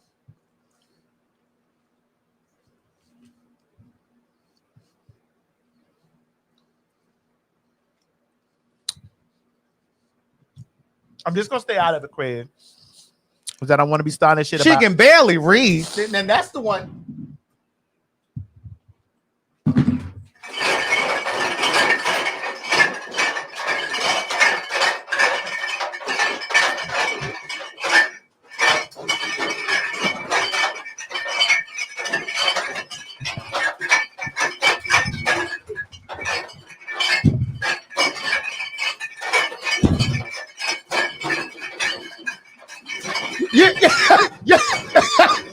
You better.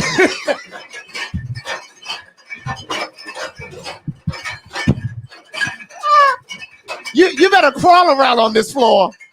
You better.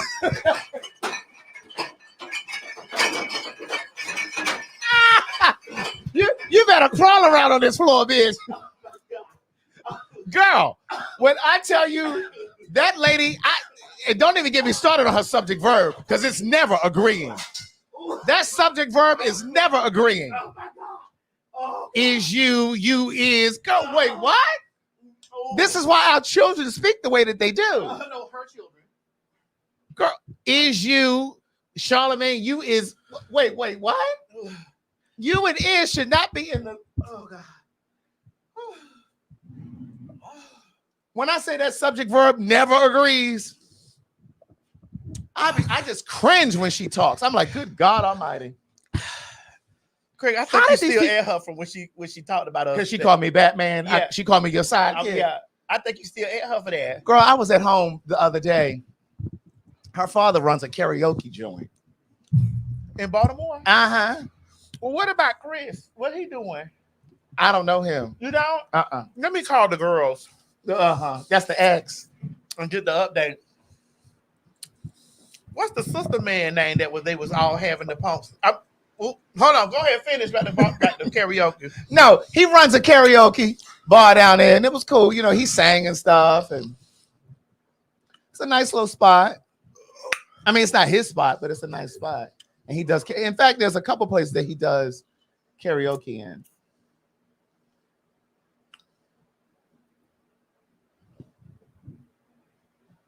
I can't stand to hear her talk, though. Craig, I'm trying to stay away. I just can't understand how the programming directors hired her to broadcast that all across these syndicated radio waves, airwaves. The conjugations, don't even get me started with the conjugations. Ending every sentence just about with prepositions. She talked like she's still on the corner. Like the show, the corner. The Wire. String a bell. Yes. I'm like, girl. Craig, I'm trying not to dig into her. Stop it now. I just be like, girl, did you finish school? Maybe. What high school did she go to? Anybody know? You from Baltimore? You know them schools. Oh, I went to the college prep school. You know those schools out there. I don't know that. I went to Baltimore City College High School. I went to City. Some of the mayors and governors went there. I don't know where she went. I don't know too much about Baltimore. You do. I'm trying to figure out where she went to high school. You just don't like her journalism skills. No. No, they gave her the job, Craig. No, she doesn't have journalism Craig, they skills. gave her the job. No. That's my point. They pulled her off the street. Craig, How did they hire her? You didn't have. My name is Just With the Miss, and my news is real. My name is Just With the Miss, and my news is real. They could have just had her as a contractor, and they could have just had her come in and do like as a correspondent. As a correspondent, they should have hired somebody who really has a journalism like degree. Claudia Jordan. Yeah. Does Claudia have a? Well, even if Claudia doesn't have a journalism degree, she did good while she was there. Right, but that's what I'm saying. Even if Claudia doesn't have a journalism degree, she still researches her stories. My point is, she should be researching her stories. It's like she was sitting on that computer on that laptop looking shit up in the moment. Well, what did it take for you to get into character? Not character, character. How, did you do anything to prep and like, girl, what? Said they hired her for her following count. Anyway, what's next? Yeah, I want to know too, because I'm not interested in this. Yeah. But Tyrese, sit down somewhere. Please. You know, that's what more we want from you. Remember right. You asked, what more do you want from me? And heal. That's what we want you to heal. Right. You got time to be talking about what's going on with Jess? Hilarious. Hilarious. Her or he? Just hilarious. Her or hilarious? Just not hilarious. Oh. Her or hilarious? Just not hilarious. All right. All right, Craig. Bless her heart. Her or he? Ha. Okay. H-A or H-E? Ha. H-A or H-E? Ha. Not ha. H-A or H-E? Not ha. Okay.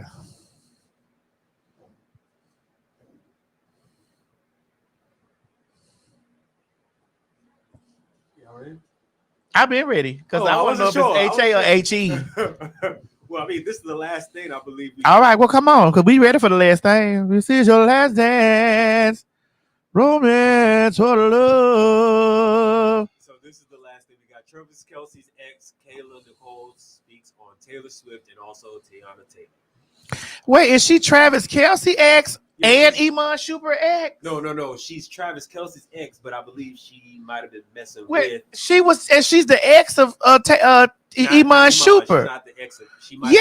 Hey, this the one that says she laid down and did the same picture as But they weren't together. Yes, she said they was. She said I watched this. She said that. You know how long Iman has been with Tiana Taylor? But So when were they together? she said they was together. He Together, maybe physically. He dumped her for a popular actress at the time because she was. I saw her digging and shading the girl Tiana Taylor. Mm-hmm. She said at the time. Oh, okay. He said, this is before Tiana. And she said that she dressed up like her for Halloween. Yeah, somebody in the comment is saying she dated. They were together before Tiana. Yeah. Oh, okay. And he dumped her for Tiana Taylor. And he dressed up like her. I mean, she dressed up like her for Halloween. Oh, that makes to be shady. All right, well, let's hear what they're saying in this little podcast clip. Yeah, I got it. Go ahead. Go ahead. Go ahead. Gordon. I mean, I would probably like hit him with a head nod. That's about it. Okay. We've seen each other. So there's respect. We've seen each other in public spaces, but I think that we're both aware of the nature of his new situation, that there's just no room really for us to communicate or acknowledge each other publicly without it being spun into something crazy. So we just keep it moving. I loved you guys together. Wow, thanks. Just saying. You made me like, so much. I don't know. I loved it. Wow, thank you. It was a good from time. the outside, yeah. Like from the outside looking in, I don't know what was going on or what happened. It was great. He's a great guy. He's a great guy. That was a good time in my life. Lesson learned? So many lessons learned. But that's with every relationship. I've learned a ton from every relationship I've been in. See each other, like, are you guys cool or no? I mean, I would probably like hit him with a head nod. That's about it. It was something else. We've seen each other. So there's respect. Yeah. That ain't the whole thing, but the people know what's going on. So y'all people know what's going on. Take the picture down, Mo. So the people know what's going on. Y'all, let's talk about it. Again, y'all already know what I'm finna give. Y'all already know what I'm finna give. And I'm gonna tell y'all something. I say this every time I talk about this motherfucker ice cream truck driving ass bitch. That motherfucking hoe said you put your trust in a nigga, stupid hoe. How you figure that bitch? If that bitch ain't never quoted nothing that was from Ezekiel, that bitch quoted that. That bitch said that shit right there. Listen, I don't give a fuck who I love, how I love. I don't trust a nigga. As long I don't give a fuck. He could be in the bed, long dicking me from the back, the front, the side. I don't trust him. I don't trust him. I didn't say I don't love him. I just don't trust him. But it come down to bitches. I just can't put no time and energy and deep. I just can't give. A lot of y'all give y'allself away to the right, Greg? That's true. A lot of y'all give y'allself away to these niggas and then be just hurt and they'll drop you like a hot potato in a wet pamper.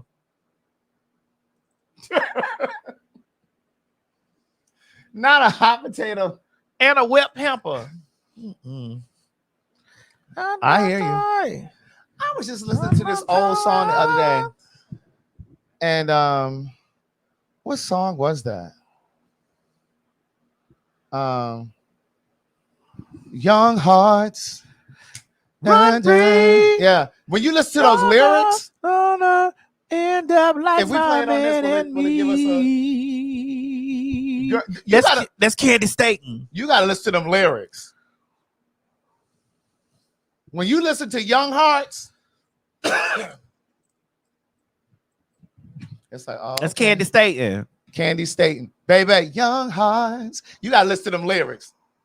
Them verses, she giving it to you right there. We are in a time. I hate to say this.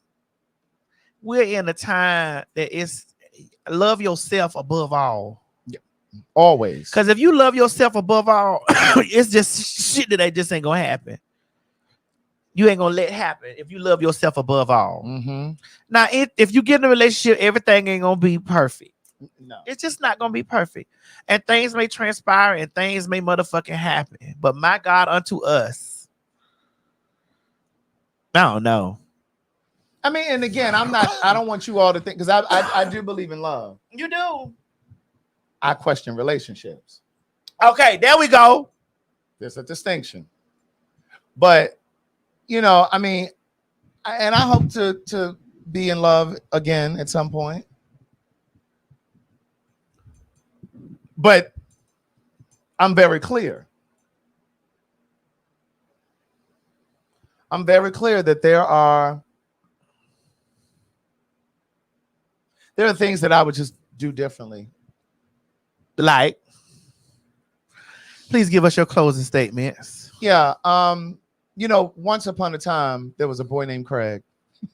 Wait, so she went with Iman and Travis Kelce, the white man? Yeah. Who Taylor Swift going with? What that pussy hitting on? What that pussy hitting on? My God. Listen, it be the cutest one. Pussy ain't hitting on nothing. Pussy like wet dope won't sell nowhere. Pussy be like wet dope, and sometimes it ain't even just a pussy. It be a lot of y'all be thinking just because a bitch cute or because y'all cute or find that y'all don't have to do the necessities. I think lots of times women get up. Some women, not all, some women just get up and bask in the ambiance of I'm a woman. Like you don't have nothing else to do. I'm a woman. I got the pussy. Okay. Mm-hmm. All right. One of the things that I would do differently, like once upon a time, like I used to want the house together and you know all that. I don't necessarily have to have that now. You can live in your house and I can live in mine. Please do. Good night. You know what I'm saying? I think we can have a great life Good together. night, Mo. Good night, G. Bye. Right. You can come stay at my house sometimes. I can come stay at your house Because sometimes. I may have company. I might have company. No, I'm not saying I want to do all of that. I might have company. Now she might have company. I might have company. Good night. I might have company. Good night. What's the point? What you mean? What's the point? What's the point of being in a relationship? We still in a relationship, but I just might have company. Then you might as well just be because like, I don't believe that you're not gonna have. You might not as well just be like because friends I don't without believe. benefits. I don't believe that you're not gonna not have company. Well, if that's the case, then just being. No, sometimes you know people can just click up and it just be love, and you loving in that moment. You could do that with friends with benefits. Loving in that moment and in that space. Yeah. And then go about your business. Somebody said, I love space. Go to your quarters, sir. Please. Think of your children. I mean, my thing is, I don't want none of the I don't want none. Listen, I want this finna sound terrible and hoes gonna hate me for this. I want the man to have somewhere to go home to. Cause I can't be his home. I don't want to be worried about. You want companionship.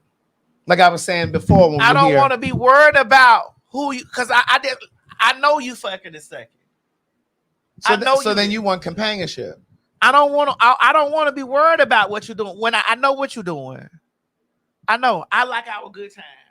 You go give all the rest of that shit to them. You go give all the rest of that shit to them. Go have all the kids. Do all that shit. Do all that daddy shit. All that. Do all that over there. I don't want to do that. I don't want to do that. Yeah, I don't want to do that. I don't want all of that extracurricular stuff. I don't want to do that. I don't want to worry. I don't want to worry either. But I don't want to be like if we're together, go home. Then we're together. Like I don't want all of that extra shit on your side. I'm not gonna have no bunch of shit on my side. But what I'm saying is the kind of relationship that I think I want now, at least in this moment, you can still live in your own house. I can live in mine, but better not be nobody coming over there but me. Listen, and vice versa. I love to sit up with my niggas and talk about what's going on with their girlfriends and in their house. And see, I don't want that. I like that because I like to hear about the problems that they having over there. Because we not having these. I think it's easy to say that when there's no emotion connected. No, it's emotionally attached. No, like if you were in love, you ain't gonna be feeling like that. You can't tell me how that. You can't tell me that. Girl, I didn't see you in love. You're not doing that. You can't tell me that, Craig. I've seen you in love. And that's why that's being a fool in love. But being in love with You're sin. just a fool. You know you're in love. What you say? Hey,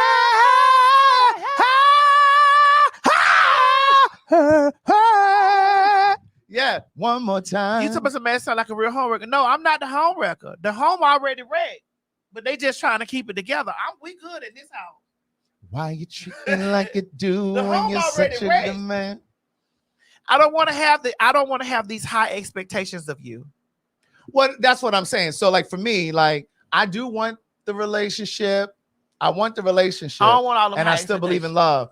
But that's what I'm saying. Like I just feel like I'm okay if I have my own house, you have yours, but we still have boundaries in the relationship. I don't want all those high. We go in with so many high expectations. That's why people let us down. Well, see, that's what I'm saying. I think that there are too many people who don't know how to be. You say Maddie forthcoming needs and therapy. honest. Everyone not cheaters. Okay. Well, I'm glad you live in that world. There are too many people who are not forthcoming and honest. Because I'd rather live in his world than be without him in mine. In mine. Come on, Gladys. I'm glad that you on that midnight train to Georgia. I'm glad. You know, I always wonder at what point it changes for people. Go home. Like when they're in a relationship with someone. Okay, I think I shared this before. I was watching a TikTok one time, and from the vantage point, when I was scrolling and I was looking at the video, you could only see the groomsmen. Oh, Maddie said I ended up. Wait a minute. Hold on, Maddie. She said I ended up with my side piece and we not happy. See, y'all supposed to kept it on the side. Cause you knew. Hold on, Craig. Go ahead. You knew what you knew what he was. Any man I did, but I know what he is. I know what he is. I don't want to take that on, and I don't want to hold on to that. I don't want to hold on to that. I just let me have the nice pieces of him, and y'all can have the rest. The ones that's gonna sit around and wait on the change and wait on him to change, and he gonna get better. And we're going to work this out and it's going to get down the line. We're going to keep going through this. Because a lot of people are conditioned. A lot of people are conditioned to be like, I'm a ride or die bitch. Yeah, see, and a lot of y'all going to die being riding. Right. A lot of y'all going to die riding. Trying to ride. Trying to ride. And see, I don't agree with that because I just feel like you don't have to suffer in order to get to love. T said it's true. Men step out because something wrong. That's not always true. Some men just step out. Some men step out because they're insecure. Some just because step they're out. seeking validation outside of themselves. Some just step out. Some just step out. Because that's just, they feel like that's the man thing to do. And a lot of men are led by other men. You say it all the time. All the time. A lot of men are led by other men socially, and they feel like that's the thing to do. Mm-hmm. Mm-hmm. But I was watching a TikTok video one day, and the vantage point was the groom, and he was sobbing. He was crying, and you could see like his best man, like his shoulder, like right beside him. The best man started taking the tissue, wiping his tears. This man was sobbing. And obviously you could tell that the bride was coming down the aisle and he was just crying, just like so in love. In that moment, I realized a couple things.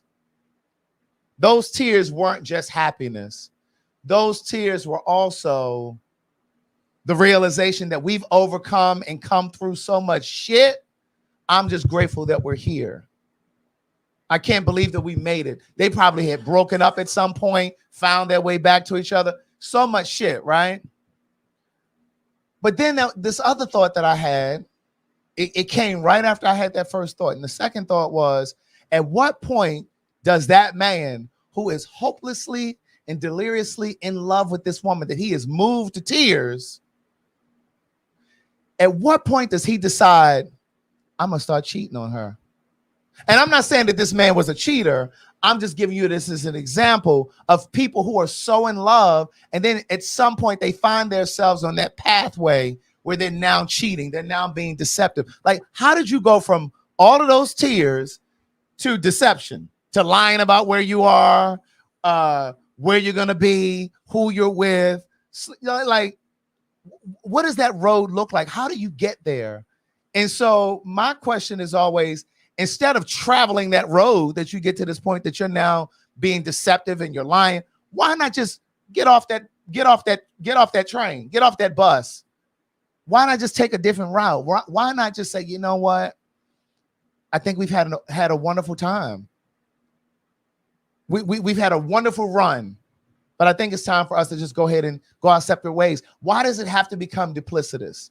Why does it have to be become so hurtful and damaging? Like, why does it have to become that?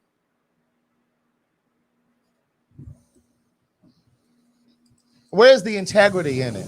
Why not just say, I love you so much, or I loved you so much at one point that I don't want to just mishandle you. So I'm going to step out of this relationship because I can no longer serve you in the way that you deserve. I can no longer be the person that I once was for you and to you in this relationship. So I'm going to go ahead and step out, because I do sometimes think that the expiration date on a relationship can expire.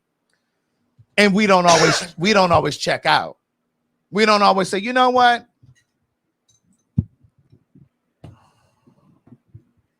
That's what I mean when I say integrity. They said Mr. Rex, Maddie is indeed saying all men. I might be.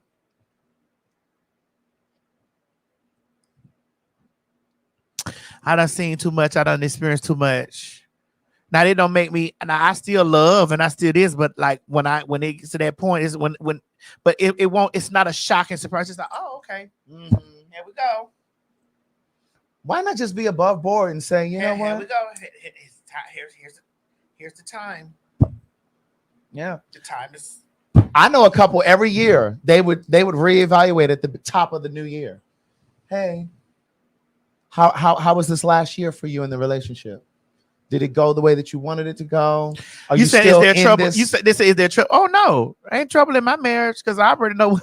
Are you still in this relationship? Hold on. Do you want us to continue? Ain't no trouble in my marriage because I already know the type of nigga that niggas are. When you go in with the full knowing in the front, a lot of y'all go in blinded like that. It's not gonna happen to me. They not doing what they need to do in their marriage, or they not doing what they need to do over here in this. And they pussy ain't as good as mine. That man don't know if that bitch pussy good, if that one pussy good, if that whole pussy bad. He don't know. So what he'll do? He gonna try. He gonna try. It may not be now. It may not be right now. I just think that when you get to the point where you're no AP, longer hush. I'm gonna let Craig finish his motherfucking statement. Hush.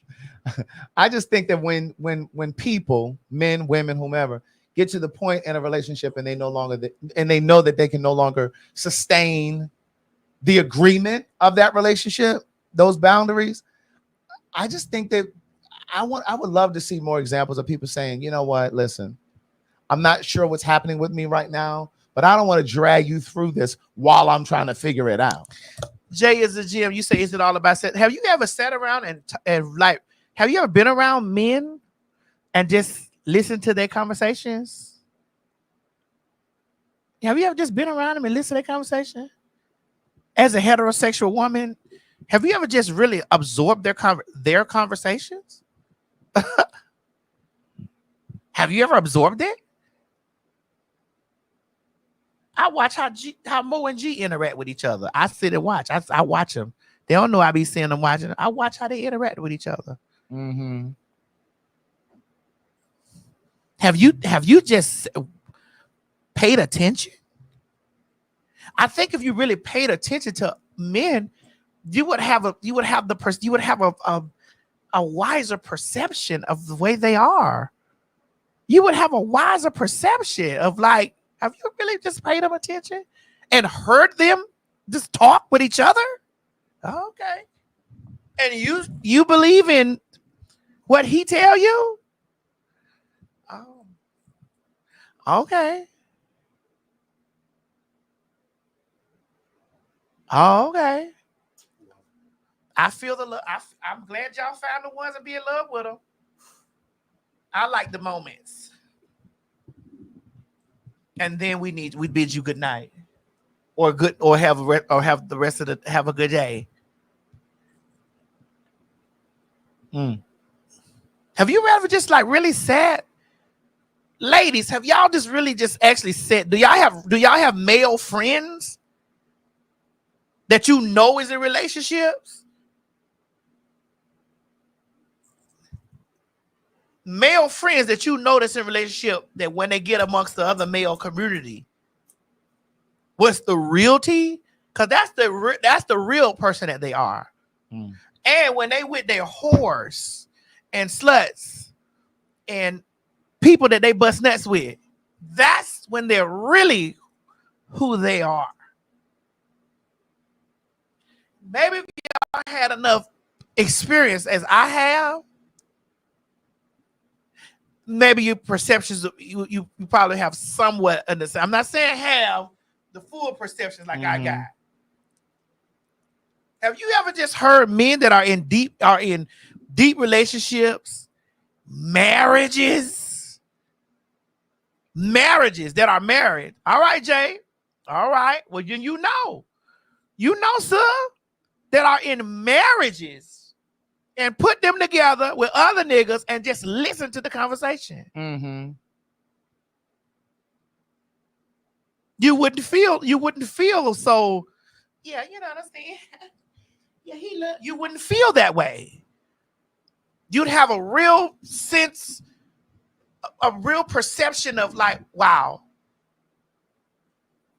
And because Mo is a man and G is a man, and they're really into they're in it, they don't see it from the perspective of a film perspective, or see it from that place of experience. It's like, all men don't do that.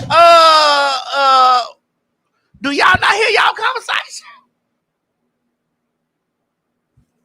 Y'all ain't heard what y'all saying? Ain't one saying nothing no different than the other one. So make me know something different, because I'm trying to figure out. Make me know something different, because it sounded just like what I be talking about. I know the reality. Y'all can live in that fairy tale, foo-foo fairy tale world all y'all want to, and I put my hands to the sky and be like, you and us, and be wishing blessings for y'all.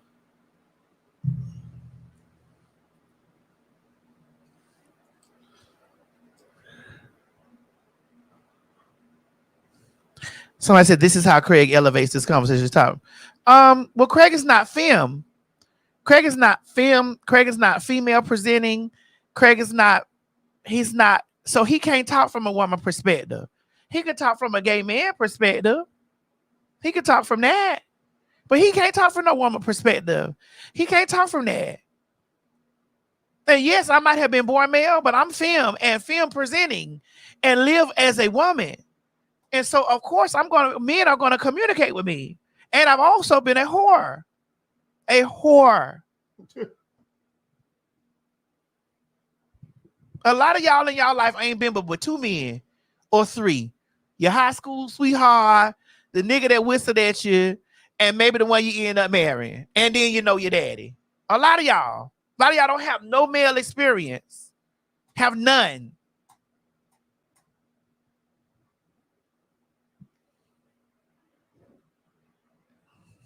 Mo, you quiet. Girl, we exhausting him with that voting shit. But it's no. I mean, I'm starting to realize there's no real point of me trying to talk, because it's like talking to brick walls. It's no matter what I say, if people don't agree with it, then I'm either misogynistic or just. Well, listen, I don't want to just Freedom 557. You say not all men cheat. Okay. I don't want to keep talking for no reason. I don't want me talking to be just stupid. So I'm just. Right. This is how you guys feel, and I'm just accepting how you guys feel. So if that's how you guys feel, cheat. That's how you guys feel. I can't tell you how to feel. I don't cheat. I cheated once in my 20s. I was 27, but I don't cheat. You trying to say you know something that I don't? I gotta say. Oh, okay. Because girl, was that look on your face? Scroll down, Mo. Somebody said my ex-husband taught me that Maddie is right. Scroll down. I'm not. Down. I mean, this way, babe. Oh. And I'm not. And listen, I'm not bashing because I don't want no motherfucking woman. I'm not a gay. I'm not a dyke. I'm not no lesbian. So I ain't never laying down with no motherfucking woman because that's not my thing. I'm not gay. Ain't nothing me and no woman could do with each other. Nothing. Except talk about me, and that's all we could do. Nothing. So I don't want no motherfucker. I mean, because for me, I just feel like if you know you don't have the capacity to be faithful, that's my whole angle on it. Like I'm not going to cheat. When I cheated at 27, excuse me, it was a lack of maturity. $4.99 fresh milk. But now at this point in my life, I don't need to cheat. I'm just going to simply say, well, at this point, right? So I don't understand that.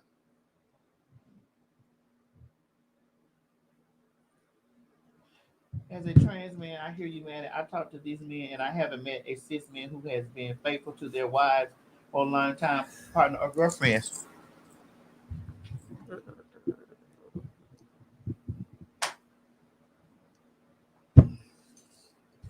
I ain't saying don't marry him or don't love him. I just saying don't get caught up or don't be shocked. It's gonna hurt, but bitch, don't be caught up and shocked and be like, why would he? I can't believe. Why couldn't you believe it? Well, yeah, that's what I think. One of the things I've learned too is no matter how you imagine a person or how you put a person in a light, a certain perspective or a certain light, don't be surprised by anything. Right. I'm not surprised by anything. Nothing. I've been a sex worker. A sex worker. That is male dominated. Girl. And no, I'm not upset, but it's not, if I'm going to, why should I keep talking if nobody's receptive? I'm not going to keep talking, so that's just it. I'm not upset. I get it. You guys people have been through certain things, and that's the fact that those are the facts that you go through. So I got a show at 9:30. I accept that. I accept that. Who you want to see? Singer. Oh, girl. How long you think it's taking? What? Shamar Will said a nigga only gonna keep it real with his homies or his favorite hoe. That's right. That's why I like being the favorite hoe. Cause I gets all the tea. I gets it all. I know about the. They heard me say Bilal. Yeah. I know about the girlfriends. I know about the wives. I know about all the children. I know about all the extramarital activities. I know about it because that's my friend. Yeah, that's my dog. Go home. All them problems that hoe have. That hoe over there pulling the last tracks of her weave out. Very where you at and sitting up there playing Mary J. Blige. I was your lover and your secretary. I'm not playing none of them songs. I'm not playing none of them. Let me tell you how I just started watching this show on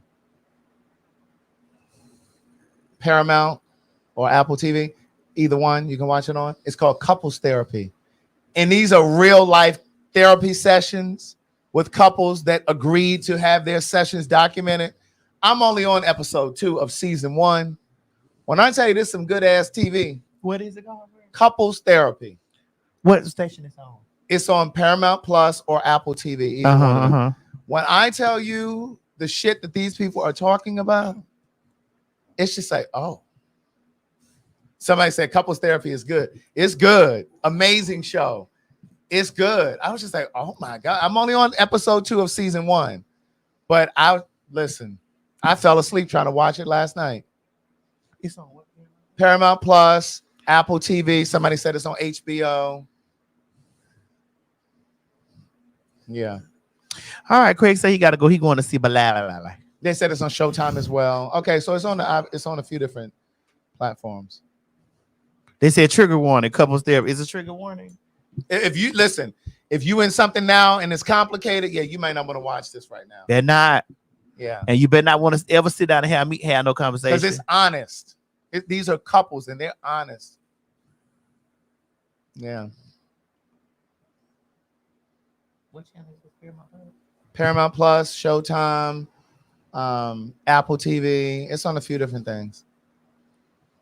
Oh, okay. All right, Craig. Go on and you say so. Do you condemn side chicks? No. I don't. No. Do you condemn side chicks, Craig? I won't say I condemn them, but I don't necessarily agree with it, especially when you know somebody's in a relationship, because I believe in karmic energy. Okay.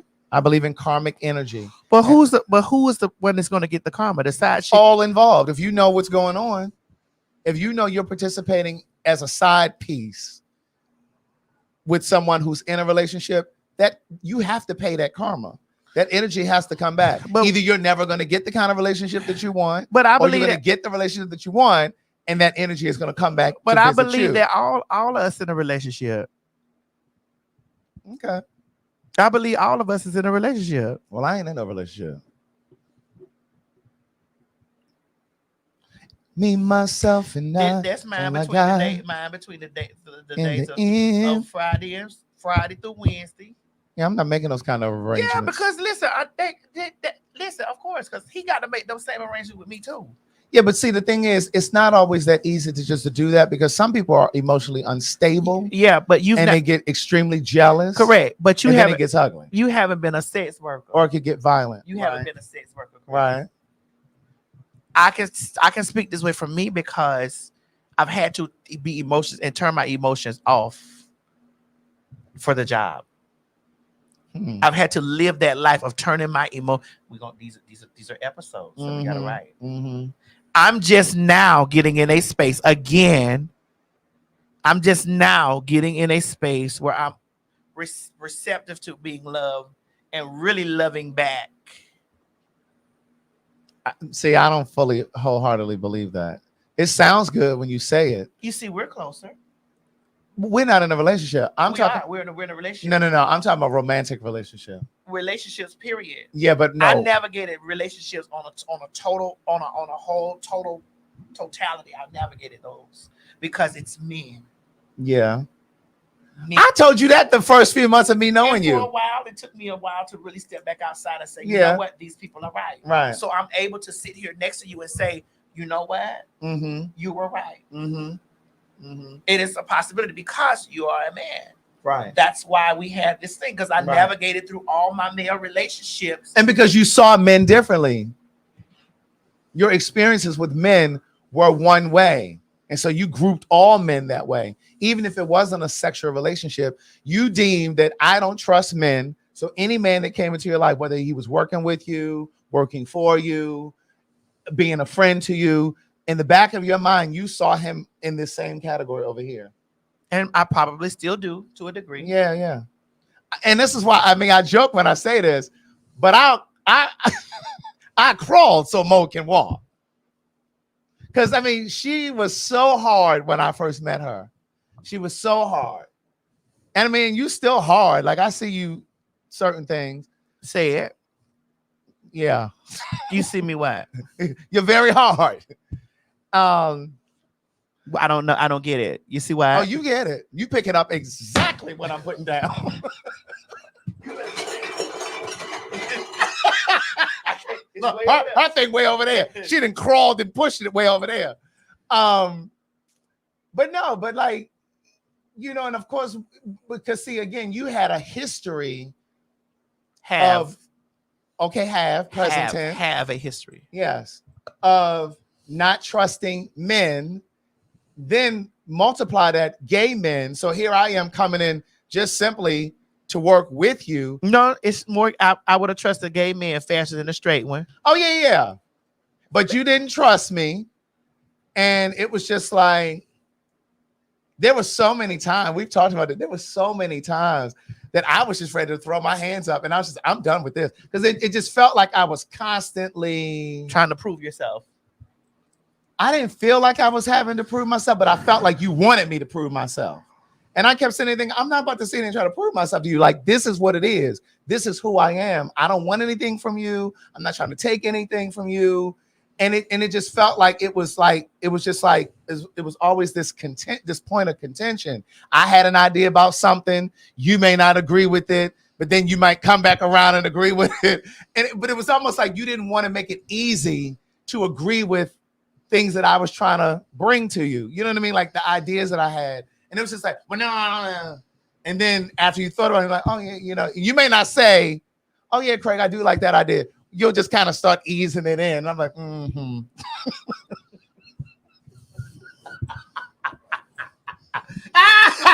It was like, mm-hmm. You know, you would just start, all of a sudden, we would just start doing it.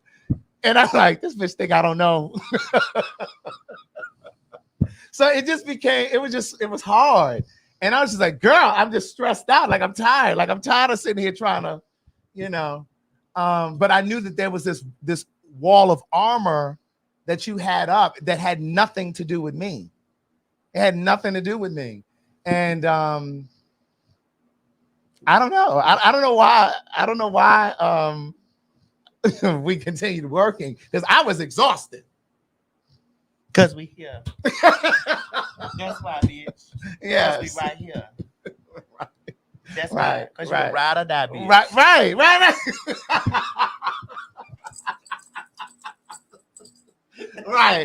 Because you a ride or die, bitch. Right. That's that film side of Right. you. Brace it up against that mask and me. And then also it was like, because when I met you, you were further along than me. Like in your dream, like what you wanted to do. I never knew I wanted to do any of this.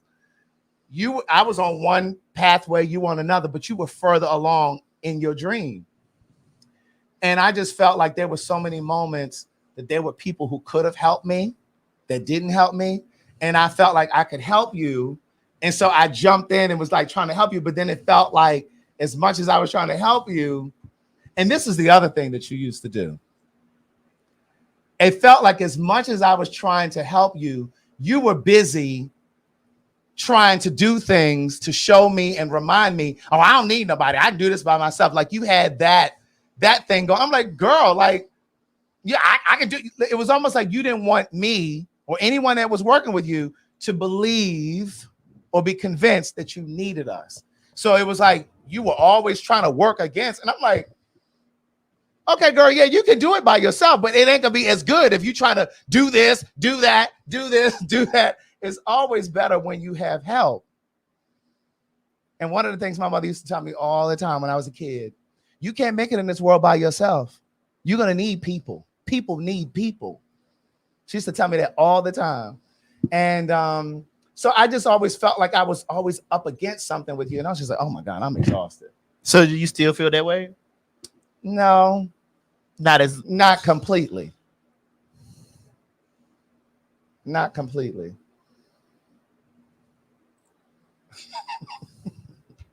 Girl, go to your show, girl. Bye, y'all. We'll see y'all more this week, girl. Yeah, we'll be back this week. We'll see y'all later on. Child, Mo, run the credits. And then listen, Mo, we still love you over here. I know the people over there got their claws in your To back. be honest, Maddie, I really don't care. Like I said, I just don't want to keep talking, and then there's no point in me talking. If I'm talking, I want to get a point across so people actually. There were people actually understand. Mo, there were people that did agree with you. It might not have been the majority. Well, I mean, like I said, it might not have been the majority, but there were people there were people. Oh wait, go up, Mo. Scroll up. Hold on. Did you see that new you see the new update? Scroll up to the top. Scroll up to the top. To the top, Mo. The top is up this way, babe. Scroll which. No, press the button up there to get the which arrow. Button? No, Mo. The bar on the side. The bar on the side. No, the bar. Yeah, all the way up. Hold on. It was an update. You was getting ready to go to brand. Click on brand. Yeah, that's what I went to. See that? Oh yeah, I saw that. You see, this so you easy. could just you can just put them in there, and then you can. But I'll have to connect them all together and then put them in there. And then put them in there and then do that. You see how easy that is right there? Then when they update, scroll up. Let's see what the other update. No, that was it. Wow. So you could do that and the intro and the outro. Wow. And would that? We got to play with it before you leave. Right, because I think once you put a video in there, once the live starts, it'll probably run that. Yeah, you see that. Oh! Look, and it says you can set it as that. Yeah, but I will have to connect all of those videos. I'll have to merge all of those videos together. So once they go out, we'll do it. We'll play with it afterwards. Okay. Well, I can't do it here because I don't have I don't have my software to edit. No, but it's there, like the stuff that we do the thing with. All right, y'all. Bye. Bye, y'all. Don't forget Baltimore. Question F. Vote yes for question F in Baltimore. F like Frank. All right, run it, Mo.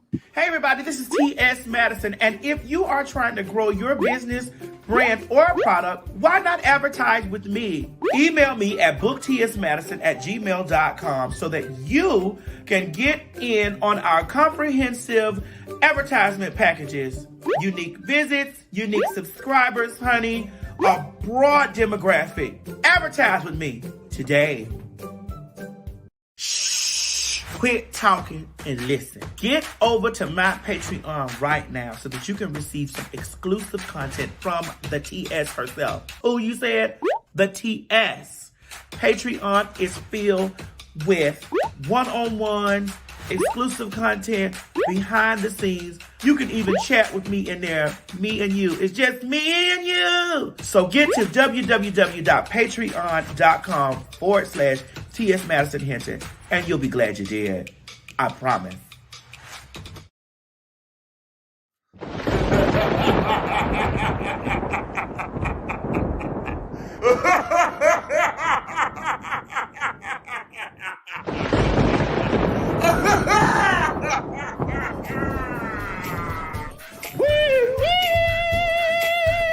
This is your girl T.S. Madison, honey, and it is that time of the year.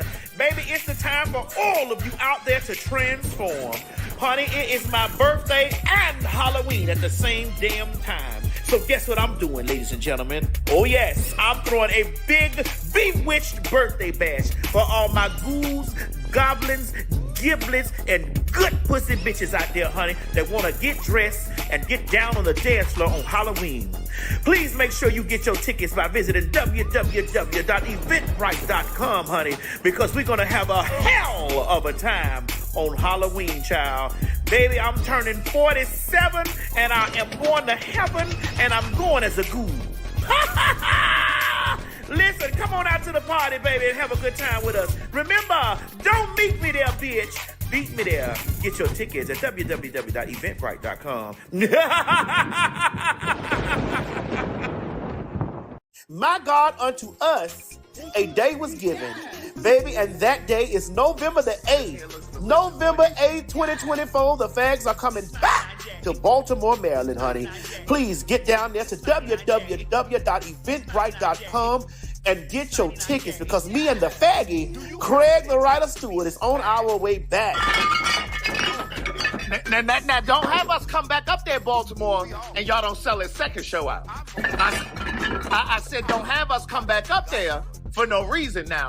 Get these motherfucking tickets now, because it is definitely going to sell out again.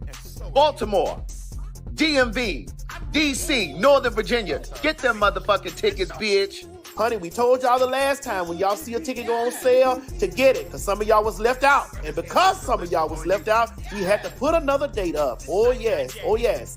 Run down there to www.eventbrite.com, honey. Or better yet, go down there to www.PhagTawlk.com, honey, and get your tickets. And y'all need to always remember, bitch, when you don't beat us there, you better meet us there. And matter of fact, get my children out of here.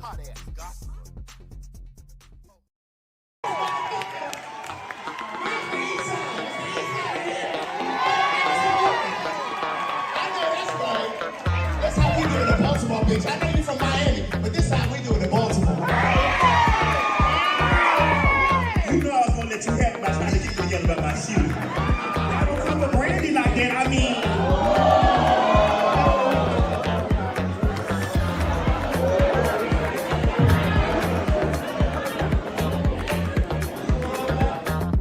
I need y'all to know that November the 19th, hi y'all, I'm on Chi-Town, honey, the fags are coming to Chicago. Now y'all asked us to come to these places, honey, and we found spots for y'all. Baby, you all have been emailing us, tweeting us, messaging us on Instagram, and messaging over on the PhagTawlk.com website. Baby, we are coming, and the date is November 19th. Aretha. Whitney. Aretha. Whitney, Celine, Dion. Wait a minute. You skip.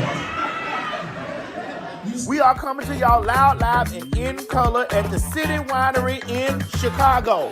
I need you to get down there right now and get your tickets. Don't beat me there, bitch. Beat me there. Down there to the ticket place, www.PhagTawlk.com to get your tickets for the November the 19th show in City Winery. Now, don't call us to come down there, honey. Y'all don't show up. Baby, we are coming, and the date is November 19th. Baby, the tickets are already moving. You better get your tickets before you get left behind. At www.PhagTawlk.com. That's PhagTawlk.com. Or run over there to the City Winery and get your tickets. I'm trying to tell you, it's going to be one of those shows that you don't want to miss. Because we don't come to these places all the time. Y'all got to come to us. So we done decided to come to you. So bring your goddamn ass on down here and get your tickets. Please and thank you. Bye. Well, she better than Ashanti.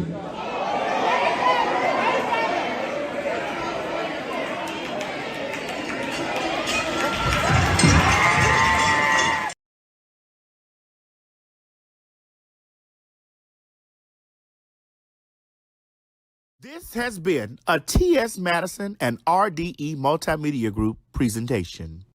Hey guys, if you just enjoyed watching this video, don't forget to subscribe to my YouTube channel, www.youtube.com/TS Madison Hinton. Or if you're already here, click that bell up there, one of them, and subscribe so that you don't miss this or any other excellent content that I have for you. Don't meet me here. Beat me here. Ciao. You ain't gonna have no other choice but to see me because I'm in everything. There it is, you ain't right gonna have there. no other choice but to see me because I'm in everything and everywhere. Ooh. I'm in film, television, streaming, music, bitch, and pornography. Bye.